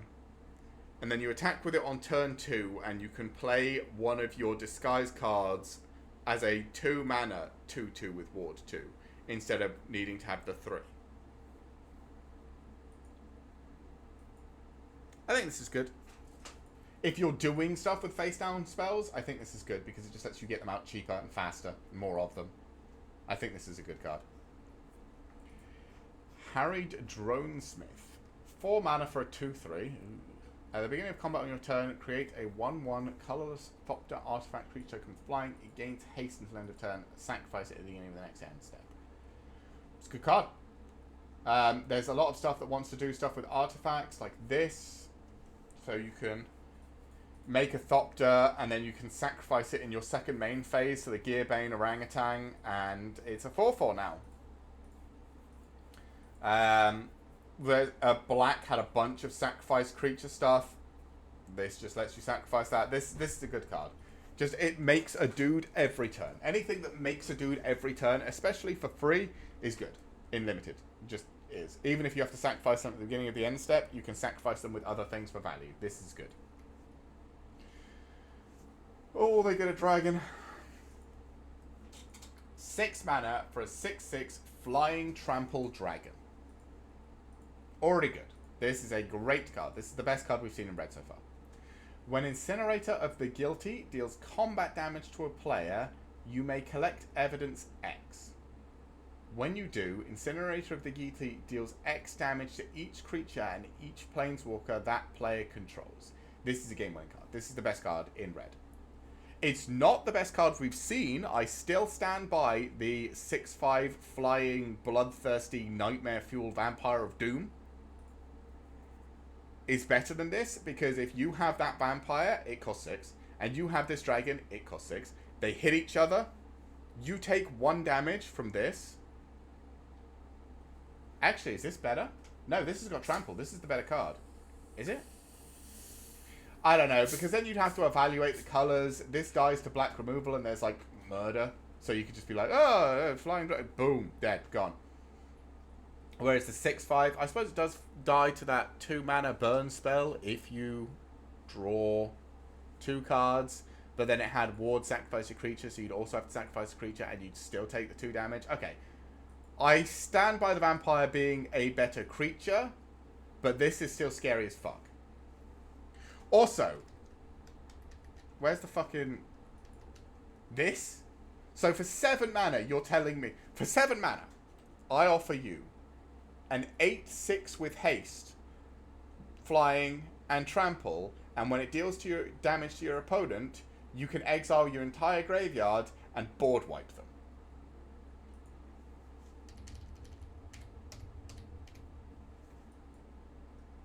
I'd pay 7 for that. I'd pay 7 for a flying, trample, haste, board wipe creature. Yeah, I'd pay 7 for that. This card's scary. This is another... So, there have been, like, 3 terrifying cards for limited. This and the 2 black mythics are fucking terrifying. If you see your opponent play them, you're probably just conceding. And if you see them in your pool, you take it. They're fucking incredible. Every single one of them. Innocent Bystander. 2 mana... Whenever Innocent Bystander is dealt 3 or more damage, investigate, and it's a 2/1. Sure. It's fine. You probably just block something with 3 power and go, hey, look, I get an investigation. Woo! Knife. Okay. Ooh, this is good. This gives first strike. This is the best one so far. As long as it's your turn, equipped creature has +1/+0 and has first strike. This is gross. First strike is so good on the attack. And you can just sacrifice it and draw a card later. This is a good one. I would actually consider picking this. And I don't like equipment, so... Oh, God, Krenko, what are you doing here? Please don't break every format. 3/3 with haste. And you can sacrifice an artifact to put a +1/+1 counter on each goblin you control. Whenever an artifact is put into a graveyard, if you may pay 1. If you do, create a 1/1 red goblin creature token. It gains haste.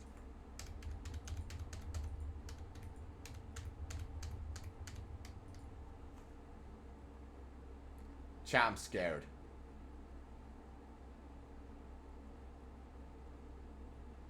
This is scary. If you get a crime novelist and a Krenko, he's got haste. So come down. Say you've got 3 clue tokens. He comes down. You sacrifice an artifact to put a +1/+1 counter on himself and 2 +1/+1 counters on the bard. This is turn 3. Let's say. Let's say you've only got 1. But the bard generates the 1 red mana, which you immediately pay to also get yourself a goblin. So the bard... So wait, the bard is turn 2, right? Oh, it is turn 3. Okay, not quite as good. Because they're both turn 3. But if you've got the Bard out and you play Krenko on turn 4 and just tap him and sacrifice, the Bard goes up to being a 3/5, Krenko goes up to being a 4/4, you also get a 1/1, and you've still got two... Yes, okay, Krenko is also very good. This guy's scary. He makes goblins, he buffs goblins, he has haste, so he can do it immediately. There are other goblins in the set. This is a scary card.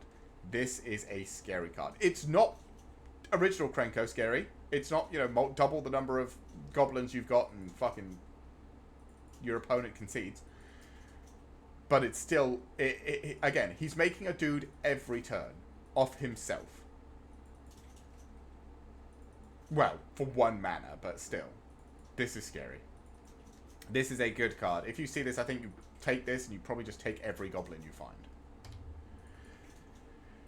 Oh my god. Krenko's Buzz Crusher. A 4/4 flying trample. What is red? What is happening with red and black compared to the other colours? When Krenko's Buzz Crusher enters the battlefield, for each player, destroy up to 1 non-basic land that player controls. For each land destroyed this way, its controller may search the library for a basic land card, put it onto the battlefield, tap, then shuffle. This is really good. Again, not necessarily in limited, because limited people are probably all playing the same basic lands. Actually, no, what am I saying? It's a 4/4 flying trample for 4. It's fucking great in limited. Shut my mouth. Yeah, this is great in limited, this is great in standard, this is just a good card. It's a 4/4 flying trample for 4 that also blows up lands. If your opponent's playing some, you know, multicolored deck, you just nuke it. This is a good card. God. Red's got some really disgusting cards in it as well. Red and black are eating good this set. Lamplight Phoenix. 3 mana for a 3/3 flyer, and when it dies, you may exile it and collect evidence 4. If you do, it just comes back.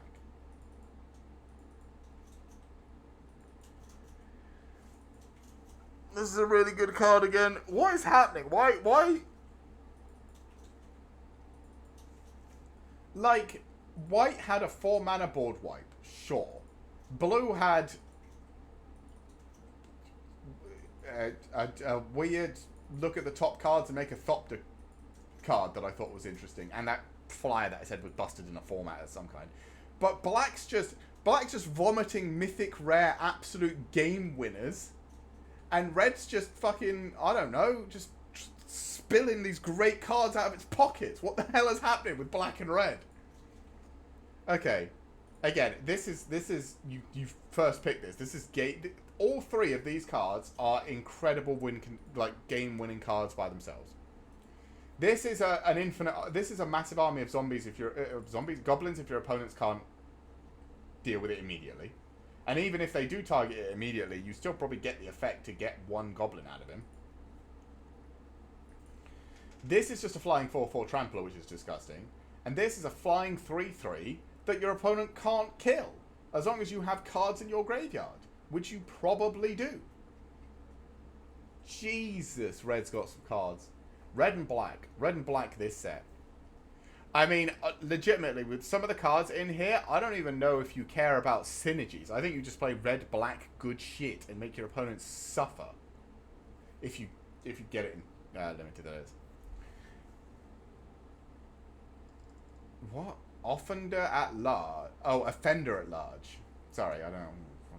I had a stroke there for a second. 5 mana, 5/4. When offender at large enters the battlefield or is turned face up to 1 target creature gets +2/+0, and you can turn it face up for 5. 5 mana, 5/4 with upside. Sure. You probably don't play this. It's probably very generically meh. Person of interest. 4 mana for a 2/2. Okay. When it enters the battlefield, suspect it and create a detective token.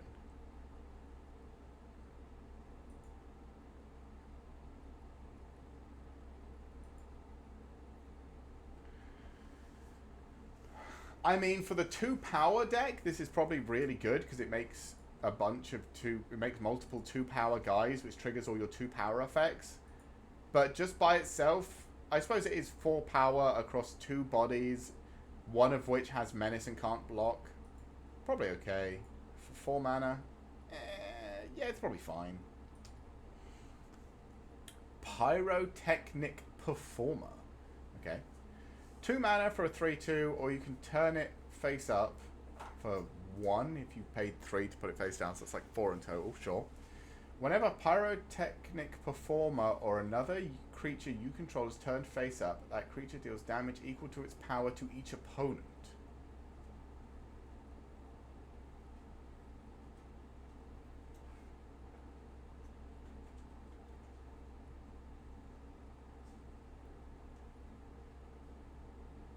That's pretty good. I mean, you turn this face up with like 4 cards, turn face down, your opponent has to deal with it immediately or suffer the consequences of just burned in the face. Yeah. This is good. I think this is good. Again, it depends how much disguise you actually have, but disguise seems to be relatively spread through all of the colors. So you can probably get this to kill your opponent. No matter what color combo you're in, as long as you've got enough disguise cards and your opponent doesn't answer it. There does seem to be a lot of removal, though, so your opponent could probably answer it, so I mean, I'd take it. It's a 2 mana 3/2 at worst, and at best it's a 4 mana 3/2 that deals 3 to your opponent and threatens more. Yeah, I'd play it. Good card. Reckless Detective. 2 mana for a 0/3. Whenever Reckless Detective attacks, you may sacrifice an artifact or discard a card. If you do, draw a card, and it gets +2/+0 until end of turn.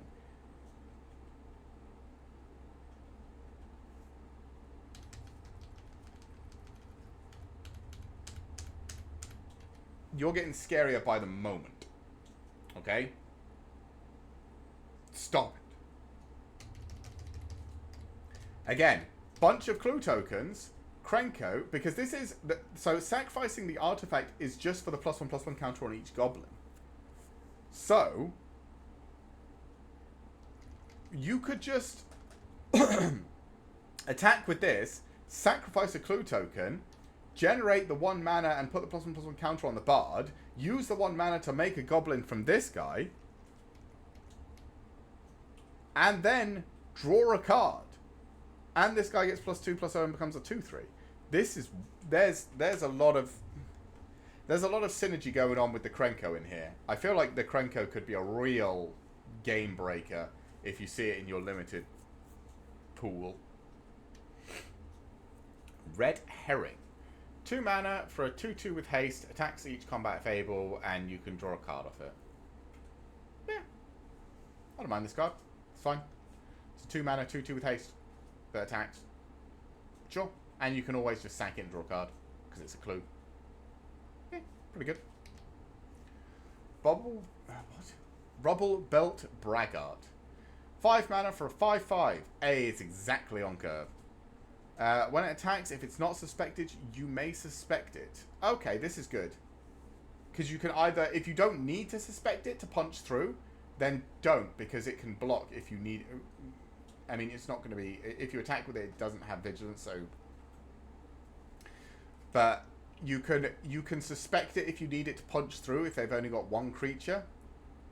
Or you can leave it unsuspected, and then if you need it to block later, you have it. I think this is a good... I think this is a good card. I'd probably play this for 5. Like, at the very top end, if I've got nothing better, I'd play this.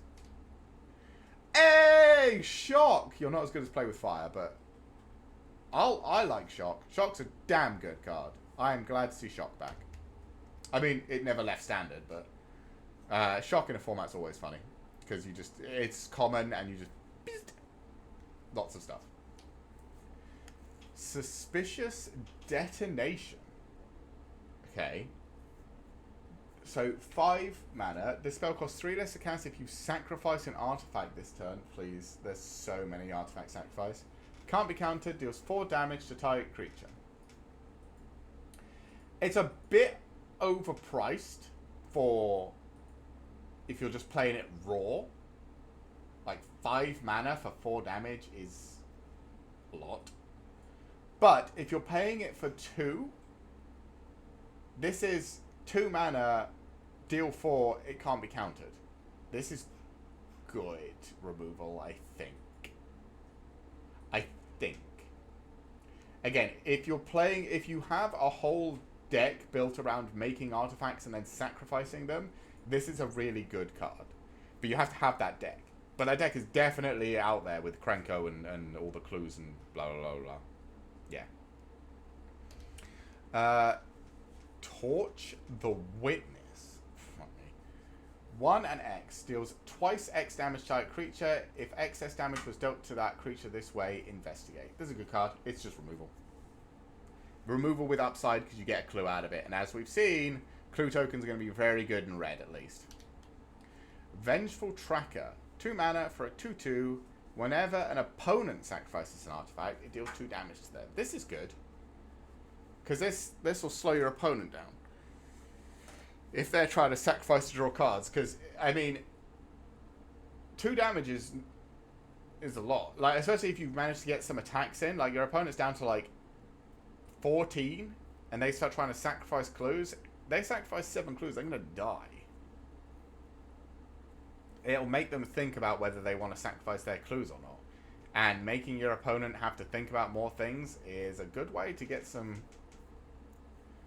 to force some mistakes, let's say. And lots of people will forget about this until it pings them, so it's a good card.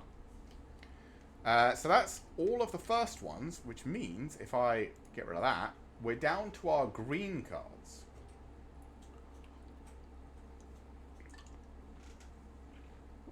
Ugh. Green and then multicolored. Multicolored, I reckon, will bog us down a lot. But for the time being, let's start with green. Aftermath Analyst. So, I'm wondering what green's thing is, because red seemed to be like sacrificing clues, blue seemed to be detectives, white seemed to be 2 power or less, and I guess detectives as well, and black was...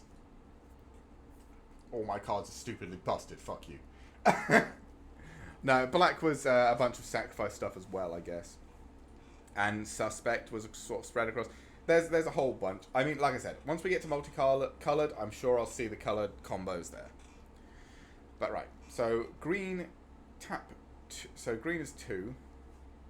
Green has majority of the collect evidence stuff. No, I've only just started, so I haven't seen yet. We'll have a look when we get further into green. But this does make you mill 3 cards.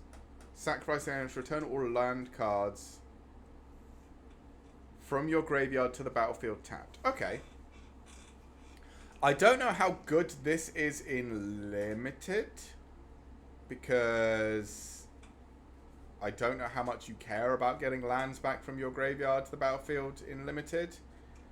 But, I mean, it's a 2 mana 1/3 that you can just sacrifice later to get a bunch of extra lands if you've milled a bunch.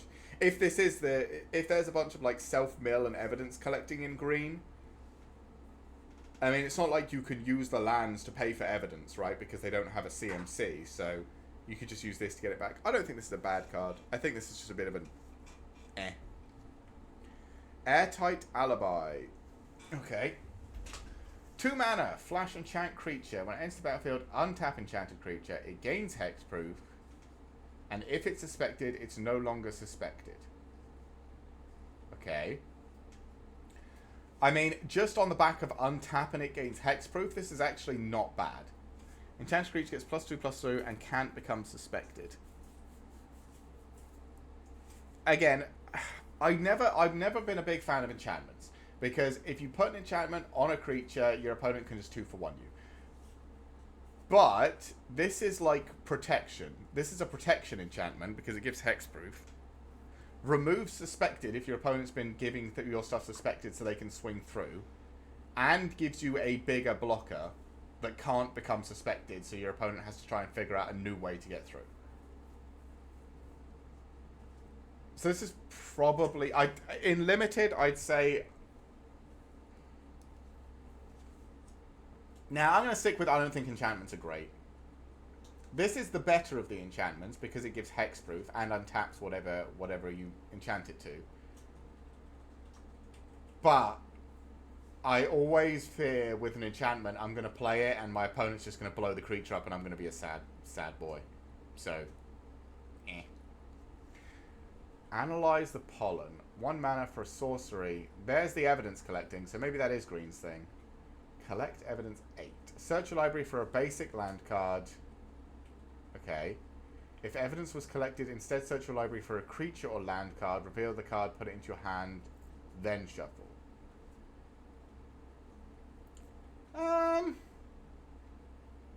I think in limited this kind of sucks, right?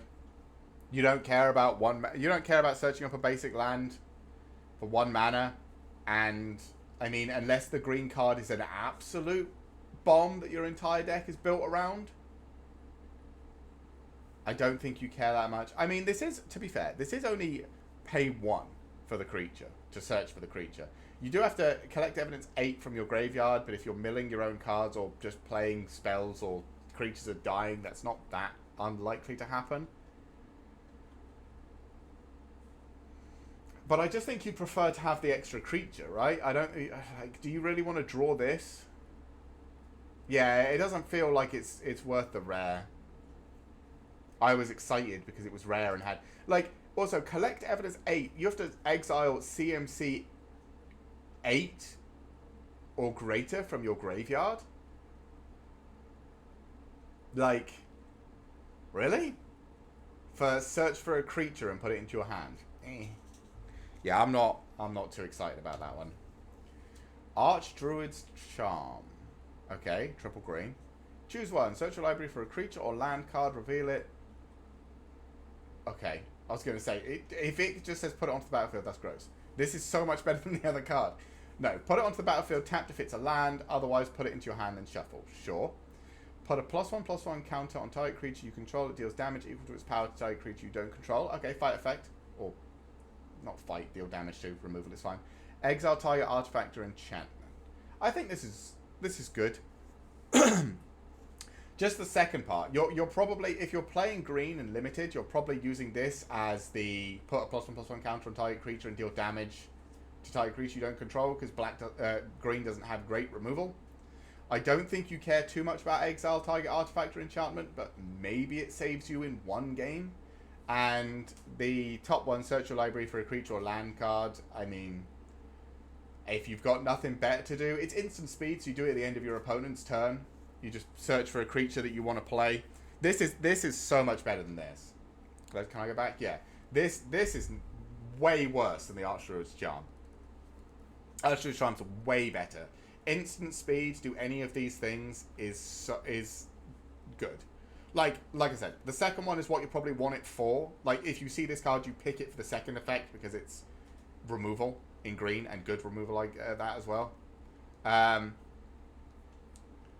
But the other 2 effects aren't horrible, especially at instant speed. So, yeah, this card's fine and limited.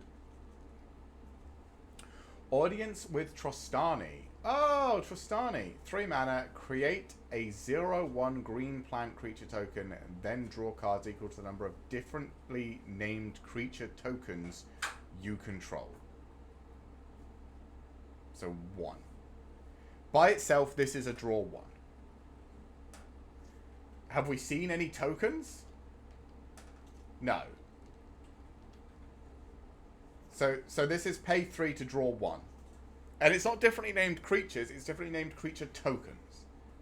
So specific... I mean, Trostani was the token creature in the old set. Maybe Trostani does something with creature tokens?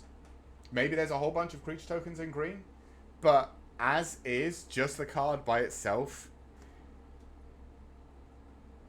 this is crap. Right? Uncommon you get later. Bookmark this one. Okay, I'll remember this one. But, I mean, what have we seen so far for tokens? We've seen the 2/2 blue-white whatever. Detective token. There's goblin tokens because Krenko exists. There's obviously goblin tokens. What else? Did black have any tokens? Not that I remember. White and blue had those same tokens. Red had goblins. Yeah, so we'll have to see. But by itself, Clue is the big one. Oh yes, Clue tokens would count. No, creature tokens. No, it wouldn't. Clue tokens don't count. Yeah, draw cards equal to the number of differently named creature tokens you control. Clues aren't creature tokens. Yeah. So no, this doesn't work with clues. So that's what's throwing me off. Like, until I see a bunch of different creatures, like, because it can't just be make a bunch of the same creature. It has to be a bunch of different creature tokens for this card to get me excited. I mean, green draw has never been particularly good. That's the one thing green doesn't really do very well, is draw cards. Usually it's like, if you have a big creature, you draw equal to its power, and then when you cast that spell, your opponent just blows up the big creature, and you get real sad. But this just feels weird, because I haven't seen that many creature tokens. Okay, Axebane Ferox. 4 mana, 4/4, Death Touch, Haste. Love it. This is good. This is what we want. Just green dudes being green dudes. 4 mana, 4/4, Death Touch, Haste. You just play this and start smacking. I like this card. And it's got Ward, Collect Evidence 4. So if your opponent targets it, they have to exile stuff from their graveyard. Yeah, I like this card. This is simple. Yeah. This is a simple, good card. This is a great card. I wouldn't say it's like the bombiest card in the set. Like I said, we had a look at some black cards and like Massacre Curl and that Vein Drinker Vampire thing. The two black mythic rares are and the red dragon, absolutely insane. But this is a damn good card. If you see this card, you're like, fantastic. I'm playing green because this card is great. And it is a pain to get rid of with the Collect Evidence. At least early. I think late game, it probably doesn't really matter that much, because in the later game, they'll just collect evidence 4, they don't really care. But in the early game, you play this on turn 4, your opponent doesn't have it doesn't have 4 evidence in their graveyard, probably not. So you just start chunking, so you just start swinging at them. This thing's good on the attack, it's got haste, it's good on the block because it's got death touch. This card is very good. Bite Down on Crime. Okay, 4 mana. As an additional cost to cast this spell, you may collect evidence 6. The spell costs 2 less to cast if evidence was collected, so it costs 2. Target creature you control gets +2/+0, deals damage equal to... This is good. We like this card. It's removal. Green removal. For 2 mana, this essentially allows anything you have to probably just kill anything your opponent has, and it has extra power on the swing as well. I like this card. Even for 4, this isn't bad. Like, what did we... Last set had Huatley's Final Strike. Although this is sorcery speed, actually. So maybe this isn't that great. Because Huatley's Final Strike was instant. I think because this is sorcery speed, it's not as good as I was hoping. But, I mean, it's still fine. Case of the Locked Hothouse. Okay. 4 mana, you may play an additional land on each of your turns. Okay, liking this. To solve, you control 7 or more lands. You'll eventually get there. Solved, you may look at the top card of your library at any time, and you may play lands and cast creature and enchantment spells from the top of your library. This... yeah, this is probably really good. Well, is it good in limited? The top part, how much do you care? Not really. The second part, it just sits there and waits for you to get 7 lands. But when you get to 7 lands, and in limited you'll probably get to 7 lands, because limited tends to be slower than standard, you can just play pretty much everything from the top of your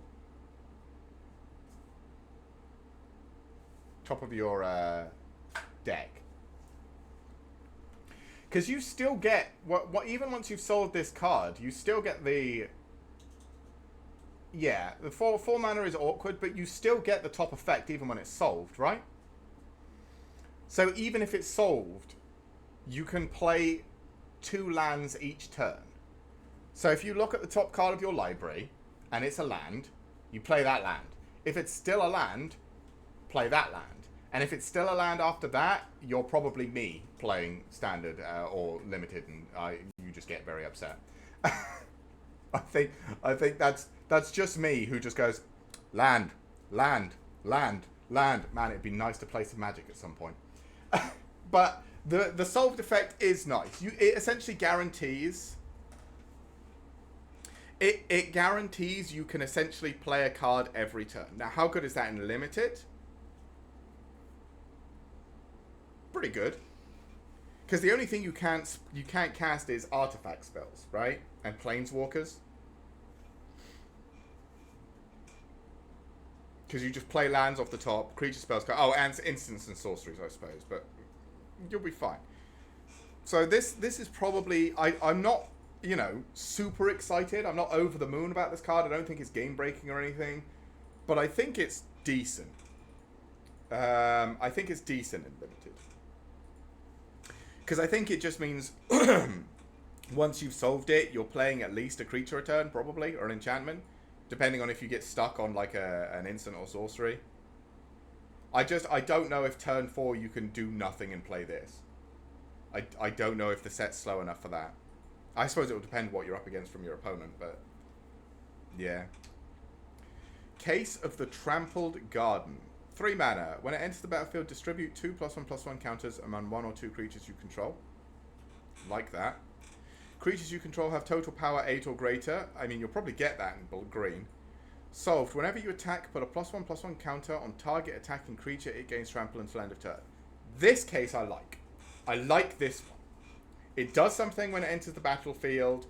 It has a solve case that you're eventually trying to do anyway because you're green, so you're trying to punch your opponent to death in limited. And the solved effect is powerful. It's not game-breakingly powerful, but a +1/+1 counter every turn and trample on an attacking creature is really good. I like this case. I think this case is better than the previous one in limited specifically. Maybe the other one's better in standard because you can just do stupid things with it, especially in multicolored. But I think this is way better for limited. Also, sorry, Zatochi, hey, nice to meet you, by the way. Sorry, I never said thanks for coming in and chatting, and it's nice to meet you. Anyway, yes. So, this is a better case. I like this case. Much better than the locked hothouse.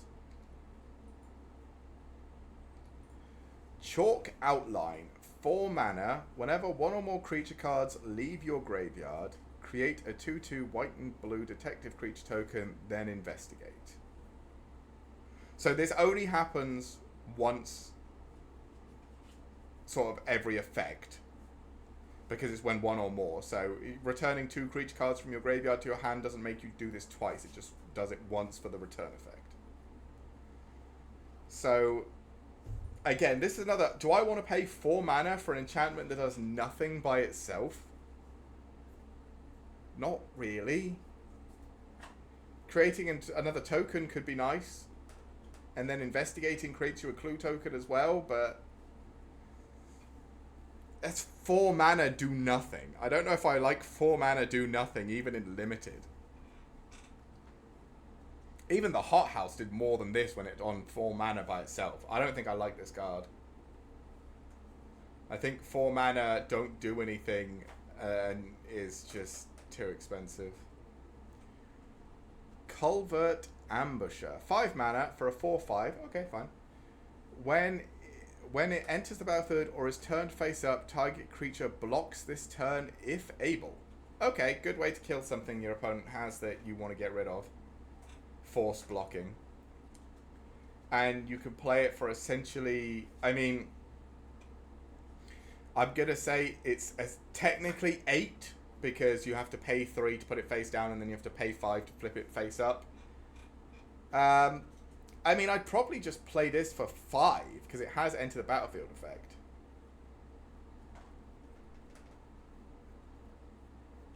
Like, target creature blocks this turn if able. You're not going to do that in your opponent's turn. This is something that you want to trigger in your own turn. So why not just play it on your own turn and have the battlefield enter the battlefield effect? Not a bad card. I mean, from what we've seen in this set, a 4/5 is reasonably big.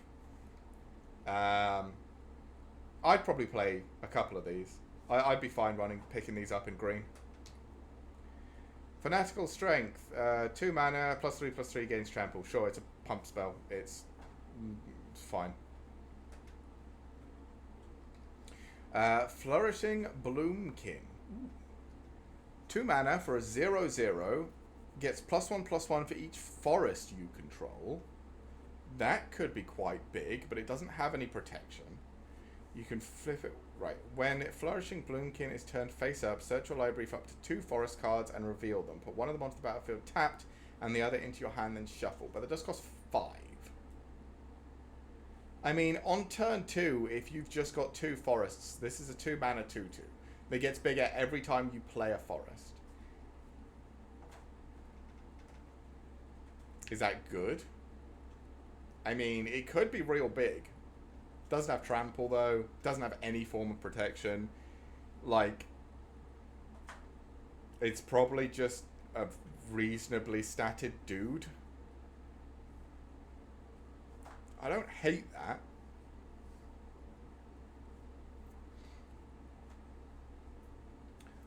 I mean, you could play it face down for 3 and then flip it face up for 5. And then you search your library for 2 forest cards. One goes into the battlefield, which makes it instantly bigger. The other goes into your hand, so you can make it bigger next turn. Again, I think this card's probably good. Like, in limited, it's just going to be a pile of stats, depending on the number of forests you're running.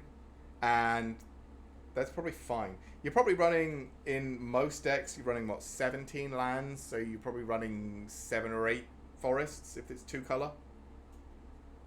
So, no, 8 or 9. So this can get as big as an 8/8 or a 9/9 if you have all your lands. Yeah, I don't think you're disguise. I don't think you're playing this for its disguise cost. I think you're just playing it as a 2-drop that's, gets bigger slowly. Yeah, I think this is fine. Like, it's not game-changing, but I think it's just good to have. Get a leg up. 1 mana, until end of turn, target creature gets +1/+1 for each creature you control and gains reach. I mean, sure. Instant speed, good way to interact with flyers. This is fine.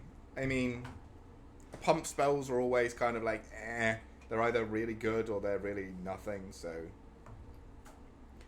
Glint Weaver. Okay. 7 mana for a 3/3. That's a bit pricey. A 3/3 with reach. When Glint Weaver enters the battlefield, distribute 3 +1/+1 counters among 1, 2, or 3 target creatures. Then you gain life equal to the greatest toughness among creatures you control. So it's technically a 7 mana 6/6 with reach, because you can just target yourself and gain 6 life. Okay. Yeah, I'm alright with that. It was looking a bit expensive.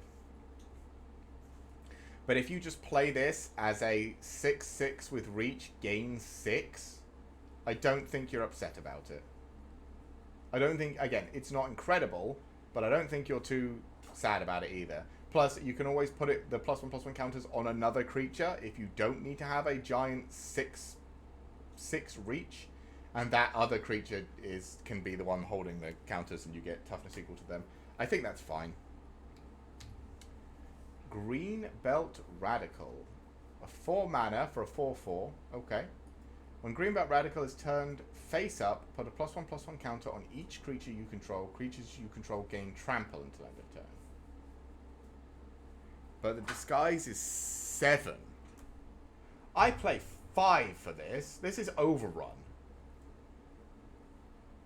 I think Overrun was better than this, actually. I suppose the counters stay on this one, so it's actually probably better than Overrun. No, it's not. No, it's not. Yeah. Overrun is, what was it? +2/+2 and trample to all creatures, or +3/3 and trample? I don't remember. I haven't seen it in years. This is 7 mana, so 2 more, for a 1/1/1 counter and trample until end of turn. I mean, I'm still taking this as a 4 mana 4/4. I just don't think I ever want to. I'm ever playing it face down. Well, I mean, I won't say never. To get to the point where you're playing this face down for 3, then waiting to next turn to turn it face up, to give everything a +1/+1 counter and gain trample. I mean, it's just too expensive. It's gotta be. I mean, I'd still pick it as a 4/4 for 4, but ugh.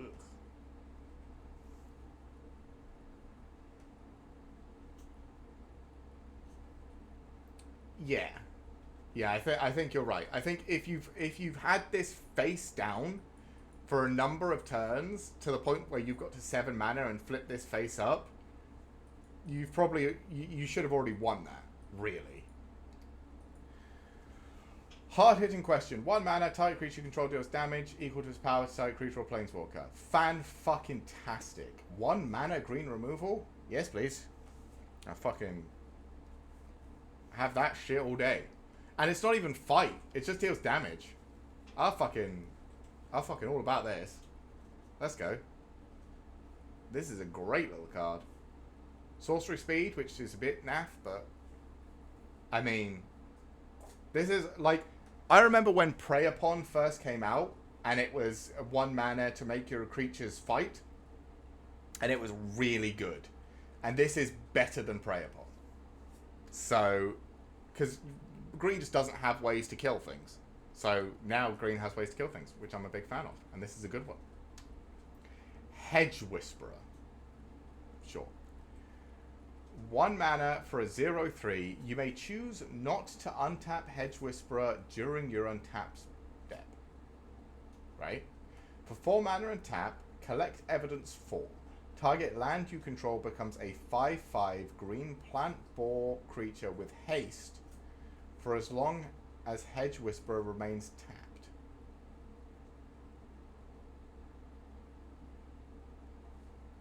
Yeah, this is probably good. I mean, it's a 4 mana 5/5. Yeah. No, I think this is good. And like, if they destroy the creature, you can just untap this guy and then tap him again and make another one. Yeah. No, this guy's good. I like this guy. Nice little 1 mana card. I'd pick him up if I saw him. I think this is a good card. Hide in Plain Sight. Okay. 4 mana. Look at the top 5 cards of your library. Cloak 2 of them. Put the rest on the bottom of your library in a random order. Right. And the cloak mechanic is you put whatever it is face down, and if it's a creature card, you can turn it face up at any time for its mana cost. So this is, look at the top 5 cards of your library, put 2 creature cards, as long as you've got 2 creature cards, face down, put the rest on the bottom of your library in a random order. It doesn't necessarily have to be a creature card either. You could look at the top 5, see 5 lands, and just put 2 lands face down as 2/2s. Because it says turn it face up anytime for its mana cost if it's a creature card. So this is at worst 4 mana for 4/4 in stats across 2 bodies with ward 2 on each. I think this is okay, actually. I think there are some cards where if you can flip them up for their mana cost rather than for their disguise cost, like, again, so we didn't like this because the disguise cost. Yeah, exactly. So this has a 7 mana disguise cost to flip it up and give trample. But if it's cloaked, you can turn it up for 4 and give everything +1/+1 and trample until end of turn. Now that, I'm very happy to pay. So I think this card is actually a lot better than I was about to give it a bad rating. I think this card is actually pretty good. Because even if you hit nothing, even if you hit 5 lands, it still pays for itself in power and toughness on your board, essentially. It's 4 mana for a 4/4 in stats across 2 bodies. Even if you just hit lands. And if you hit creatures that actually, like, even if you hit crappy creatures, you can still have them and turn them up in whatever. If you hit a good creature with it, like the Centaur back here, it's incredible. 2 bodies for 4 mana is great. So I think this card is actually very... I was going to give it a bad rating, but rereading it and rethinking it, I think this card is actually good. A Killer Among Us. Okay. 5 mana for an enchantment. When it enters the battlefield, create a 1/1 white human creature token, a 1/1 blue merfolk creature token, and a 1/1 red goblin creature token. Then secretly choose human, merfolk, or goblin. Sacrifice this. Reveal the chosen creature type. If target attacking creature token is the chosen type. Yeah. So this, for 5 mana, this makes 3 different tokens. And then for 3 more mana, the Trostani thing makes a 4th token, which is the plant. And then you draw 4 cards.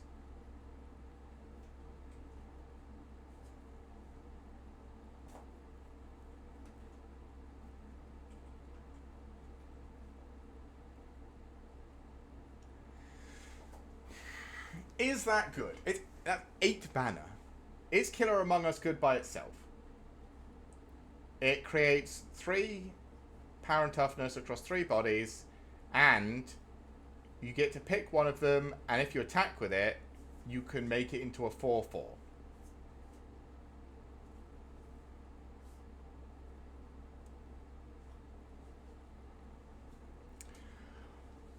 I think if it was between a Killer Among Us and the Trostani effect, I think I'm more likely to pick a Killer Among Us. I think this card's better than the Trostani draw card. I think together they can be a good little combo, but it's probably taking 2 turns. And I don't know. This is a weird one, because after you get the 1/1s, do you attack with all 3?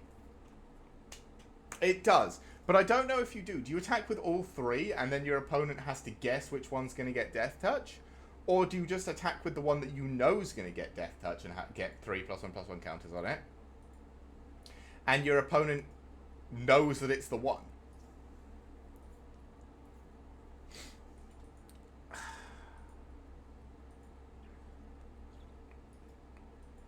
I don't know. If I see this card, I'd probably take it. Just because it's, 3 dudes for 1 spell. But this is a weird one. This is like blue trickery in a green card, and I'm not a big fan. I want my green cards to be simple. I want the 4/4 haste Death Toucher for 4 mana. Yeah. It's good to have the options, but I like my green cards to be simple. I like my 4/4 haste Death Toucher for 4. This is like possibly 7... What is it? 4, 5... This is possibly 6 power worth of stats and a Death Touch creature, and you can use the Trostani thing to draw and a whole bunch of other stuff. But it's very, like, tricky. I'm not really sure I like that. But, I mean, it's good. I think it's a fine card because it makes a bunch of dudes. Loxodon Eavesdropper. Okay. 4 mana for a 3/3. When it enters the battlefield, investigate.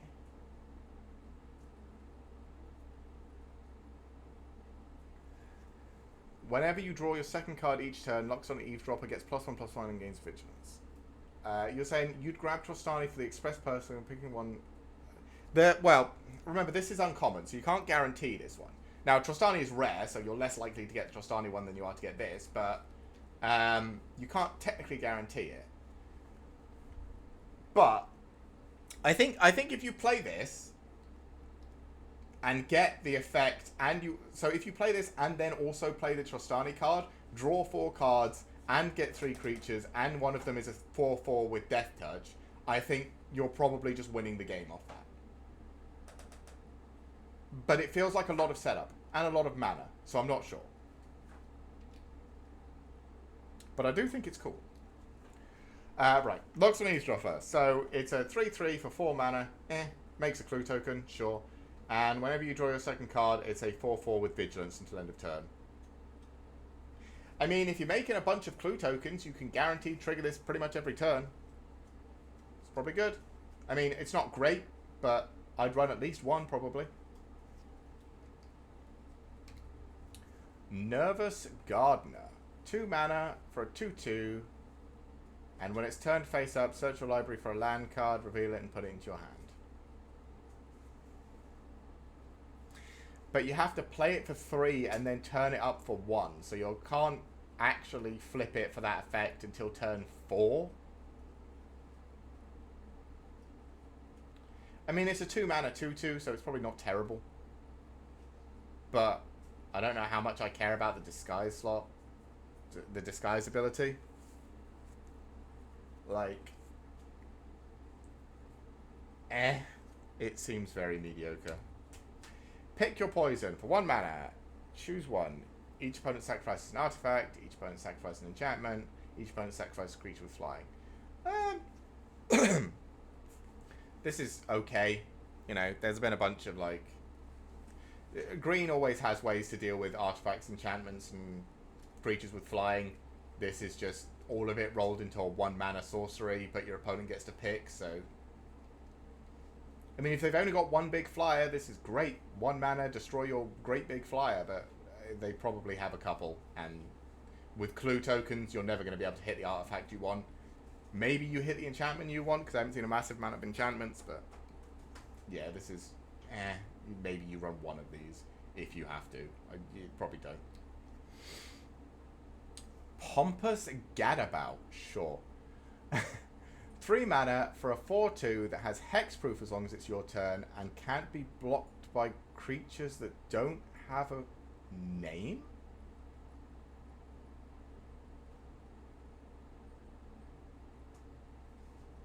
What?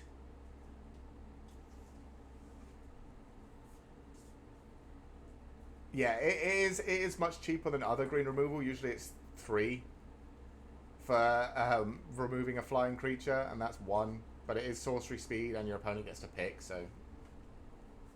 He's disguised. Oh! Okay, so he gets around the face down 2/2s. Okay. I was going to say, what does it mean by creatures that don't have a name? But I guess, yeah, it's the face down creatures.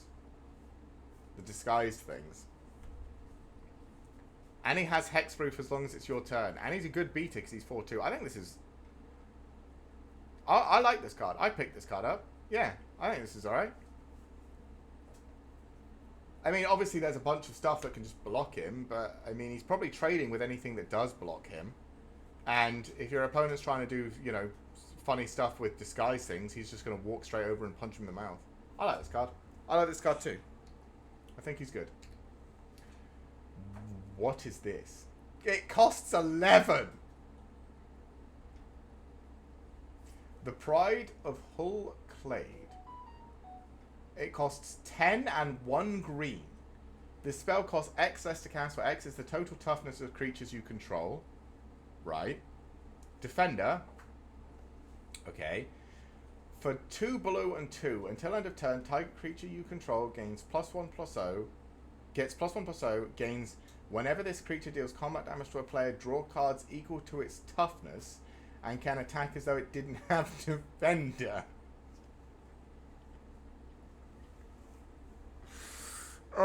god, this card's stupid. So this is... yeah, but also this, you legitimately can't play this card in limited. You can't. Think about it. Like, well, you can if you're just going to use it on the defense, but if you're going to use it on the attack, if I swing this at my opponent with it getting the plus the 4 mana, my opponent's just going to go, yeah, I'll take 3. You draw your entire deck and have to play them this turn, or you discard half of them. And then next turn you can't swing with that, or else you mill yourself out and lose. Like, I have to admit, if you've got 15 cards in hand, you'd like to hope there's a way you win the game off of that. But this costs 4. So you have to pay 4 to draw 15 cards with this, and then you only have the remaining mana you had in that turn after paying 4 to use the 15 cards you've drawn. This is such a meme. This is not a good card. This is not a good card if you're planning on attacking with it. But this is the so we saw the 110 white creature, and I said that had a fat ass. This is fucking thick with 15 Cs. Look at this thing.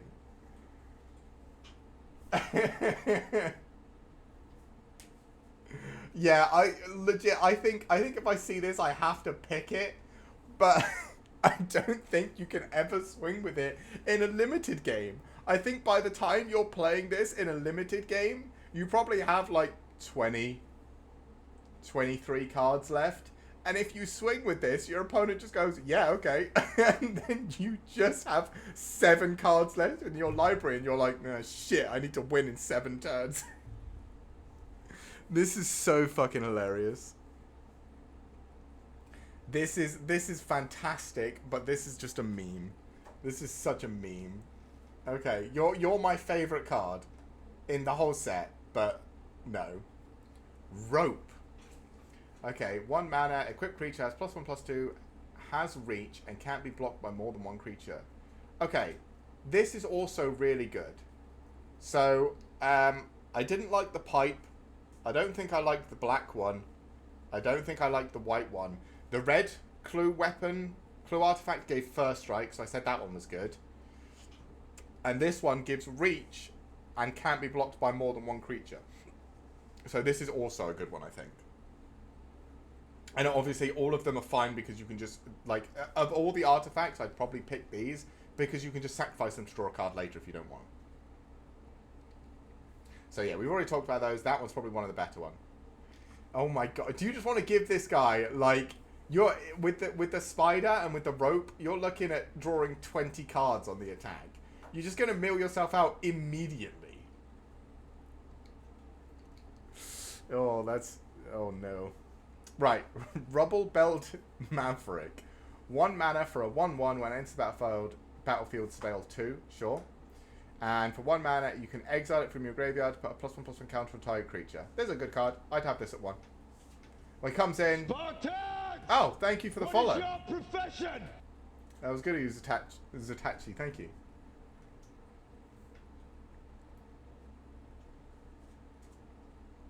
But yeah, this is a good little 1 mana card. I think this is fine. When you play it, it does surveil, it's good. And when it dies, or you sacrifice it, or you block with it, or something, when it's in the graveyard, you can just make a creature bigger. This is a good card. I like this card. Sample Collector. 3 mana for a 2/3. When it attacks, you may collect evidence 3. When you do, put a +1/+1 counter on target creature you control. This is another good card.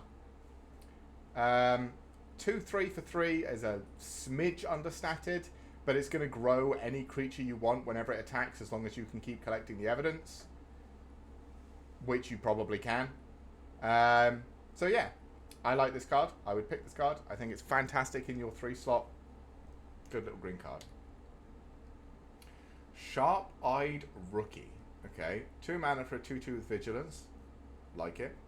Whenever a creature enters the battlefield under your control, if its power is greater than Sharp-Eyed Rookie's power, or its toughness is greater than Sharp-Eyed Rookie's toughness, put a +1/+1 counter on Sharp-Eyed Rookie and investigate. Ah, we've had a number of these cards previously in different sets. There was Pelt Taker or something, a 1-mana 1/1 that whenever you played a creature that had a higher, yeah, this card's good. There was a 1-mana 1/1 that whenever you played a creature with higher power or toughness, it got a +1/+1 counter, and it was incredible.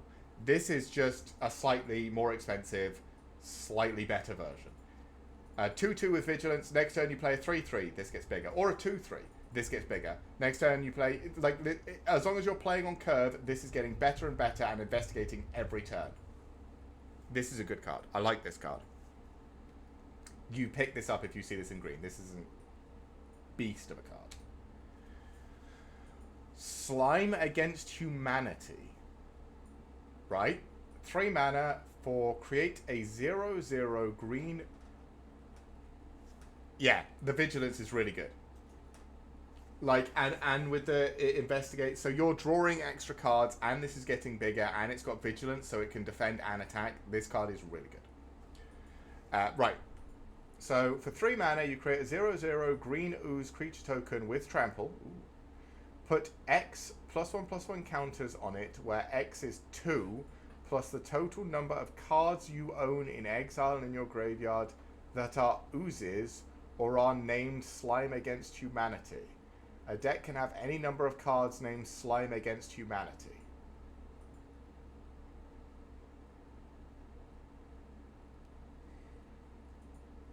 Okay. I'm going to say this now. This is not a good limited card. But we are going to draft a deck that is just 12 copies of this card. And we're just going to make oozes at people. Okay? That's just what's happening. Okay?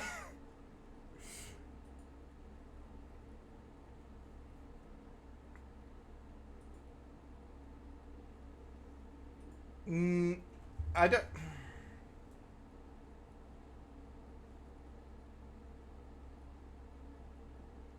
Possibly. Yeah. If you don't have a way to put another card into your graveyard, I think this does fizzle on first cast. Because I think it... Depends. Does the card go to the... Does the sorcery go to the graveyard before the ooze token is created? I think it does. So I think it would count the first cast itself, right?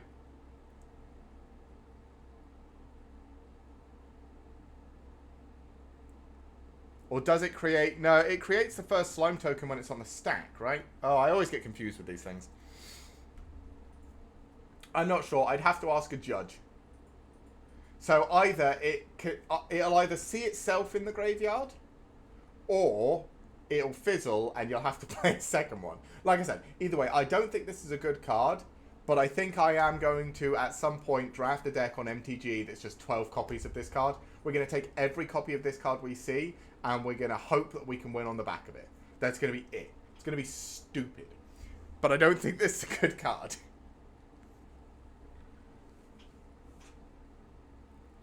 Yeah, that's true. There are oozes already in... Maybe I should try making an ooze standard deck. That would be stupid. That's very tempting, actually. Anyway. Yeah, I don't think this card is good, but I think we will probably try drafting a deck around it just for the meme at some point.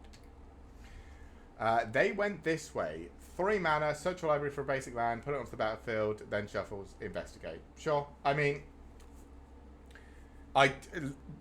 What is it? Ramp isn't good in limited, and in standard there's currently a 2 mana card, the Glimpse the Core or whatever, that lets you ramp on 2, so I don't think this is very good. But sure, it's just ramp. Topiary Panther, a 6 mana, 6/5 with trample that can be land cycled. Great. Yep. You probably take at least a copy of this card in green. Maybe 2. It's got land cycling. At worst, you discard it and search your library for a basic land. Whenever you need it. At best, it's a 6/5 with trample. Yep, love it. Good card. Tunnel Tipster. Okay. 2 mana for a 1/1. At the beginning of your end step, if a face-down creature enters the battlefield under your turn, this control... Fuels evidence 6 for sure, yeah. Yeah, it does. Put a +1/+1. Okay. So this guy is a 2 mana ramp, like, what's it? Mana Dork, that grows. Don't hate it. I think I take this in my 2 slot. Just for the tap to generate green. I think I'm fine with him. I think your opponent feels obligated. I think if you play this card, your opponent feels like they have to remove it just because you can ramp with it. And the fact that if you just start playing face down creatures that can flip, this gets bigger and bigger. I think this is actually a really good little card. Undergrowth Recon. Mythic, okay. 3 mana. At the beginning of your upkeep... It's cute art. I'd play... He is just a tiny little man. At the beginning of your upkeep, return target land from your graveyard to the battlefield tapped. Sure. It's not good in limited, I'll give you that. But it's... I mean, yeah. It's not good in limited. Maybe it's good in standard somewhere. I don't know. Maybe because you're going to be milling so many cards. Maybe they think if you're milling up a whole bunch of cards, you're going to need ways to get your lands back, I guess. But your deck's probably mostly or got enough lands. Like, I don't think this is that good. Also, what is with these mythic rare cards in green just being all about graveyards and lands and stuff? It's just... I suppose we did have the big 2/15, I guess, so I can't complain. Vengeful Creeper. Okay. 5 mana for a 5/5. I'm fine with it. When it's turned face up, destroy target artifact or enchantment an opponent controls, and you can flip it face up for 6. So it's slightly more expensive to destroy an artifact or enchantment. I mean, this is probably just a 5 mana 5/5. And you're probably fine with that, because that's, I think, one of the biggest things we've seen. In other colors, like, I don't think white has got anywhere near anything big enough for this. And blue only has 1 mythic rare 6/6 flyer. And red only has 1 mythic rare 6/6 flyer. Like, I reckon 5 is probably one of the biggest things they're going to have. We haven't seen anything much bigger than that, at least. Vitu Ghazi Inspector. 2 mana as an additional... For a 2 mana for a 1/3. And you can collect evidence 6. So it has reach. I'm already liking this card. 2 mana 1/3 with reach is fine. And if the evidence was collected, you put a +1/+1 counter on target creature and gain 2 life. Okay. Yeah, this is a nice little card. In the early game, it's just what, a 2 mana 1/3 with reach that just blocks. And in the late game, or if you have evidence 6, you can just pump something up and gain some life if you've lost some. This is like fine. It's not exciting, but it's common, so it's just a fine card. Hey, we're on to multicolored. This is where things get exciting, because this is where it's going to be real dumb. All right. Agros costs Spirit of Justice. 4 mana and he's white and red. A 2/4 with double strike and vigilance. Okay. Whenever Argus costs Spirit of Justice enters the battlefield or attacks, choose up to 1 target creature. If it's suspected, exile it. Otherwise, suspect it.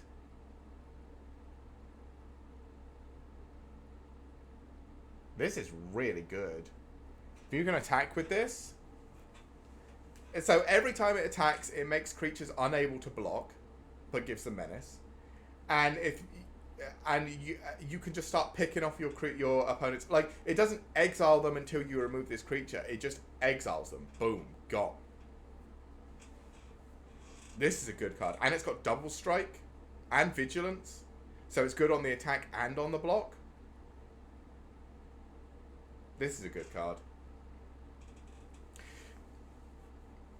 Yeah. This is a really good card. You're picking this and you're running it if you see it in limited. Because you come in, like, it comes in, you suspect one of your opponent's strongest creatures. They have to kill it, or you swing with it, you exile that creature. And there's not very much that's going to, like, successfully block this and survive. So if they did have a creature that could block this and kill it, you probably suspected it and probably exiled it on the attack. So what, they're going to put like 2 or 3 things in front of this? It does. Yeah, it does make that enchant look better if you can't be suspected. But, I mean, this is a mythic rare. Like, you're not building your deck around the idea that everyone's going to have this. This is a mythic. If you see this, you're just sad that you don't have that. Or if you lose game 1 to this, you probably put that enchantment into your deck, right? In draft.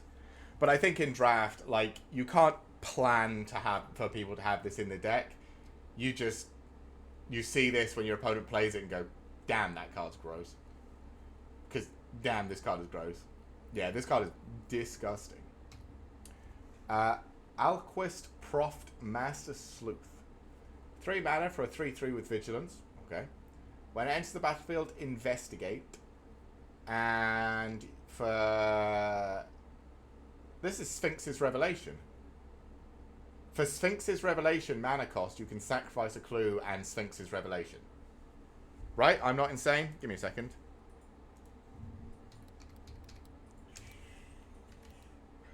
Sphinx's Revelation.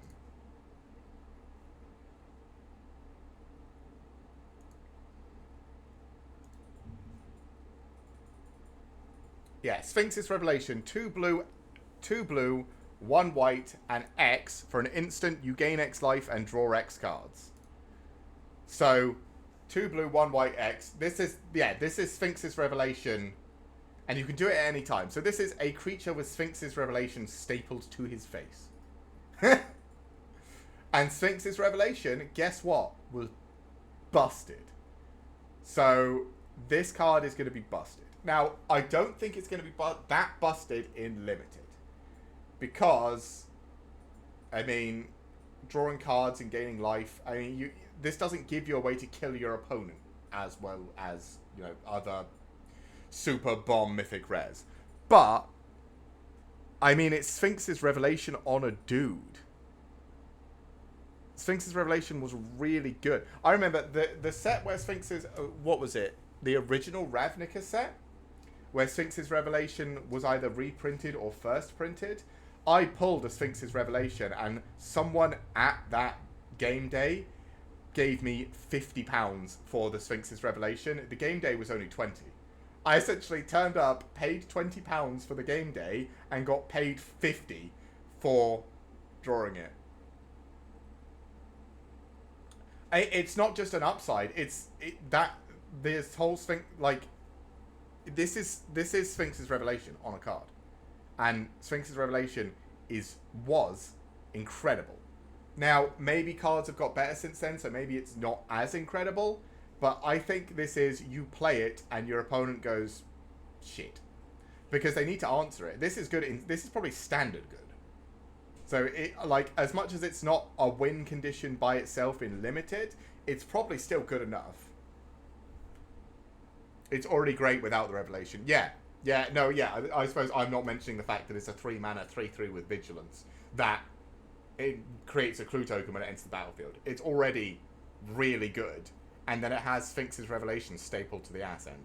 This is really good as well. These cards are really good. These multicolored cards at least. Hey, there's Azanrang, the Quake Mole. You're a 4 mana 8/4? Jesus. Okay. 4 mana for an 8/4.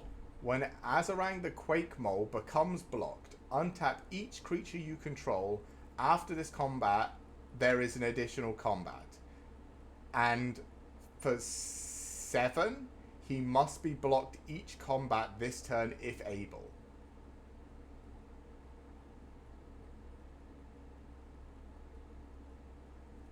Okay. This isn't flat out as disgusting as the last 2, but it is a 4 mana 8/4. And if your opponent doesn't deal with that, they're gonna get fucking clobbered.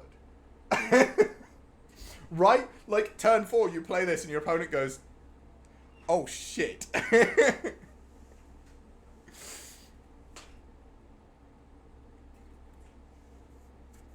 No, it's whenever it cut. Yeah, yeah, exactly. Yeah, you are either taking 8 to the face, which means you're dead in 3 turns from turn 4, or every creature you control gets to attack twice. And I mean, like, if you're swinging this, you're probably swinging everything else as well, right? So it's probably more than 8, because I like, assuming he can't block everything, he's taking 8 from this. Then whatever else leaks over the top. Then you're untapping everything. And just go again. This probably lethal someone. This is... this is a good... Like, again, it's not as, you know, it's not Sphinx's Revelation on a guy or exiling a creature every couple of turns sort of thing. But this is probably just lethal.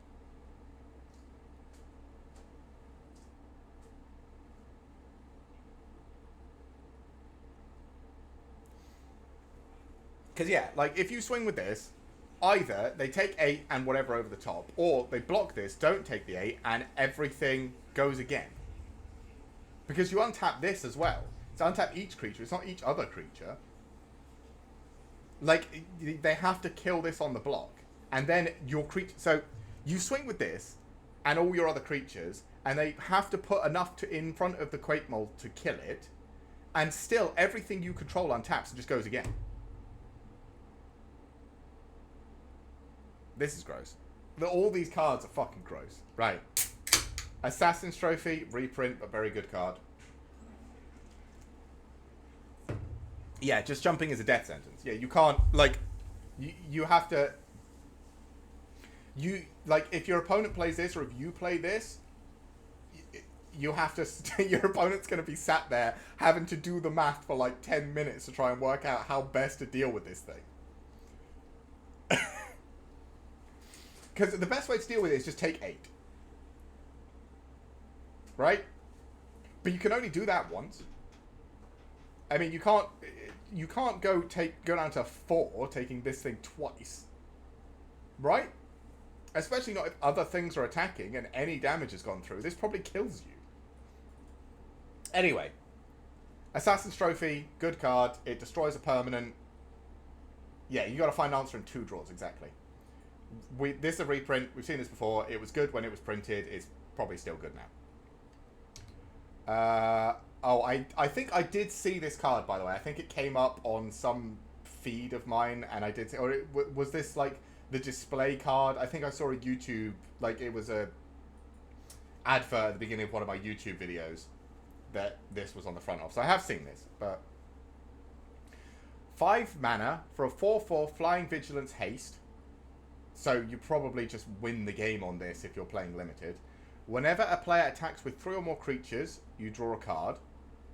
Whenever a player attacks with 5 or more creatures, Aurelia, the law above, deals 3 damage to each of your opponents and you gain 3 life. So if you just play this card and then swing with everything, you're probably drawing a card and dealing 4 in the air and vamping them for 3. Like, assuming you have the creatures to make that work. Which you probably do, because most boards get stored out with a whole bunch of creatures on the board. Like, this is 7 damage in the air, probably. Because you probably have 5 creatures. And you get to draw a card out of it. This card's gross as well.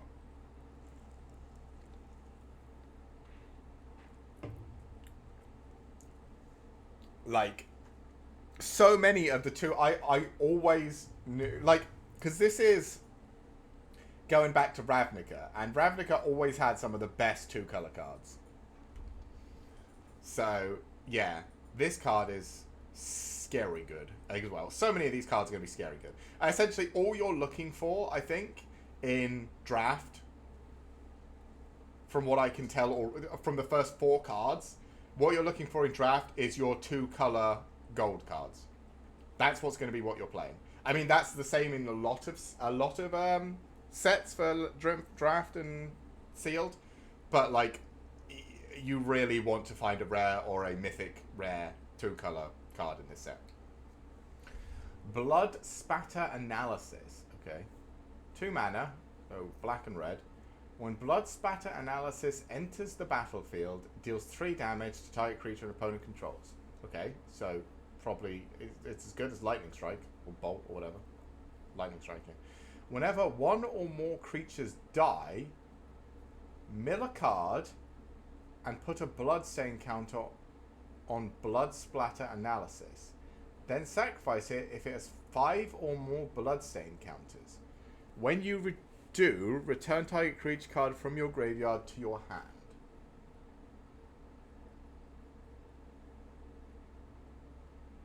I mean, it's 2 mana, deal 3 damage. So it's 2 mana removal, so you probably just take it if you're in these 2 colors.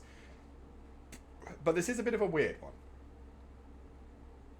Because, I mean, it's 2 mana, destroy a creature, so you're fine. And then it gets a Bloodstone counter. And then if you destroy 4 more creatures, which... oh, sorry. You probably get to over the course of a limited game. You get to sacrifice it and return 1 creature card from your graveyard to your hand. Sure. Seems like a lot of work for not a massive amount of payoff. But it is 2 mana, deal 3 damage to target creature, so... Sure.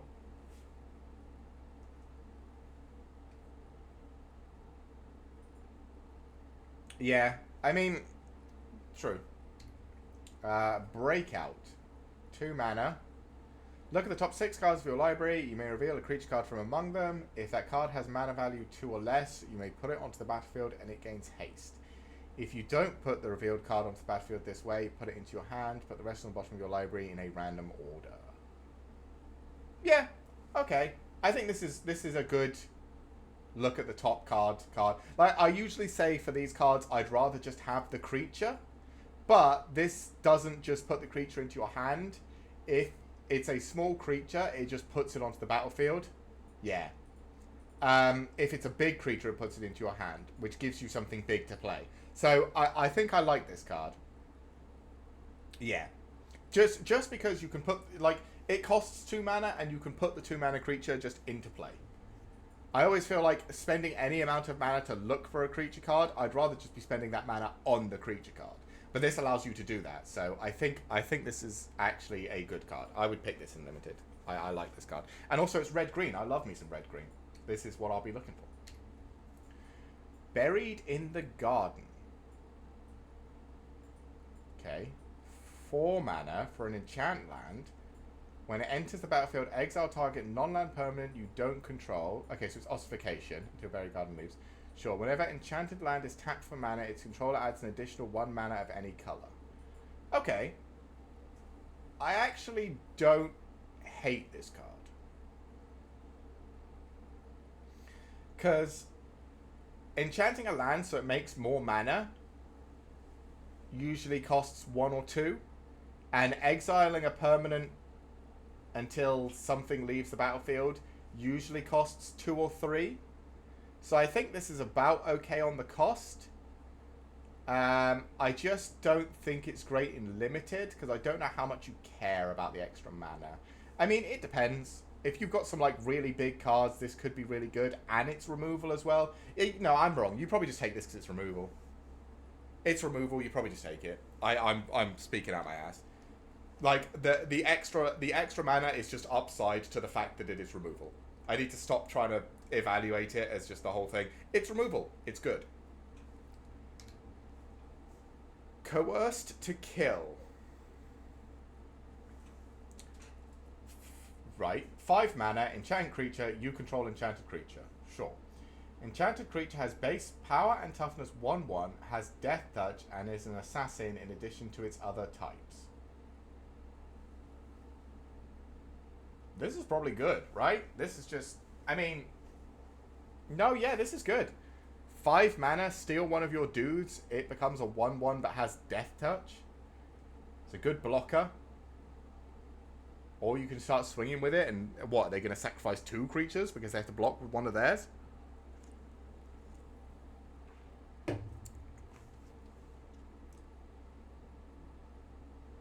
Yeah, 5 mana is steep, but it is essentially remove a problem creature and give you a 1/1 with Death Touch.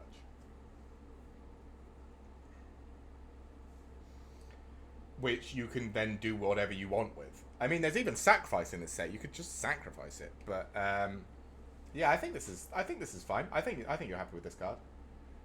Doesn't even remove its abilities. No, it doesn't. You are correct. That makes this considerably better.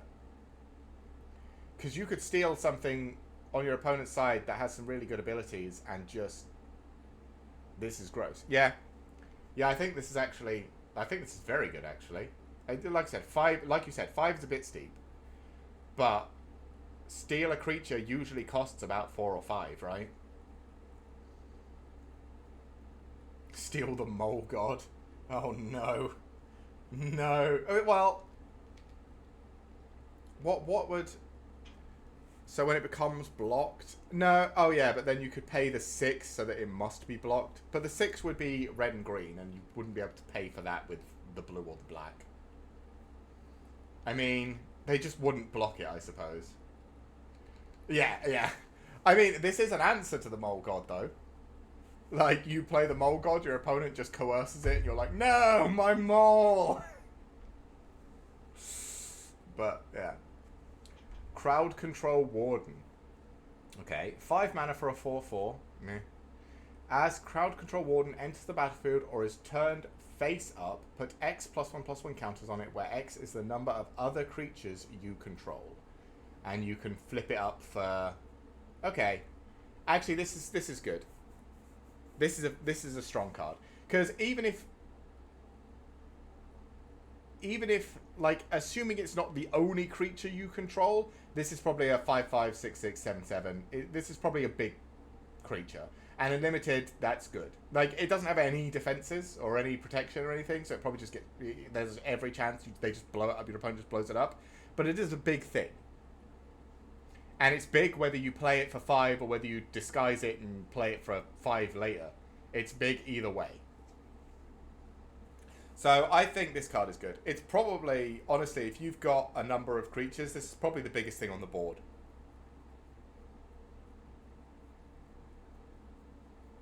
That's a good point, actually. The disguise cost is completely hybrid. So you could play this in any card, any set, any deck that's running green or any deck that's running white. It doesn't necessarily need to be Selesnya. And in Boros, all you want to do is make, from what I've seen, Boros is a lot of low power, like, aggressive creatures. Yeah, no, you're right. This is very good, actually, because of the disguise cost. This is better. Yeah, good card. Curious Cadaver, 4 mana for a 3/1 flying, and when you sacrifice a clue, return it from your graveyard to your hand. This is good, just because it's a pain in the ass. Unless you exile this thing, it's just going to keep coming back. Especially in blue and black, because they do a lot of clue stuff. This is just going to be a nightmare to get rid of. And it's a flyer. This is going to be a pain. Like, you imagine your opponent has 2 of these, and just keeps resummoning them and beating. I mean, it costs 4. And it does only return them from their graveyard to their hand. So, it is expensive to keep it going, but it just keeps coming back.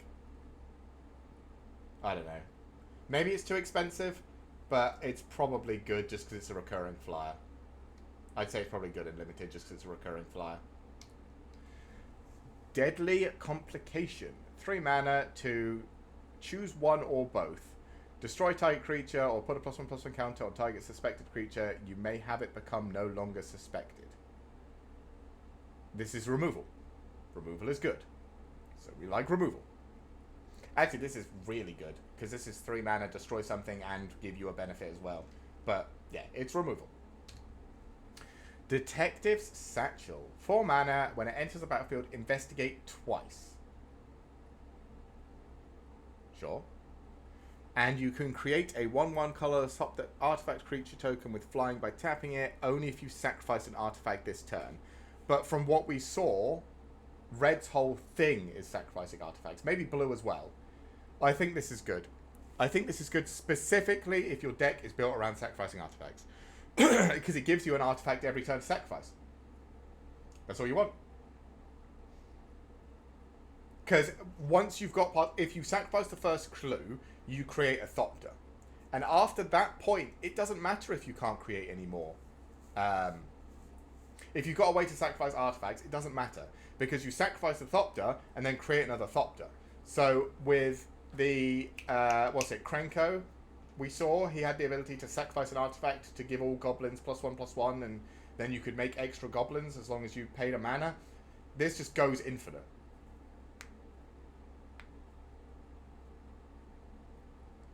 Yeah. I think this is the card that lets you essentially go infinite on the making artifacts by sacking artifact stuff. So this is like a core card to the blue-red thing, I guess. Dog Walker. Yep. It's a 2-mana 3/1 with Vigilance. I already like this card. You can disguise it for the hybrid mana. So again, it can be played in any deck that's got red or any deck that's got white. And when you turn it face up, you create 2 extra dudes. This card is great. This is a fantastic little card. It's, what, 5/3 in power for essentially 5 with Vigilance across bodies. Yeah. Oh god, it is a common as well. Jesus. Yeah, this is a really gross Boros card. This is very good. Like I said, actually, it doesn't even need to be Boros. Anything that's running red or white likes this card. Yep, very good card. Doppelgang. Triple X blue-green? What is this? For each of X target permanents, create X tokens that are copies of that permanent.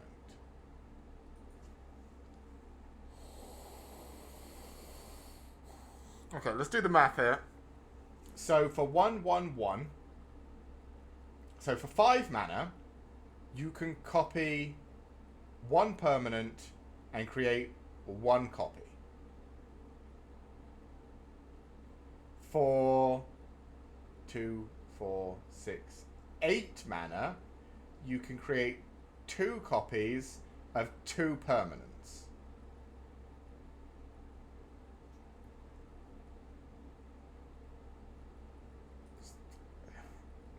Okay, so essentially this card is only good if you're paying it for like 8 or 11, because it's like weirdly exponential, right?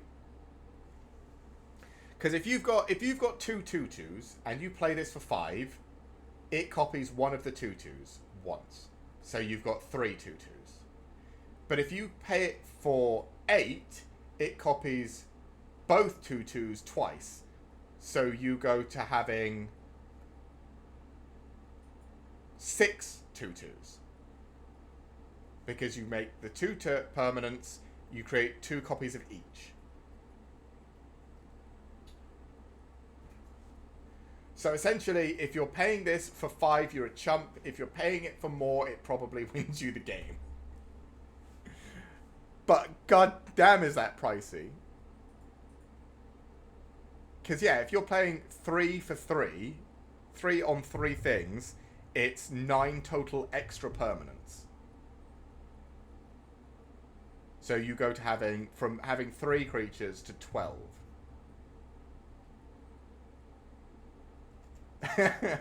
8 mana can clone you 4 extra lands. Yeah, is it worth for Mega Ramp? Well, for 2 copies, if you've got 2 copies of this, right? You play for 8 mana, you clone 4 lands, which gives you 12. And then for 12, for the 11 mana next turn, you get 9 extra lands, which gives you 21.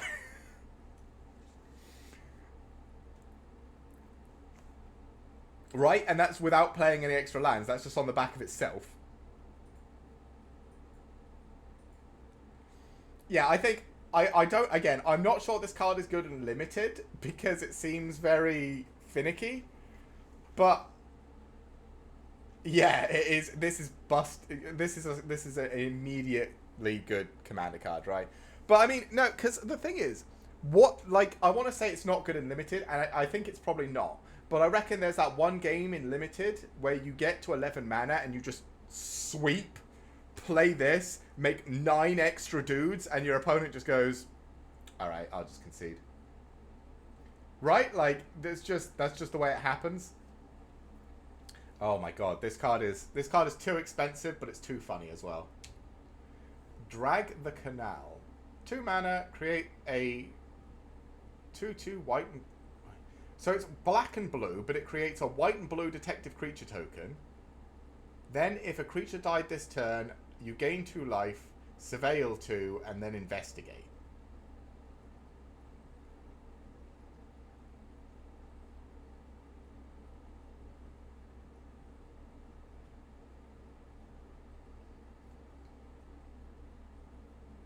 Yeah, instant speed, that's true. Yeah. Okay. It just seems... I guess, yeah. Yeah, if anything dies on your opponent's turn, you just get value out of it. If anything dies on your turn, you can get value out of it. Yeah, okay, it's just like... It's just a value card. It's a good value card for 2. It just like, it's not killing anything or doing anything big. It's, again, this is my problem with blue. This is where I struggle to evaluate a lot of blue cards. It's multiple small incremental advantages. Like, it's a small creature, it's a small amount of life, it's looking at the top 2 cards of your library, and it's a clue token. Like, none of those are game winning, but altogether, for 2 mana at instant speed, that's probably very good. But I'm never thinking about that. I'm just like, where's the biggest, greenest boy to go hit someone with? But yeah, this is probably a good card. It's definitely a good card. In limited, not as incredible, but I'd still say it's good. You probably just certainly pick this.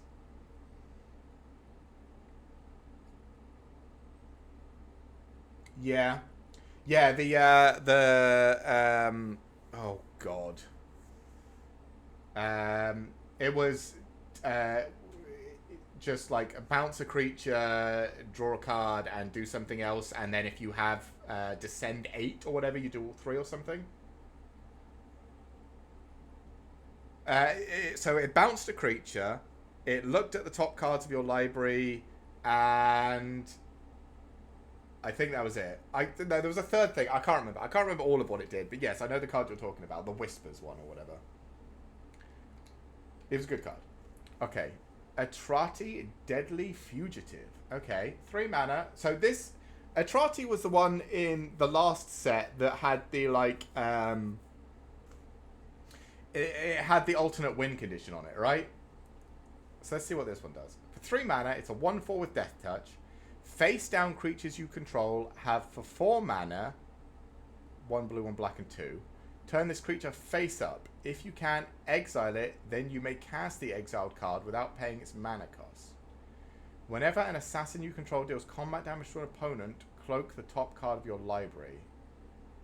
Yeah, this card's crazy good. So this just turns everything you cloak into either a 4 mana creature, if it's more than 4, or you can just do it thing.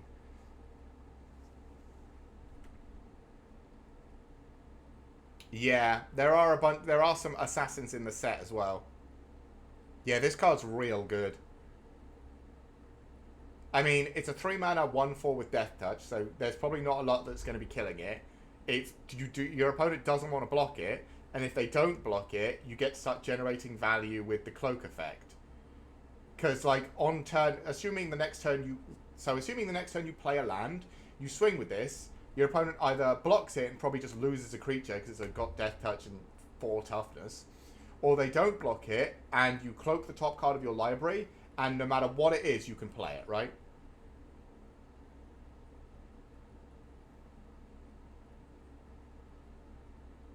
Because you have 4 mana. So if it's a creature, you can turn it face up for 4 mana. If it's not a creature, you can turn it face up and play it without paying its mana cost. Yeah, yeah. This is really good. There's a couple of different cloak cards in blue and black, and this card is really good. I think if you get that, like, if you see this card, you're just like, oh, I'm blue black sorted. This is really good. Evidence Examiner, 2 mana. At the beginning of combat on your turn, you may collect evidence 4. Sure. Whenever you collect evidence, investigate. So it's a value engine, I guess. turning stuff in your graveyard into clues. Sure. I mean, I'd take it. Nice little 2/2. Azarim Agency Chief. Okay. 5 mana for a 5/5 flyer. If you see this, you're taking it. When Azarim Agency Chief enters the battlefield, investigate twice. Right. Sacrifice an artifact. He gains Vigilance, Lifelink, or Hexproof until end of turn. Okay. This might be the best bomb we've seen. Like, he's 5 mana, 5/5 flyer that, if you have any mana left, can just give himself Hexproof. So he can't be removed. And if you need it, you can give him Vigilance or Lifelink. This might be the best bomb we've seen so far.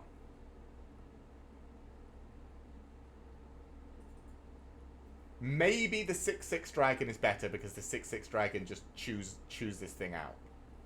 Maybe. But this thing is insane. 5 mana, 5/5 flyer that can give itself Vigilance, Lifelink, or Hexproof and comes with 2 charges. Because he investigates twice. Like, even if you have no other investigate, he has 2 chances to give himself Hexproof to block your opponent trying to remove it. And just starts chunking them in the air for 5. This is a 4-turn clock, and 2 of those turns you can't interact with it. In itself. This is gross. This is... So, a lot of people were saying that the last format, Lost Caverns, was a bomby format. This draft format is going to be so fucking bomby because you're just going to be playing like a couple of like there's going to be that one guy who gets like a couple of like 1 color rares, nothing good, and then all of his gold cards are like the uncommons, and then he's going to go up against the person who drafted this, and he's just going to die. This card is so good. Jesus. Right. Fairy Snoop. A 3 mana 1/4 with flying that can be disguised. And when it's turned face up, look at the top 2 cards of your library, put 1 into your hand and the other into your graveyard. This is good. I like this card. Again, the disguise being hybrid cost means you can play in any deck that's running blue or black. And I think in any deck that's running blue or black, a 1/4 flyer for 3 that lets you look at the top 2 cards and pick 1 to put into your hand is good. In limited, I think this card is just good. And it's a common as well. I like this card. Gadget Technician. Okay. 4 mana for a 3/2. When it enters the battlefield or is turned face up, create 2/1/1 or create a 1/1 colorless Thopter artifact creature token with flying. And it's got the hybrid cost again. So again, anyone running red or blue can play this card. And again, I think all of these little the hybrid cost disguise, because there seems to be 1 for each color combo. These are really nice little cards. I would be picking. They're common. I think having gold cards at common like this is going to mean that people are a lot happier playing 2, 3 color. You know, they're not going to feel as forced because there's going to be a lot more options for their 2 and 3 color. Like, they're multiple color cards. I like this. Oh. Hello. There you go. Gleaming Gear... Was that 2? No. Yeah. Gleaming Gear Drake. 2 mana for a flying 1/1. When it enters the battlefield, investigate. And then whenever you sacrifice, you put a +1/+1. Yeah. Yeah. And, like, this card is also, like... If your whole deck is built around sacrificing artifacts, which is what blue and red seem to be doing, this card is good. Very good. It's essentially a 2/2 flyer. You just have to sacrifice the clue it comes with for 2. And it can get so much bigger. Blue and red's going to be... Blue and red's probably a good... Because, like, even this... So, on turn 4, as you're saying, you play this on turn 3... On turn 4, you flip this and play this, you make 2 1/1 flyers and a clue token, and next turn you can start sacrificing things and pumping this Gear Drake. Essentially, all you need is the sack outlet. Or, yeah, a creature to start sacrificing the artifacts, and these things start getting real strong. And like I said, we had, where was it? This satchel back here on 4, whenever you sacrifice an artifact, make an extra artifact. This is what allows the deck to just go infinite. Because you make a Thopter, and as long as you've got a way to sacrifice an artifact, you can always sacrifice a Thopter, and this just makes another Thopter. Like, I think red-blue needs Detective Satchel to essentially start going infinite on all of these, like this flyer getting bigger and all this sort of stuff. Granite Witness. Okay. 4 mana for a flying vigilance 3/2, and when it's turned face up, you may tap or untap target creature. Again, this is just another one of the hybrid disguise creatures. And I think it's very good. I mean, it's not necessarily the best. It depends. If you're getting aggressive with white and blue and just playing a bunch of early creatures, this is 2 mana for a flying vigilance 3/2 that taps down one of your opponent's creatures, and you can just start beating them up.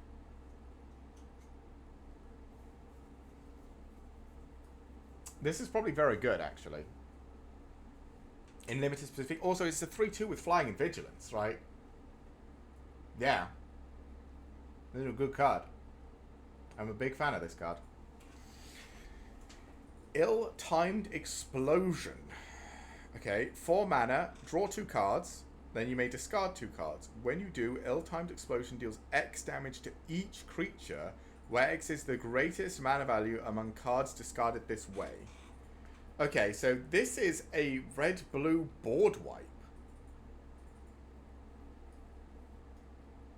And a good one at that.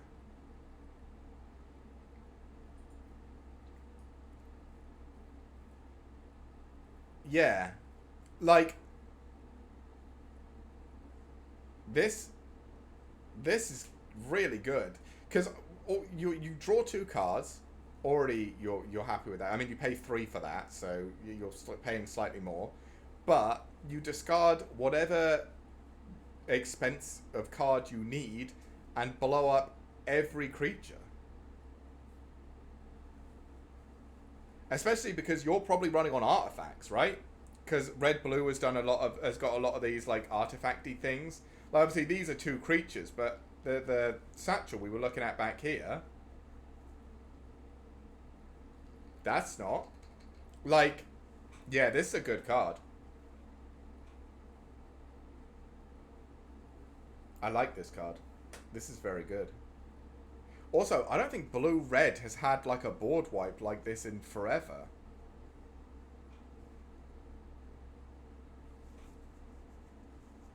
I mean, you probably want to pay 3 for draw 2 cards. But I think the fact that this is the fact that you can make this into a board wipe is worth the 1 extra mana. In limited especially. Like, in limited, good draw is hard to come by, and also, this card is gross. It's a board wipe in blue-red. Nobody's going to be playing around a blue-red board wipe. Not unless they've looked at the cards like I have. Yeah, this is a good card. Insidious Roots. Okay. 2 mana, creature tokens you control have tap, add 1 mana of any color. Okay. Whenever 1 or more creature cards leave your graveyard, create a 0/1 green plant creature token, then put a +1/+1 counter on each plant you control.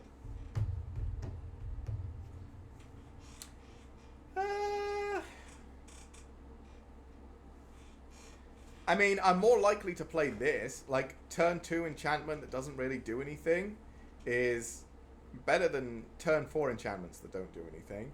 And also, this does do stuff if you can start recycling cards in your graveyard. There were a couple of cards like that in black.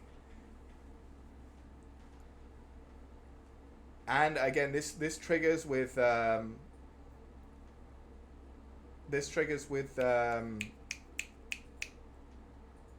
evidence, collecting evidence, as long as you're getting rid of creatures. I think, yeah, that common, yeah. Yeah, I think this card might actually be kind of busted. In limited, just every time you do you interact with your graveyard, anytime you pay evidence, anytime you return a creature to your hand, anytime you exile a creature or anything like that, you just get a dude and everything and all of your little 0/1s get bigger. Yeah. Yeah, I think this card is actually good. Really good. Usually I'm not a big fan of enchantments, but I think this is good. Izoni... Oh, Izoni's back. She was in the last Ravnica set, I think.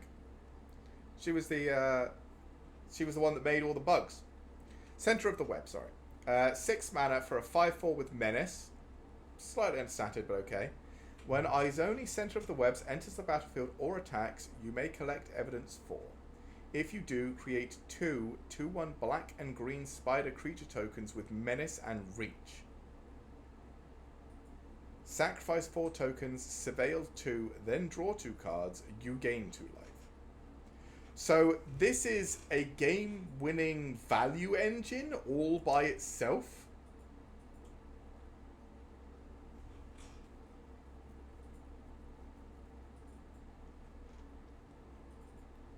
Yep.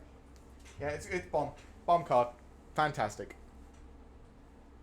Because think about it. You play this for 6, it comes down. It's a 5/4 with Menace, so it already has to be blocked by 2 creatures, which is going to be a pain in the ass, and probably kills both of them.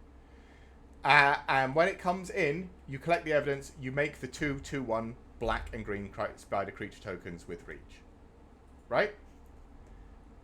And then, next turn, if they don't kill it immediately, you swing and just make the extra 2 tokens, and even if they put whatever in front of Izoni to make sure she can't kill anything, to make sure she can't do it again, you can still sacrifice the 4 tokens, surveil 2, draw 2. Like, they have to answer Izoni, and you still get the 4 tokens. So, and this isn't creature tokens either. You can do this with clues. It's just 4 tokens. Surveil 2, draw 2 cards, gain 2 life.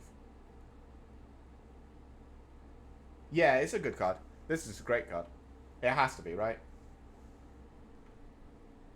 Actually, to be fair, if you're using clue tokens, you don't necessarily have to attack with her. You get the 2/1 black. So she's essentially... You get her, you get the other ones, you sacrifice a bunch of clues and random garbage, maybe you sacrifice the green spiders, whatever, and then you surveil 2, draw 2 cards, gain 2 life, and then you can attack with her. Like, essentially, because of the surveil 2, you can always guarantee that you can always make the token. This is a good card. This is a fantastic card in limited. It has to be. It just is great. Yeah. I'm trying to overcomplicate it. It's a 5/4 that comes in with 2/1 spiders and has a value engine stapled onto it. It's great. It's a good card. Judith. Oh, God. Do you remember Judith? What was she? A 2 mana 1/3 or something that made all your creatures deal 1 damage when they died or something and gave them all +1/+0? This card was gross. How have you changed? You're a 5 mana 3/4. Whenever you cast an instant or sorcery spell, choose 1. So this is slightly worse in limited because you're not going to have that many instants or sorceries. But let's keep going. The spell gains Death Touch and Lifelink, so that's for your red burn spells. And create a 2/2 imp, red imp creature token with when this creature dies, it deals 2 damage to each opponent. I think this is not as good in limited, but I still think it's good. Just because it turns any red spell into a kill spell, and any black spell, or just any other spell in general, into 2 damage to your opponent. At least. Because, I mean, the imps can attack and block, and they still do 2 damage to your opponent at the very least. I'm just not sure how many instances, because most of the time you're going to want to have like 30, you're going to want to have like 14 plus creatures, and you only have 23 cards in a deck. So, like, yeah, because you're going to want to have a critical mass of creatures, or else you're not going to have enough. Like, you need to have a critical mass of creatures. You're not going to have as many instant or sorcery spells as you like, and you can't have, like, in standard, you could have 4 copies of this card and then just instants and sorcery spells, and then that's kind of fine because you can survive on the instant and sorcery spells early, play her, and then all your instants and sorcery spells, which is the rest of your deck, make dudes. Fine, but you can't do that in limited. So I don't think she's fantastic in limited, but she's probably still good enough because she still turns all of your spells into at least a dude, which is probably good enough. Kaya, what are you doing back? I always hate you when you're in the set because you're always disgusting. 4 mana for a legendary planeswalker. So Kaya kept her spark, I guess. Whenever one or more creatures you control and or creature cards in your graveyard are put into exile, so this is collecting evidence again, you may choose a creature card from among them. Until end of turn, target token you control becomes a copy of it, except it has fly. Okay, +2 is Surveil, then exile a card from the graveyard, which triggers her passive, sure. Her +1 is create a 1/1 white and black spirit creature token with flying, which blocks for her, is a flyer that can attack, and allows for her to trigger her passive. And her -2, exile target creature you control. For each other player, exile up to 1 target creature that player controls. So this is a fantastic planeswalker, right? Top part is value, middle part is dude making, so it protects itself, and the last one is removal. A bit finicky removal because you got to remove your own stuff, but it's fine because she's probably making guys anyway. So yeah, Kaya is great in every situation, which makes me sad because white and black already has enough good removal. They don't need a planeswalker that's like the mono white deck that just has sweepers and the Wandering Emperor and all the rest of it that makes dudes is already annoying enough. Do we really need to give them a reason to mix black in there and start playing Kaya as well? Oh. But yeah, again, target token and not target creature token really makes this shine. Oh, is it target? Choose a creature. Target token you control. Oh god, yeah. So you can do it on clue tokens as well. Oh, this is even better. Ugh. I mean, planeswalker. If you see a planeswalker in your draft, you're playing a planeswalker. I don't think I've ever seen a planeswalker that I've gone, oh, this is probably not playable in draft. Right? Like they are always fantastic. The fact that this one is especially good is a little bit upsetting. But she is, yeah. If you have a planeswalker, you're just going to run a planeswalker in draft, right? So this card is really good. Kellen, Inquisitive Prodigy. I see Kellen's not fucked off yet. 4 mana for a 3/4. And he has an adventure for 2 sorcery speed. You investigate, you may play an additional land this turn. That's probably really good in blue-green.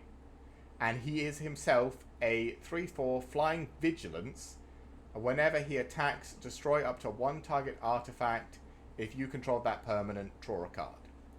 Okay, so he makes you a clue token, lets you play an extra land, and is a flyer with vigilance, and lets you destroy your opponent's artifacts or your own clues to draw for free. I fucking hate... Oh, it's like... It's only 1. I know I said this the last time we had... What was it? When we went back to Eldraine, I said, please don't do adventure cards again, because I hated adventure cards, because it was just... Nobody else played anything apart from adventure cards, because, surprisingly, when you staple cards that are as good as their... like, the same cost as their partner cards... Like, There was the what was it? The 1 mana white card in the first iteration of Adventure. They had a 1 mana white guy that had stapled to him 3 mana destroy target creature with power 4 or greater. And the only other that like all of the white destroy target creature with power 4 or greater cost 3. So it was like, why would I ever play any of these when I can play a creature that has it stapled to it? So everyone just played adventure cards, and it really annoyed me. Now, I know at the time they were like, oh, we're trying to make Standard more powerful, and there was a whole mess of stuff going on. But I really hated adventure cards. So when they reprinted them, I was like, please, just don't make the adventure cards better than their counterpart cards, because then everyone will just run adventure again, and it will drive me insane. Now, they didn't. The adventure cards weren't that busted, so I was fine with it. But this is a really good ability stapled to a really good creature. Sure, in limited, you're playing it for a 3/4 with vigilance. But you're not upset about getting to investigate and play an extra land for 2.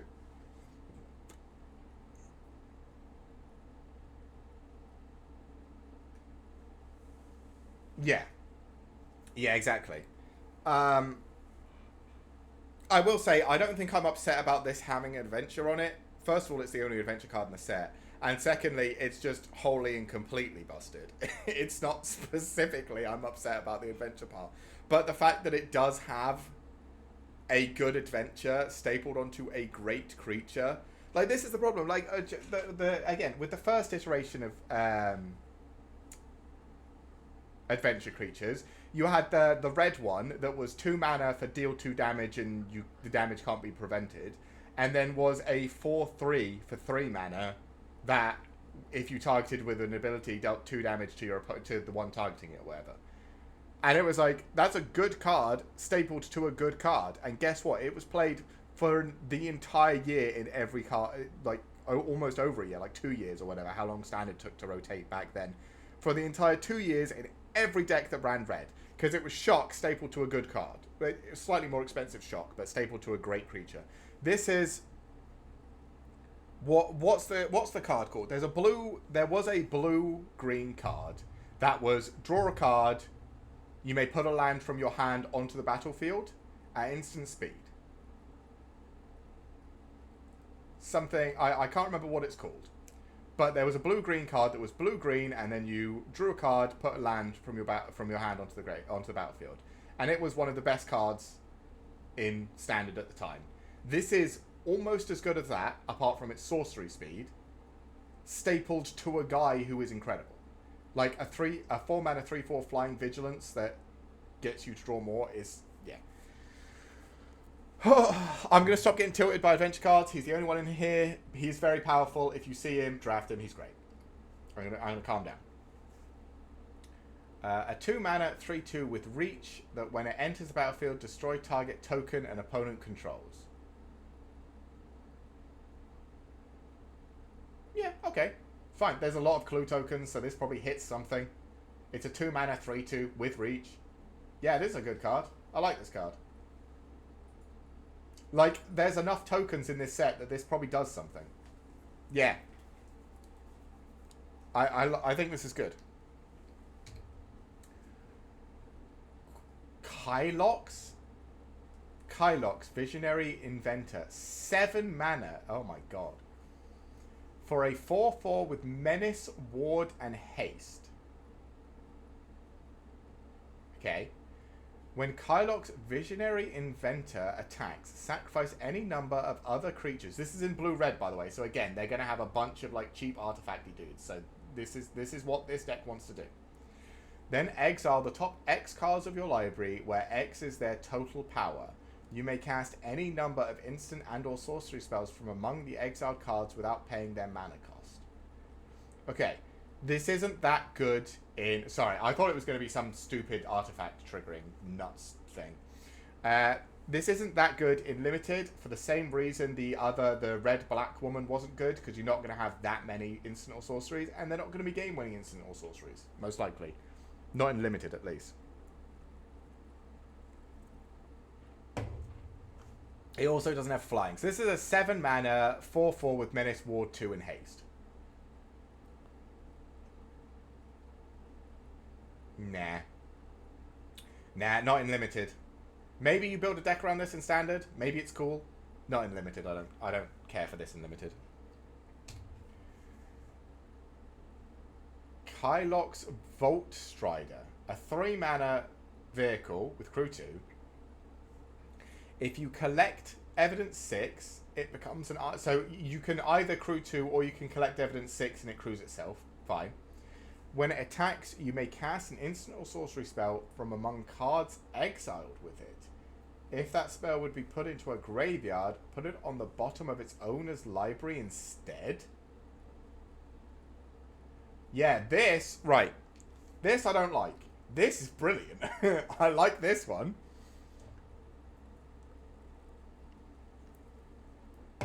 Again, I'm not sure if it's good.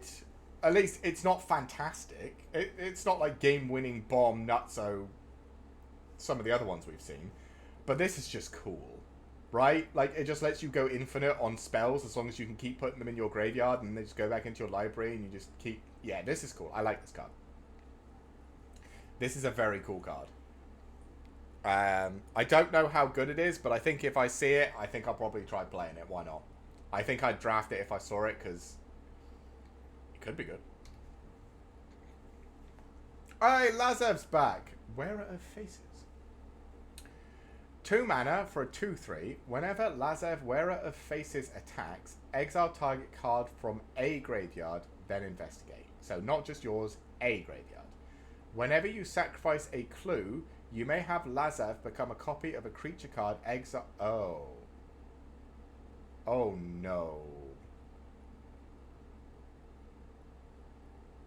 Oh no, no, no, no, no, no, no, no. So, alright. I'll tell you why I'm very upset with this. First of all, I think in limited, this card is great. I don't think there's a problem with it in limited. I think you probably... It's a 2-mana 2/3 that has upside with it attacking and probably does some cool stuff. I like this. My problem with it is, in standard, how many... Like, I'm already getting sick of people going... I've discarded, what's it, Atraxa. So I'll pay 5 mana for my resurrection to bring back Atraxa. I don't want to see it happen to me on turn 3 with Lazev, thanks. I don't want my opponent to have a turn 3 7/7 Flying Vigilance Death Touch Lifelinker. Please.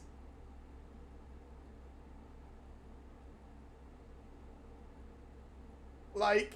Oh, you can't release this. That's true. That's true. If you're playing this, you can just eat the Atraxa. And then you get to make the Atraxa.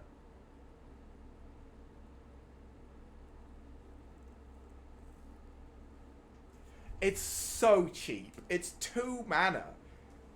2 mana, and if you have a clue,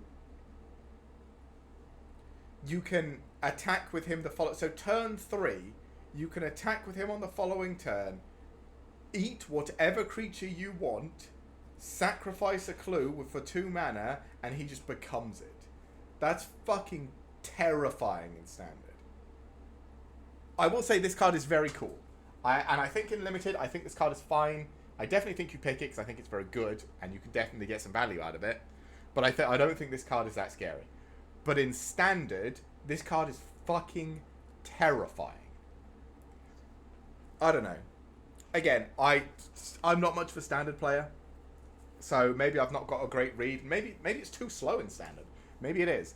But I feel like you could just have a bunch of like self-discard and self-mill cards, this, and then just like enormous things like Atraxa. I mean, I suppose the thing with Atraxa is you usually want the enter the battlefield effect. Like, look at the top 10 and get shit. And this doesn't give you that.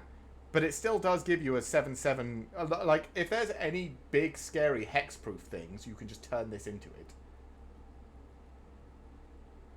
I don't know. I'm going to say for limited, it's fine. And I always worry about things that never happen in standard, so... Yeah. It could do, yeah. Oh my fucking god, what is this? Leyline of the Guild Pact. So you can play this with 4 green. If Leyline of the Guild Pact is in your... Oh, so it is actually a Leyline, because it gets the whole start in your hand. You put it on the battlefield. If Leyline of the Guild Pact is in your opening hand, you may begin the game with it on the battlefield. Cool. Each non-land permanent you control is all colours. Lands you control are every basic land type in addition to their other types. Okay, so this just makes 5-colour work. Right? And then what you do if you pick this and you're trying to do a 5-colour deck is you stack with mostly green lands and hope to get this out for 4 green. So you don't need this in your starting hand, but if you have 4 green, you can play it, because it is, yeah, green, white, green, blue, green, black, green, red. So with 4 green, you can just play this card. And then it solves every problem.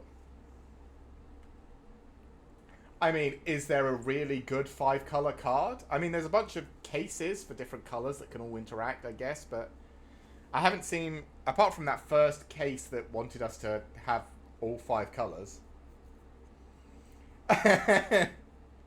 Yeah, probably. Hey, Lightning Helix. This is a good card. Strangely, when you staple Lightning Bolt and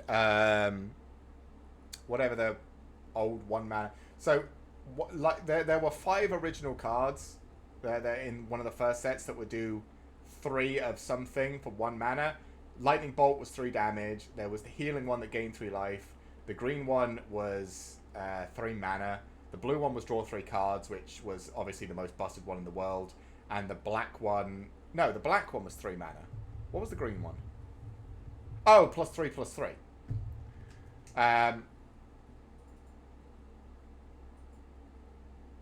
Lightning Helix. Lightning Helix is a great card. It just has everything you want on a card. 3 damage to any target, so it's Lightning Bolt, and also gain 3 life. This is a great card. Yeah. I am glad to see Lightning Helix back.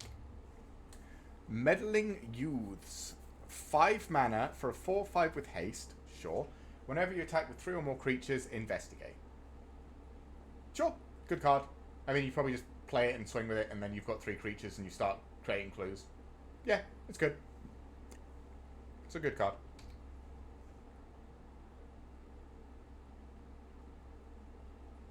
Oh, I literally just said, is there a good 5-color card? I forgot Niv Mizzet is in Ravnica.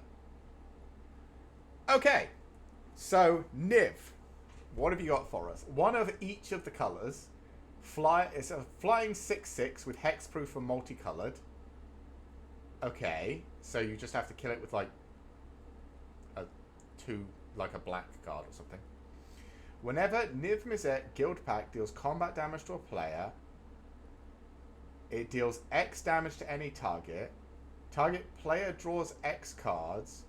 You gain X life, where X is the number of different color pairs among permanents you control that are exactly 2 colors. Wait. Okay, so I will say this is so maybe if you have Leyline and Niv, maybe you're going Rainbow. But that's 2 rares you have to get to want to go Rainbow in this set. But so the idea, I think, is that if you're going Rainbow, you're going hard Rainbow. Everything in your deck is going to be a gold border, like a 2-color card, like this one, like the gold around the outside. Everything is going to be a 2-color. So when you hit them with, so you play Niv, and you hit them with it, you get to draw 2, 3, 4 extra cards, gain that life, and deal that much damage to either their face again, or to their... Yeah, you're grabbing every gold disguise. You're just grabbing every gold card you can find and just praying you can sort of keep yourself alive long enough to get Niv down. Like, he's 5 color. This is really... in Limited, this is so hard to play. It's so hard. But if you get him down, he's a flying 6. If you get him down and your opponent doesn't immediately kill him, you crack your opponent for 6. Deal an X amount of damage, which if it's more than 3, probably kills the creature. Draw cards. If it's 3 again, this is already insane. And gain 3 life. This wins you the game on that swing. I mean, this wins you the game. Yeah, this card is insane. But I don't know if you can actually play it. I mean, what am I saying? This, like the slime, is probably not great in Limited. Because he's 5 color and hard to play. But when we do our drafting, we're going to draft Niv Mizzet whenever we see him. And we're going to int drafts by trying to play Rainbow Gold. Or Rainbow. And it's just going to be terrible. But that's fine because Niv Mizzet is cool. Okay, so this is the reason why you want to play like Leyline or something. Also, if you do get Leyline in your starting hand, yeah, it would be a blast.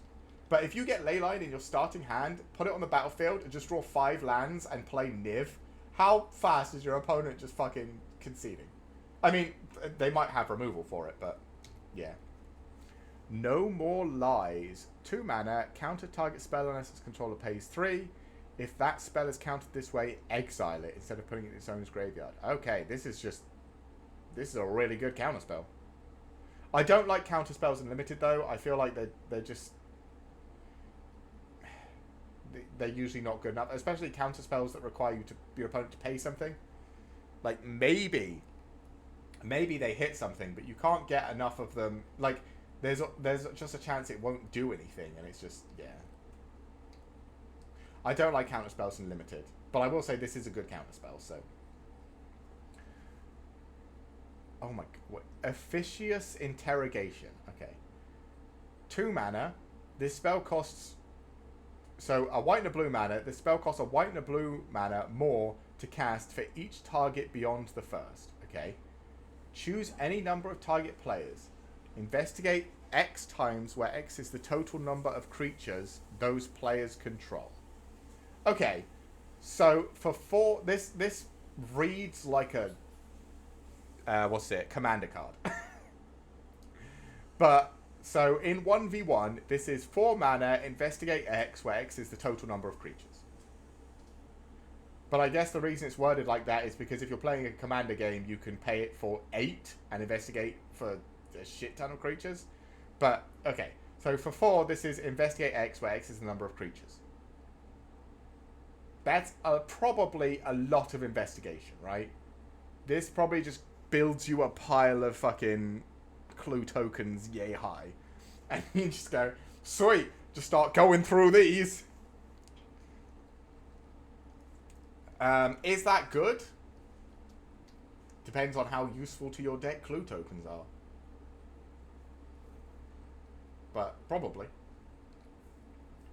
Private Eye. 3 mana for a homunculus detective. Other detectives you control get +1/+1. Ooh. There's a detective lord. Whenever you draw your second card each turn, target detective can't be blocked this turn. This is good. Yeah. He is very good. I think if you're playing white-blue detectives, this is why you're playing it. Because you have either 1 or more copies of this. And he's uncommon, so you can have a couple of copies of this. This could be very good. Oh, hey Rakdos, how you doing, buddy? Rakdos, Patron of Chaos. A 6 mana, 6/6 flying trample. So you're playing this card if you get him. At the beginning of your end step, target opponent may sacrifice 2 non-land, non-token permanents. So they have to be creatures. Oh my god. If they don't, you draw 2 cards. This might be the best card we've seen. Yeah. Yep, this is the best card we've seen. This is the best card in the set. It just is. Of all the creatures, like, this is just the best card. It either trades with all of the big creatures we've seen. Niv, this trades with. The 6/6 dragon, this trades with. It trades with everything we've seen. And at the beginning of your end step, on the turn you play it, you either draw 2 cards or your opponent sacks 2 things. and they have to be real things. They can't be non-land. They can't be lands or tokens. This is the best card in the set by about this much. This is the best card in the set. This is incredible. This is better than everything we've seen. One-sided board wipe strapped to a giant flyer with card draw. Yeah, this is the best card. This is the best card I've seen in possibly the last 3 sets. This is the best card for limited.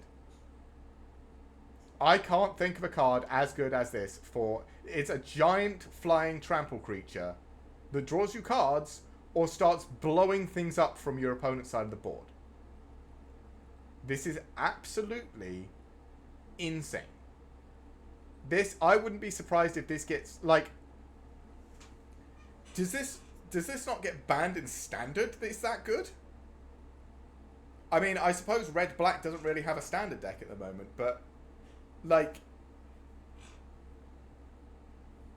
You have to answer this with removal immediately. Because if your opponent gets to the end of their turn, they get value off of it. This card is absolutely ridiculous. Jesus. Now, see, now I'm going to be upset if I draft anything that's not this. Okay. Rakish Scoundrel. 4 mana for a 3/3 with Death Touch. That's pretty good. When it enters the battlefield or is turned face up, target creature gains indestructible until end of turn. Oh, this is one of those 2-face. This is very good as well. I mean, a 4 mana 3/3 Death Toucher. This holds the ground and also can start chunking your opponent if they're not willing to throw something underneath it. This is a very good card. I like all of these. All of these cheap gold cards, they're common, not cheap, but common gold cards, I'm a huge fan of all of them. Relive the Past. 7 mana? Okay, what are you doing, Selesnya? Return up to 1 target artifact card, up to 1 target land card, and up to 1 target non-aura enchantment card from your graveyard to the battlefield. They are 5/5 elementals in addition to their other types. So this is 15 power for 7 across 3 bodies.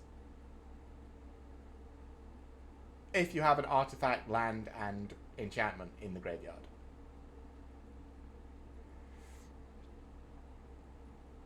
I think if you are playing Selesnya and you have that, I think you're happy with this being your top end card. 15 power is a lot.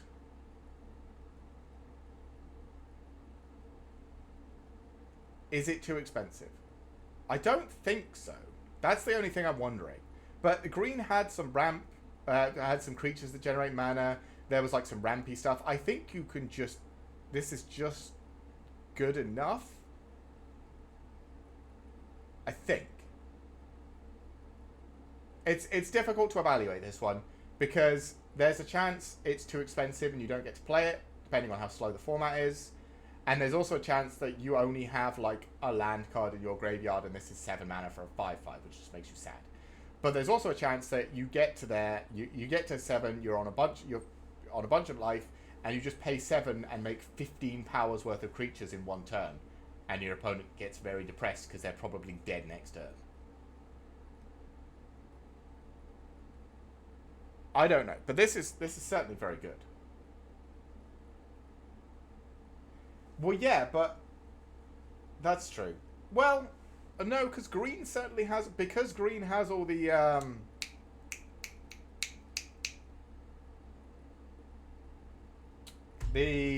gather the evidence or whatever. It had ways to put cards into the graveyard, and it had a bunch of ways to bring lands back. So there's probably ways in green to fill your graveyard. So at least the green part of Selesnya lets you do it. Maybe the white part doesn't, but that's not a big deal. Repulsive Mutation. 2 and X. For X, +1/+1 counter on target creature. Then counter up to 1 target spell unless the controller pays mana equal to the greatest power among creatures you control. This is a counter spell I'm happy to run. Because it's a pump spell. It's just secretly also a counter spell.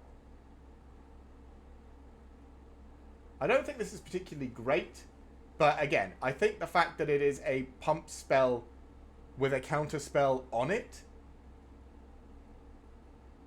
makes it good enough that you probably take this if you see it. Rift Burst Hellion. A 7 mana, 6/7 with reach. This, again, this is another very good... The hybrid disguise cards. Like, this is a 6 mana, 6/7 with reach if you play it for the disguise cost. That's very good. It's the biggest thing we've seen, essentially. Have we seen anything bigger than a 6/7? I don't think so. Like, this blocks Rakdos and kills him. And I think that's the only thing that does without dying currently. These gold cards are really good. I'm a big fan of these. Don't make me say that word. Oh, this isn't even in English. That's why. I guess maybe this card wasn't released in English yet. So there's a card we don't know. Sorry, I didn't realise it wasn't in English yet. My partner picked up all the cards offline and then he put them in a folder for me. I didn't really look through all of them because I wanted it to be a surprise. I'm not sure what this one does. It looks like it gives something -5/-5 for 5 mana. It's probably good. We'll move on. 3 mana for a 2/1 flying lifelinker. Again, this is one of the... So, it's one of the hybrid disguise cards. So, for 2 mana, you can actually make it flying. And when it's turned face up, another target creature you control gains lifelink until end of turn. Again, fantastic little card. This is anything, any white or black deck can use this card, and it's good. I mean, this one you're probably not playing as a 3 mana 2/1 flying lifelinker, not if you can help it. But I think it's just a good card, especially for the disguise cost. Shady Informant. 5 mana for a 4/2. When it dies, it deals 2 damage to any target. Again, these disguise cards, these hybrid mana disguise cards are all really good. Like, this is a 4/2, you just throw at your opponent's face, and then if they block it, it just blows up another creature or kills them or deals 2 damage to their face. This is great. I like all these cards. Soul Surge. Okay. 2 mana for target opponent reveals their hand, choose an online card from it, exile that card. If that card's mana value is 1 or less, create a 1/1 white and black spirit creature token with flying. I don't know. I've never really rated hand attack in limited. It's just kind of So I'm going to say meh. I'm not a big fan of it. Sumala Sentry. A 2 mana 1/3 with reach.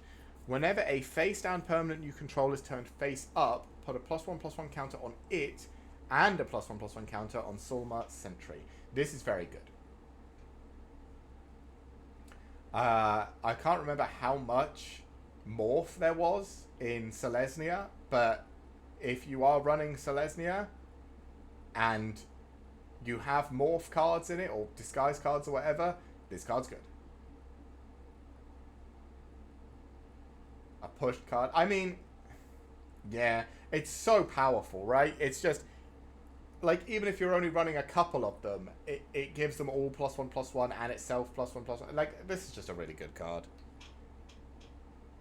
Botanical Brawler, yeah. Botanical Brawler was very, you know, I'm so good with myself and anything that does this that you kind of have to pick me. And yeah, this is the same. Taser, oh my god. Opulent Oligarch. Okay. 3 mana for a 2/3 with Death Touch. At the beginning of your end step, investigate for each opponent who lost life this turn. Right? Whenever a clue token you control is put into a graveyard from the battlefield, create a 1/1 white and black spirit creature token with flying. This ability only triggers once each turn. Okay, so slightly limited, so it's not as busted, but it is a 3 mana 2/3 with Death Touch that allows you to investigate every turn if you're attacking your opponent, and gives you upside to sacrificing your clues. All good. I'm liking all of those things. So this is a good card. I would certainly pick this up. I don't think she's like game breaking, busted. Like nothing compares to Rakdos at the moment. Rakdos is kind of like neutered every other card, but this is a very good card. 10 Street Gossip. Okay. 4 mana for a 4/4 vigilance. Already picking this card if I see it. And you can add 2, spend this mana only to cast face down spells or to turn creatures face up. Brilliant. Love it. Love it, love it, love it. I mean, it's a 4 mana 4/4 with vigilance, so it can keep swinging. And it also, because it has vigilance, it can still be used to turn things face up. Or play things face down. Whichever one you want to do. I like this card. Tossamir Midnight's Light. Okay. Are you 5 mana for a 3/2 with lifelink? Oh no. When Tossamir Midnight's Light enters the battlefield, create Voja Fenstalker, a legendary 5/5 green and white wolf creature token with trample. Okay, so he's actually busted because that's 8/7 worth of stats for 5. Sure. Whenever a wolf you control attacks, if Tossamir attacked this combat, so they attack together, target creature an opponent control blocks that wolf this combat. Okay, so this is a very, very good card. It's 8 power, 7 toughness worth of stats for 5. It has lifelink, so it heals you. And when you swing with it, as long as they're both still alive, you can have the wolf just consume something on your opponent's side of the field. You probably only get 1 attack out of it, because he's only a 3/2. So Tossamir probably just dies. But your wolf eats something on the opponent's side of the field, and probably still hangs about. So you're essentially paying 5 for a 5/5 that hangs about, and you also get a 3/2 with lifelink that... So, yeah. You're paying 5 for the wolf. Tossamir is just an upside. Because he probably dies on that first attack, but the wolf, if you're picking what blocks it, the wolf kills something and still hangs around. And you gained 3 life from the Tossamir attack. This is a very good card. I think if you're playing limited and you see this card, grab it. This is very good. Treacherous Greed. 3 mana. As an additional cost to cast this spell, sacrifice a creature that dealt damage this turn. Okay. Draw 3 cards. Each opponent loses 3 life and you gain 3 life. I feel like this is really, really, really good. Especially because Black-White seems to want to pump out a bunch of 1/1 flying spirits. Yeah. Because like the Planeswalker does, and that other woman did. So I'm sure there's a bunch of ways to make a bunch of cheap dudes. You hit your opponent with 1 of them, and then sack it to draw 3 cards, vamp them for 3. This is really good. This has to be really good. Like, if you get this and you're playing Black-White, all you have to do is get 1 creature through, and draw 3, vamp 3 is so good. Yeah. This is a very good card. Hey, Trostani! Selesnya. 3 mana for a 4/4. Okay, I'm listening, I'm listening. Target creature gains Death Touch until end of turn for 2. For 1, white or green, target creature gains Vigilance until end of turn. And for 3, with white, target creature gains Double Strike until end of turn. This card is fantastic.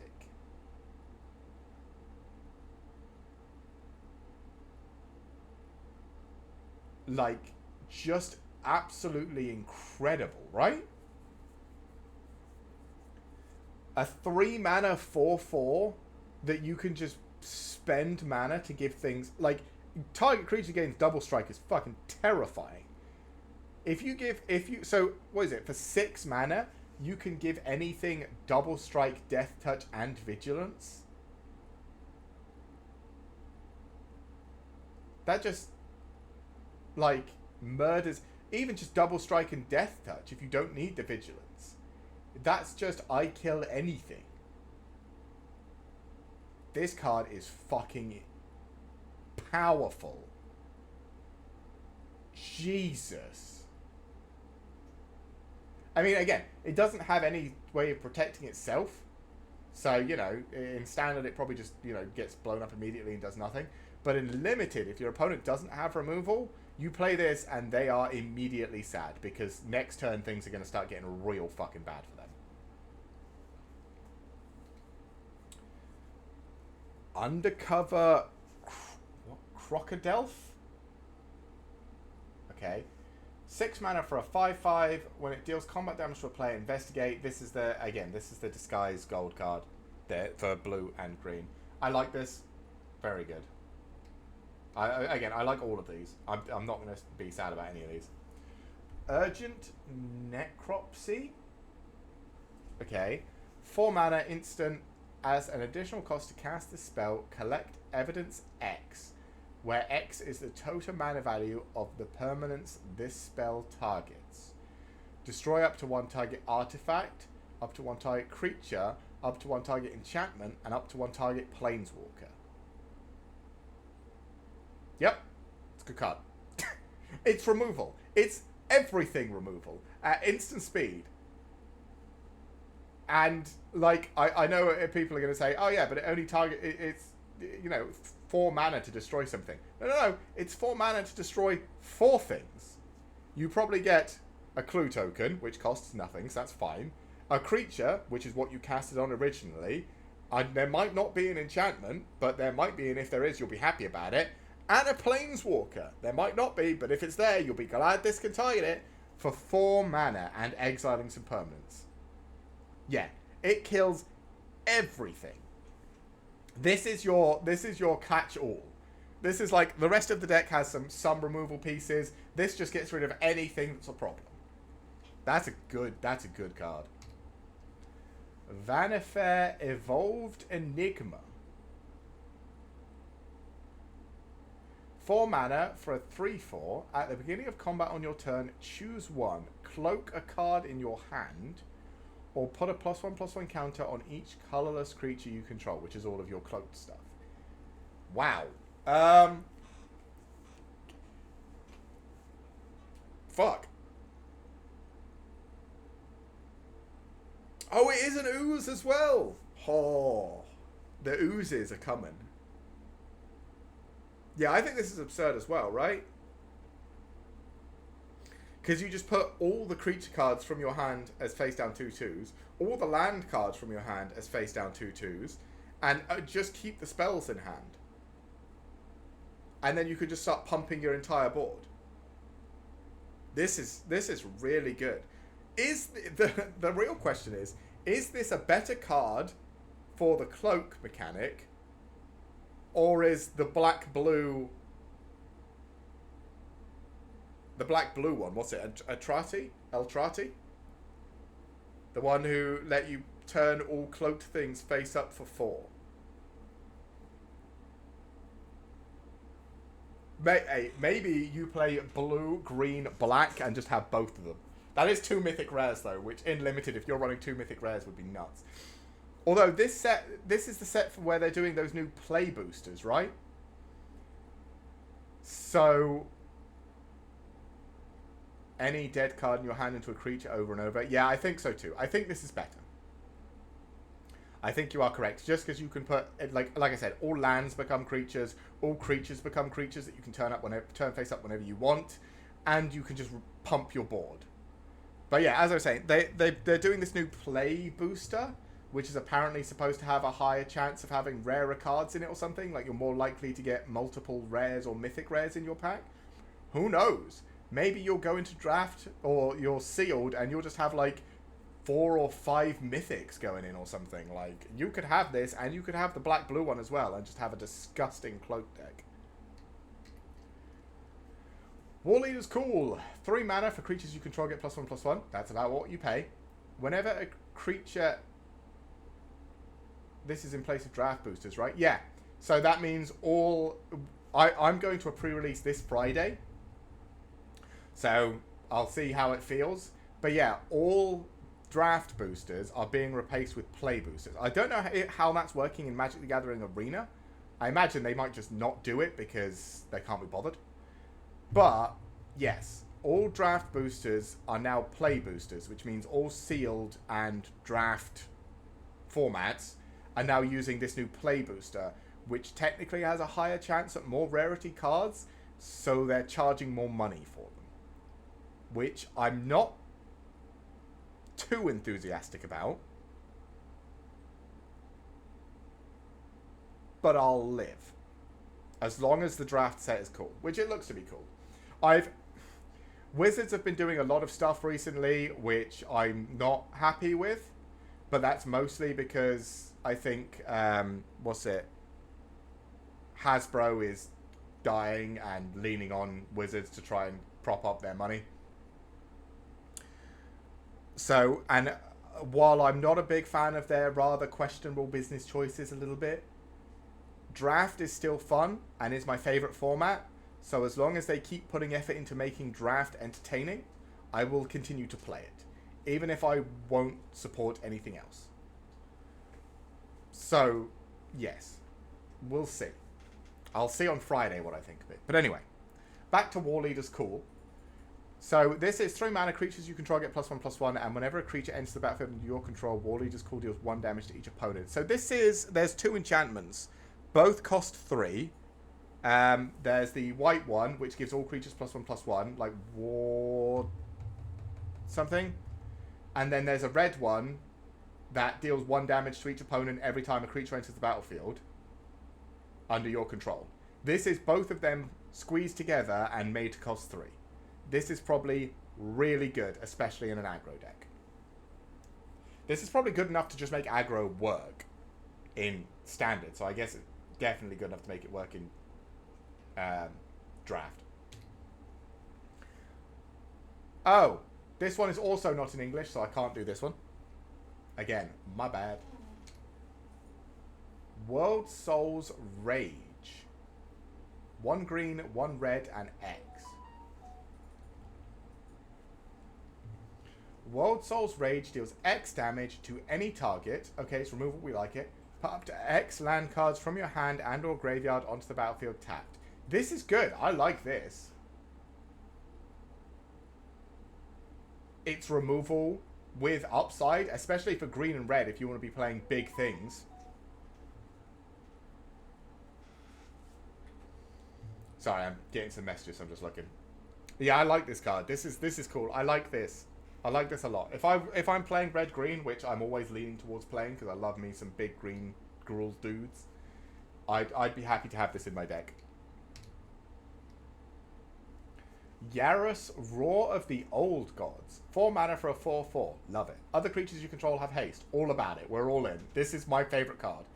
Whenever 1 or more face-down creatures you control deal combat damage to a player, draw a card. Love it. Whenever a face-down creature you control dies, return it to the battlefield face-down under its owner's control. If it's a permanent card, then turn it face up? What?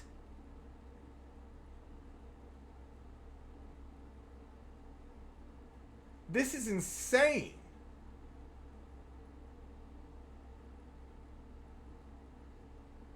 Is this not just ridiculous?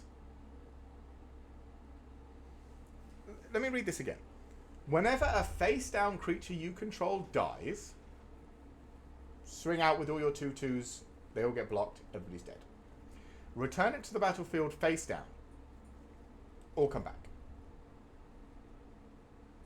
And if it's a permanent card, turn it face up.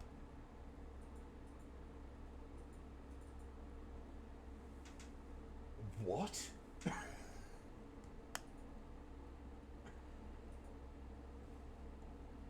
So that triggers all of the disguise mechanics all at the same time.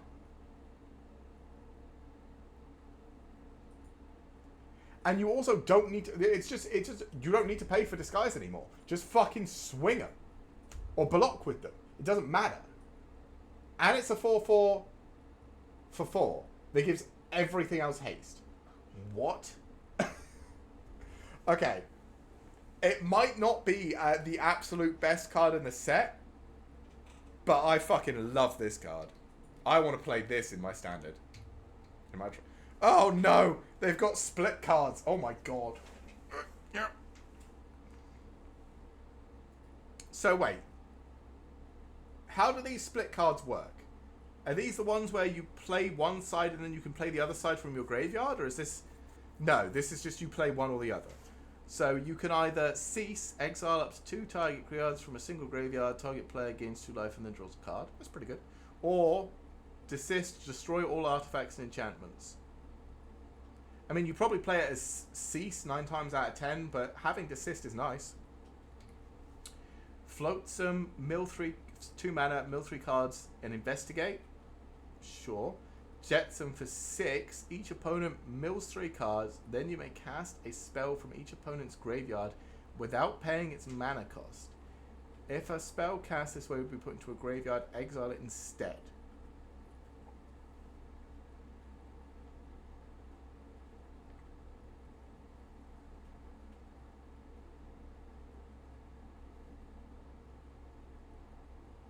I mean, they're both probably pretty good. I'd probably save this one for Jetsam most of the time, but again, in limited, you don't know. Well, no, because it's not out of the milled cards. It's just any spell. So if your opponent has played removal, you can just steal their removal and blow up their own creatures with it. This is pretty good. Fuss, 3 mana, put a +1/+1 counter on each attacking creature you control. That's really good in aggro. Bother, create 3 1/1 colorless stop to artifact creature tokens with flying and surveil 2. Okay.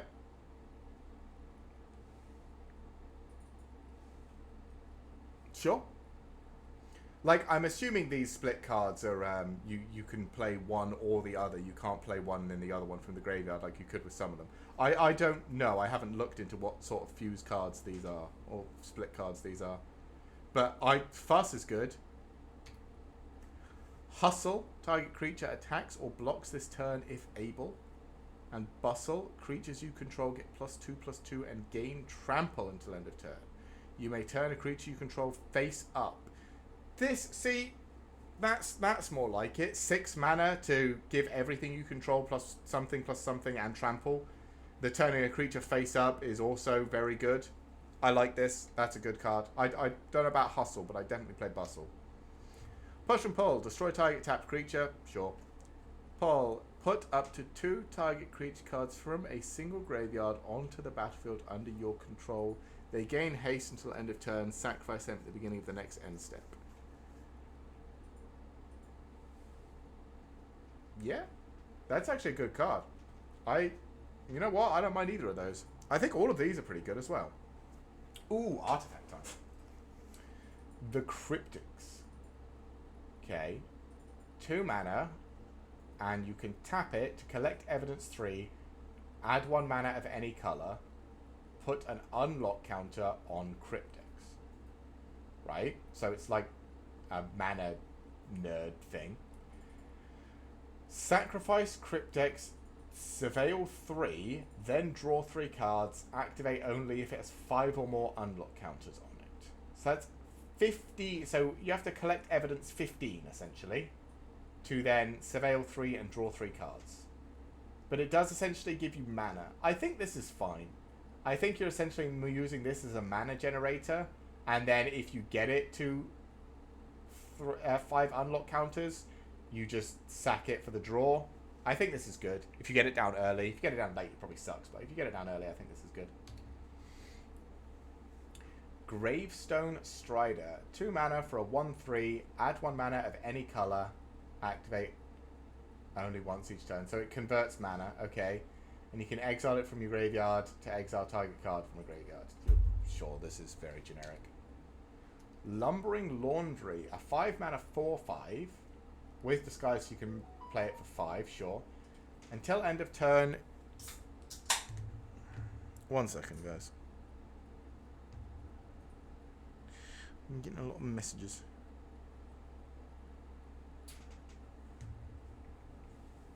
Oh, okay. Well, I'm not sure how I'm going to put those on at the end. Anyway, back to what we were doing. Yeah, you may look... Okay, until end of turn, you may look at face-down creatures you don't control. Oh! I like this. So you get to just look at your opponent's stuff. Yeah, it's like a counter to your opponent hiding everything. That's cool. Yeah, that's a nice effect. Magnetic Snuffler. Okay. Is that like an anteater with like a flat nose? It looks like it, right? 5 mana for a 4/4. When it enters the battlefield, return target equipment card from your graveyard to the battlefield attached to it. Okay. Whenever you sacrifice an artifact, put a +1/+1 counter on magnetic stuff. This is probably good in that artifact like sacrifice deck, the red-blue one. And you can return equipment if you've got one. This is probably pretty good. Magnifying Glass. 3 mana for a tap to add colorless and 4 to investigate. It's fine. It's nothing exciting. It's fine. Sanitation or Automation?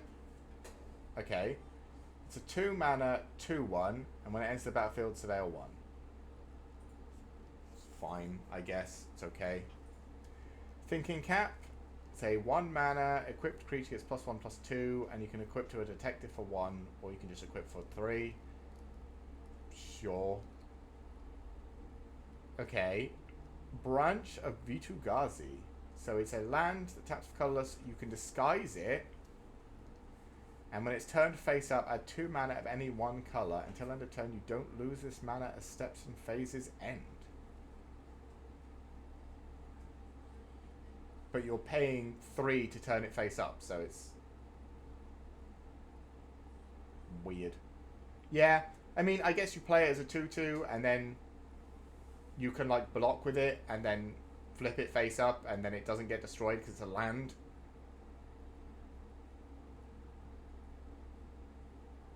And then you get 2 extra mana. I don't know. Ooh. So the tap lands, so the lands enter battlefield tapped and they surveil 1. Is that what all of them do? Yeah.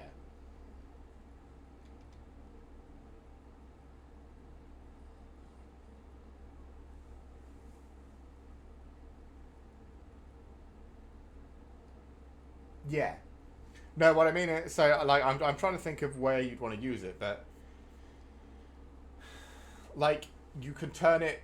So what I'm thinking is, if your opponent attacks you, you can block with it as a creature, and then you can just turn it face up by paying 3 mana, and then it's a land, so it can't be blocking. So you still block the attack. This doesn't get destroyed, and you get 2 of that mana back. Or maybe with some of the flip up effects, you can use it to generate mana. Maybe there's a way to cheese this and generate mana with a whole bunch of the like turn face up effects. Maybe. Yeah, so the lands all surveil and enter the battlefield tapped. I think we've seen Escape Tunnel, yeah. Sacrifice target creature with power 2 or less can't be blocked, or it can search for a basic land. I think we've seen that before. These are all the tap lands. I think we've seen this before as well, that's probably a reprint. Scene of Crime. Tap to add colorless. Tap an untapped creature you control, add 1 mana of any color. Sacrifice, draw a card. Oh, it's a clue land. Oh, I like that.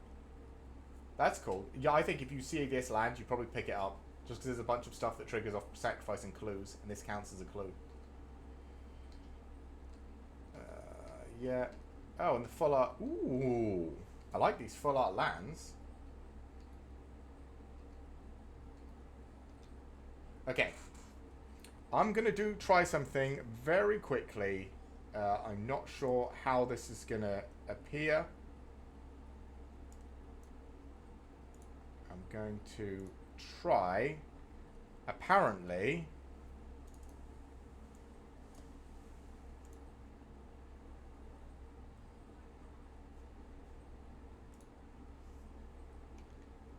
okay. Here we go. My partner added the 2 cards we couldn't read in English, so we're fine. So the first one was Rune Brand Juggler, a 3 mana 2/2. When it enters the battlefield, suspect up to 1 target creature you control, so your own creature gets menace but can't block. And for 5, you can sacrifice the suspected creature, and target creature gets -5/-5 until end of turn. Okay. That's pretty good, actually. Turn creatures you don't need if they're suspected into just -5/-5. That's pretty damn good, actually. And the other one was Wisp Drinker Vampire. So 4 mana for a 2/4 flyer. Whenever another creature with power 2 or less enters the battlefield under your control, you drain your opponent. Okay. And for 7, creatures you control with power 2 or less gain Death Touch and Lifelink until end of turn. Which probably just wins you a game because you either trade with everything on your opponent's side of the field and heal off of it. Yeah. Or you just block and everything on your side gets Death Touch and Lifelink and yeah. Okay. Alright. So I think that's all of the cards. Looks like it. Well, thanks everybody for coming and checking this out. Thank you Zatochi for talking through everything with me. And we also had Fatal come in early and chat with us about some of the early cards. I really enjoy doing this stuff. I had a good time going through all the cards. Again, yeah, well, this Friday is probably just going to be us farming more standard, sadly, because the new set won't be out, and we still need to try and earn up enough gold that we can run a couple of drafts for this set. But the week after, so not this Friday, but the following Friday, we will be drafting MKM on MTG Arena for probably 4 straight hours. Again, I don't really want to spend too much of my gems, but I'm willing to spend as much as it takes for us to be able to draft for the entire day, at least. Because I'm looking forward to this set. There are some very good cards. And I mean, we need to draft until we get... where is he? Come on! We need to draft until we get Rakdos, right? Like, that just has to happen. We have to do as many drafts as it takes for us to play Rakdos. Actually, no, I don't think I want Rakdos, actually. I think the one I want to try is Yaris. I think it might have to be draft until we get Yaris, because I want to try Yaris out. Anyway, thank you, everybody, for coming and hanging out. That's the end for today. I will see you all tomorrow for Pokemon, which will be fun. More Fool's Gold. It'll be great. And, yeah, I hope you have a good rest of your day. See you later.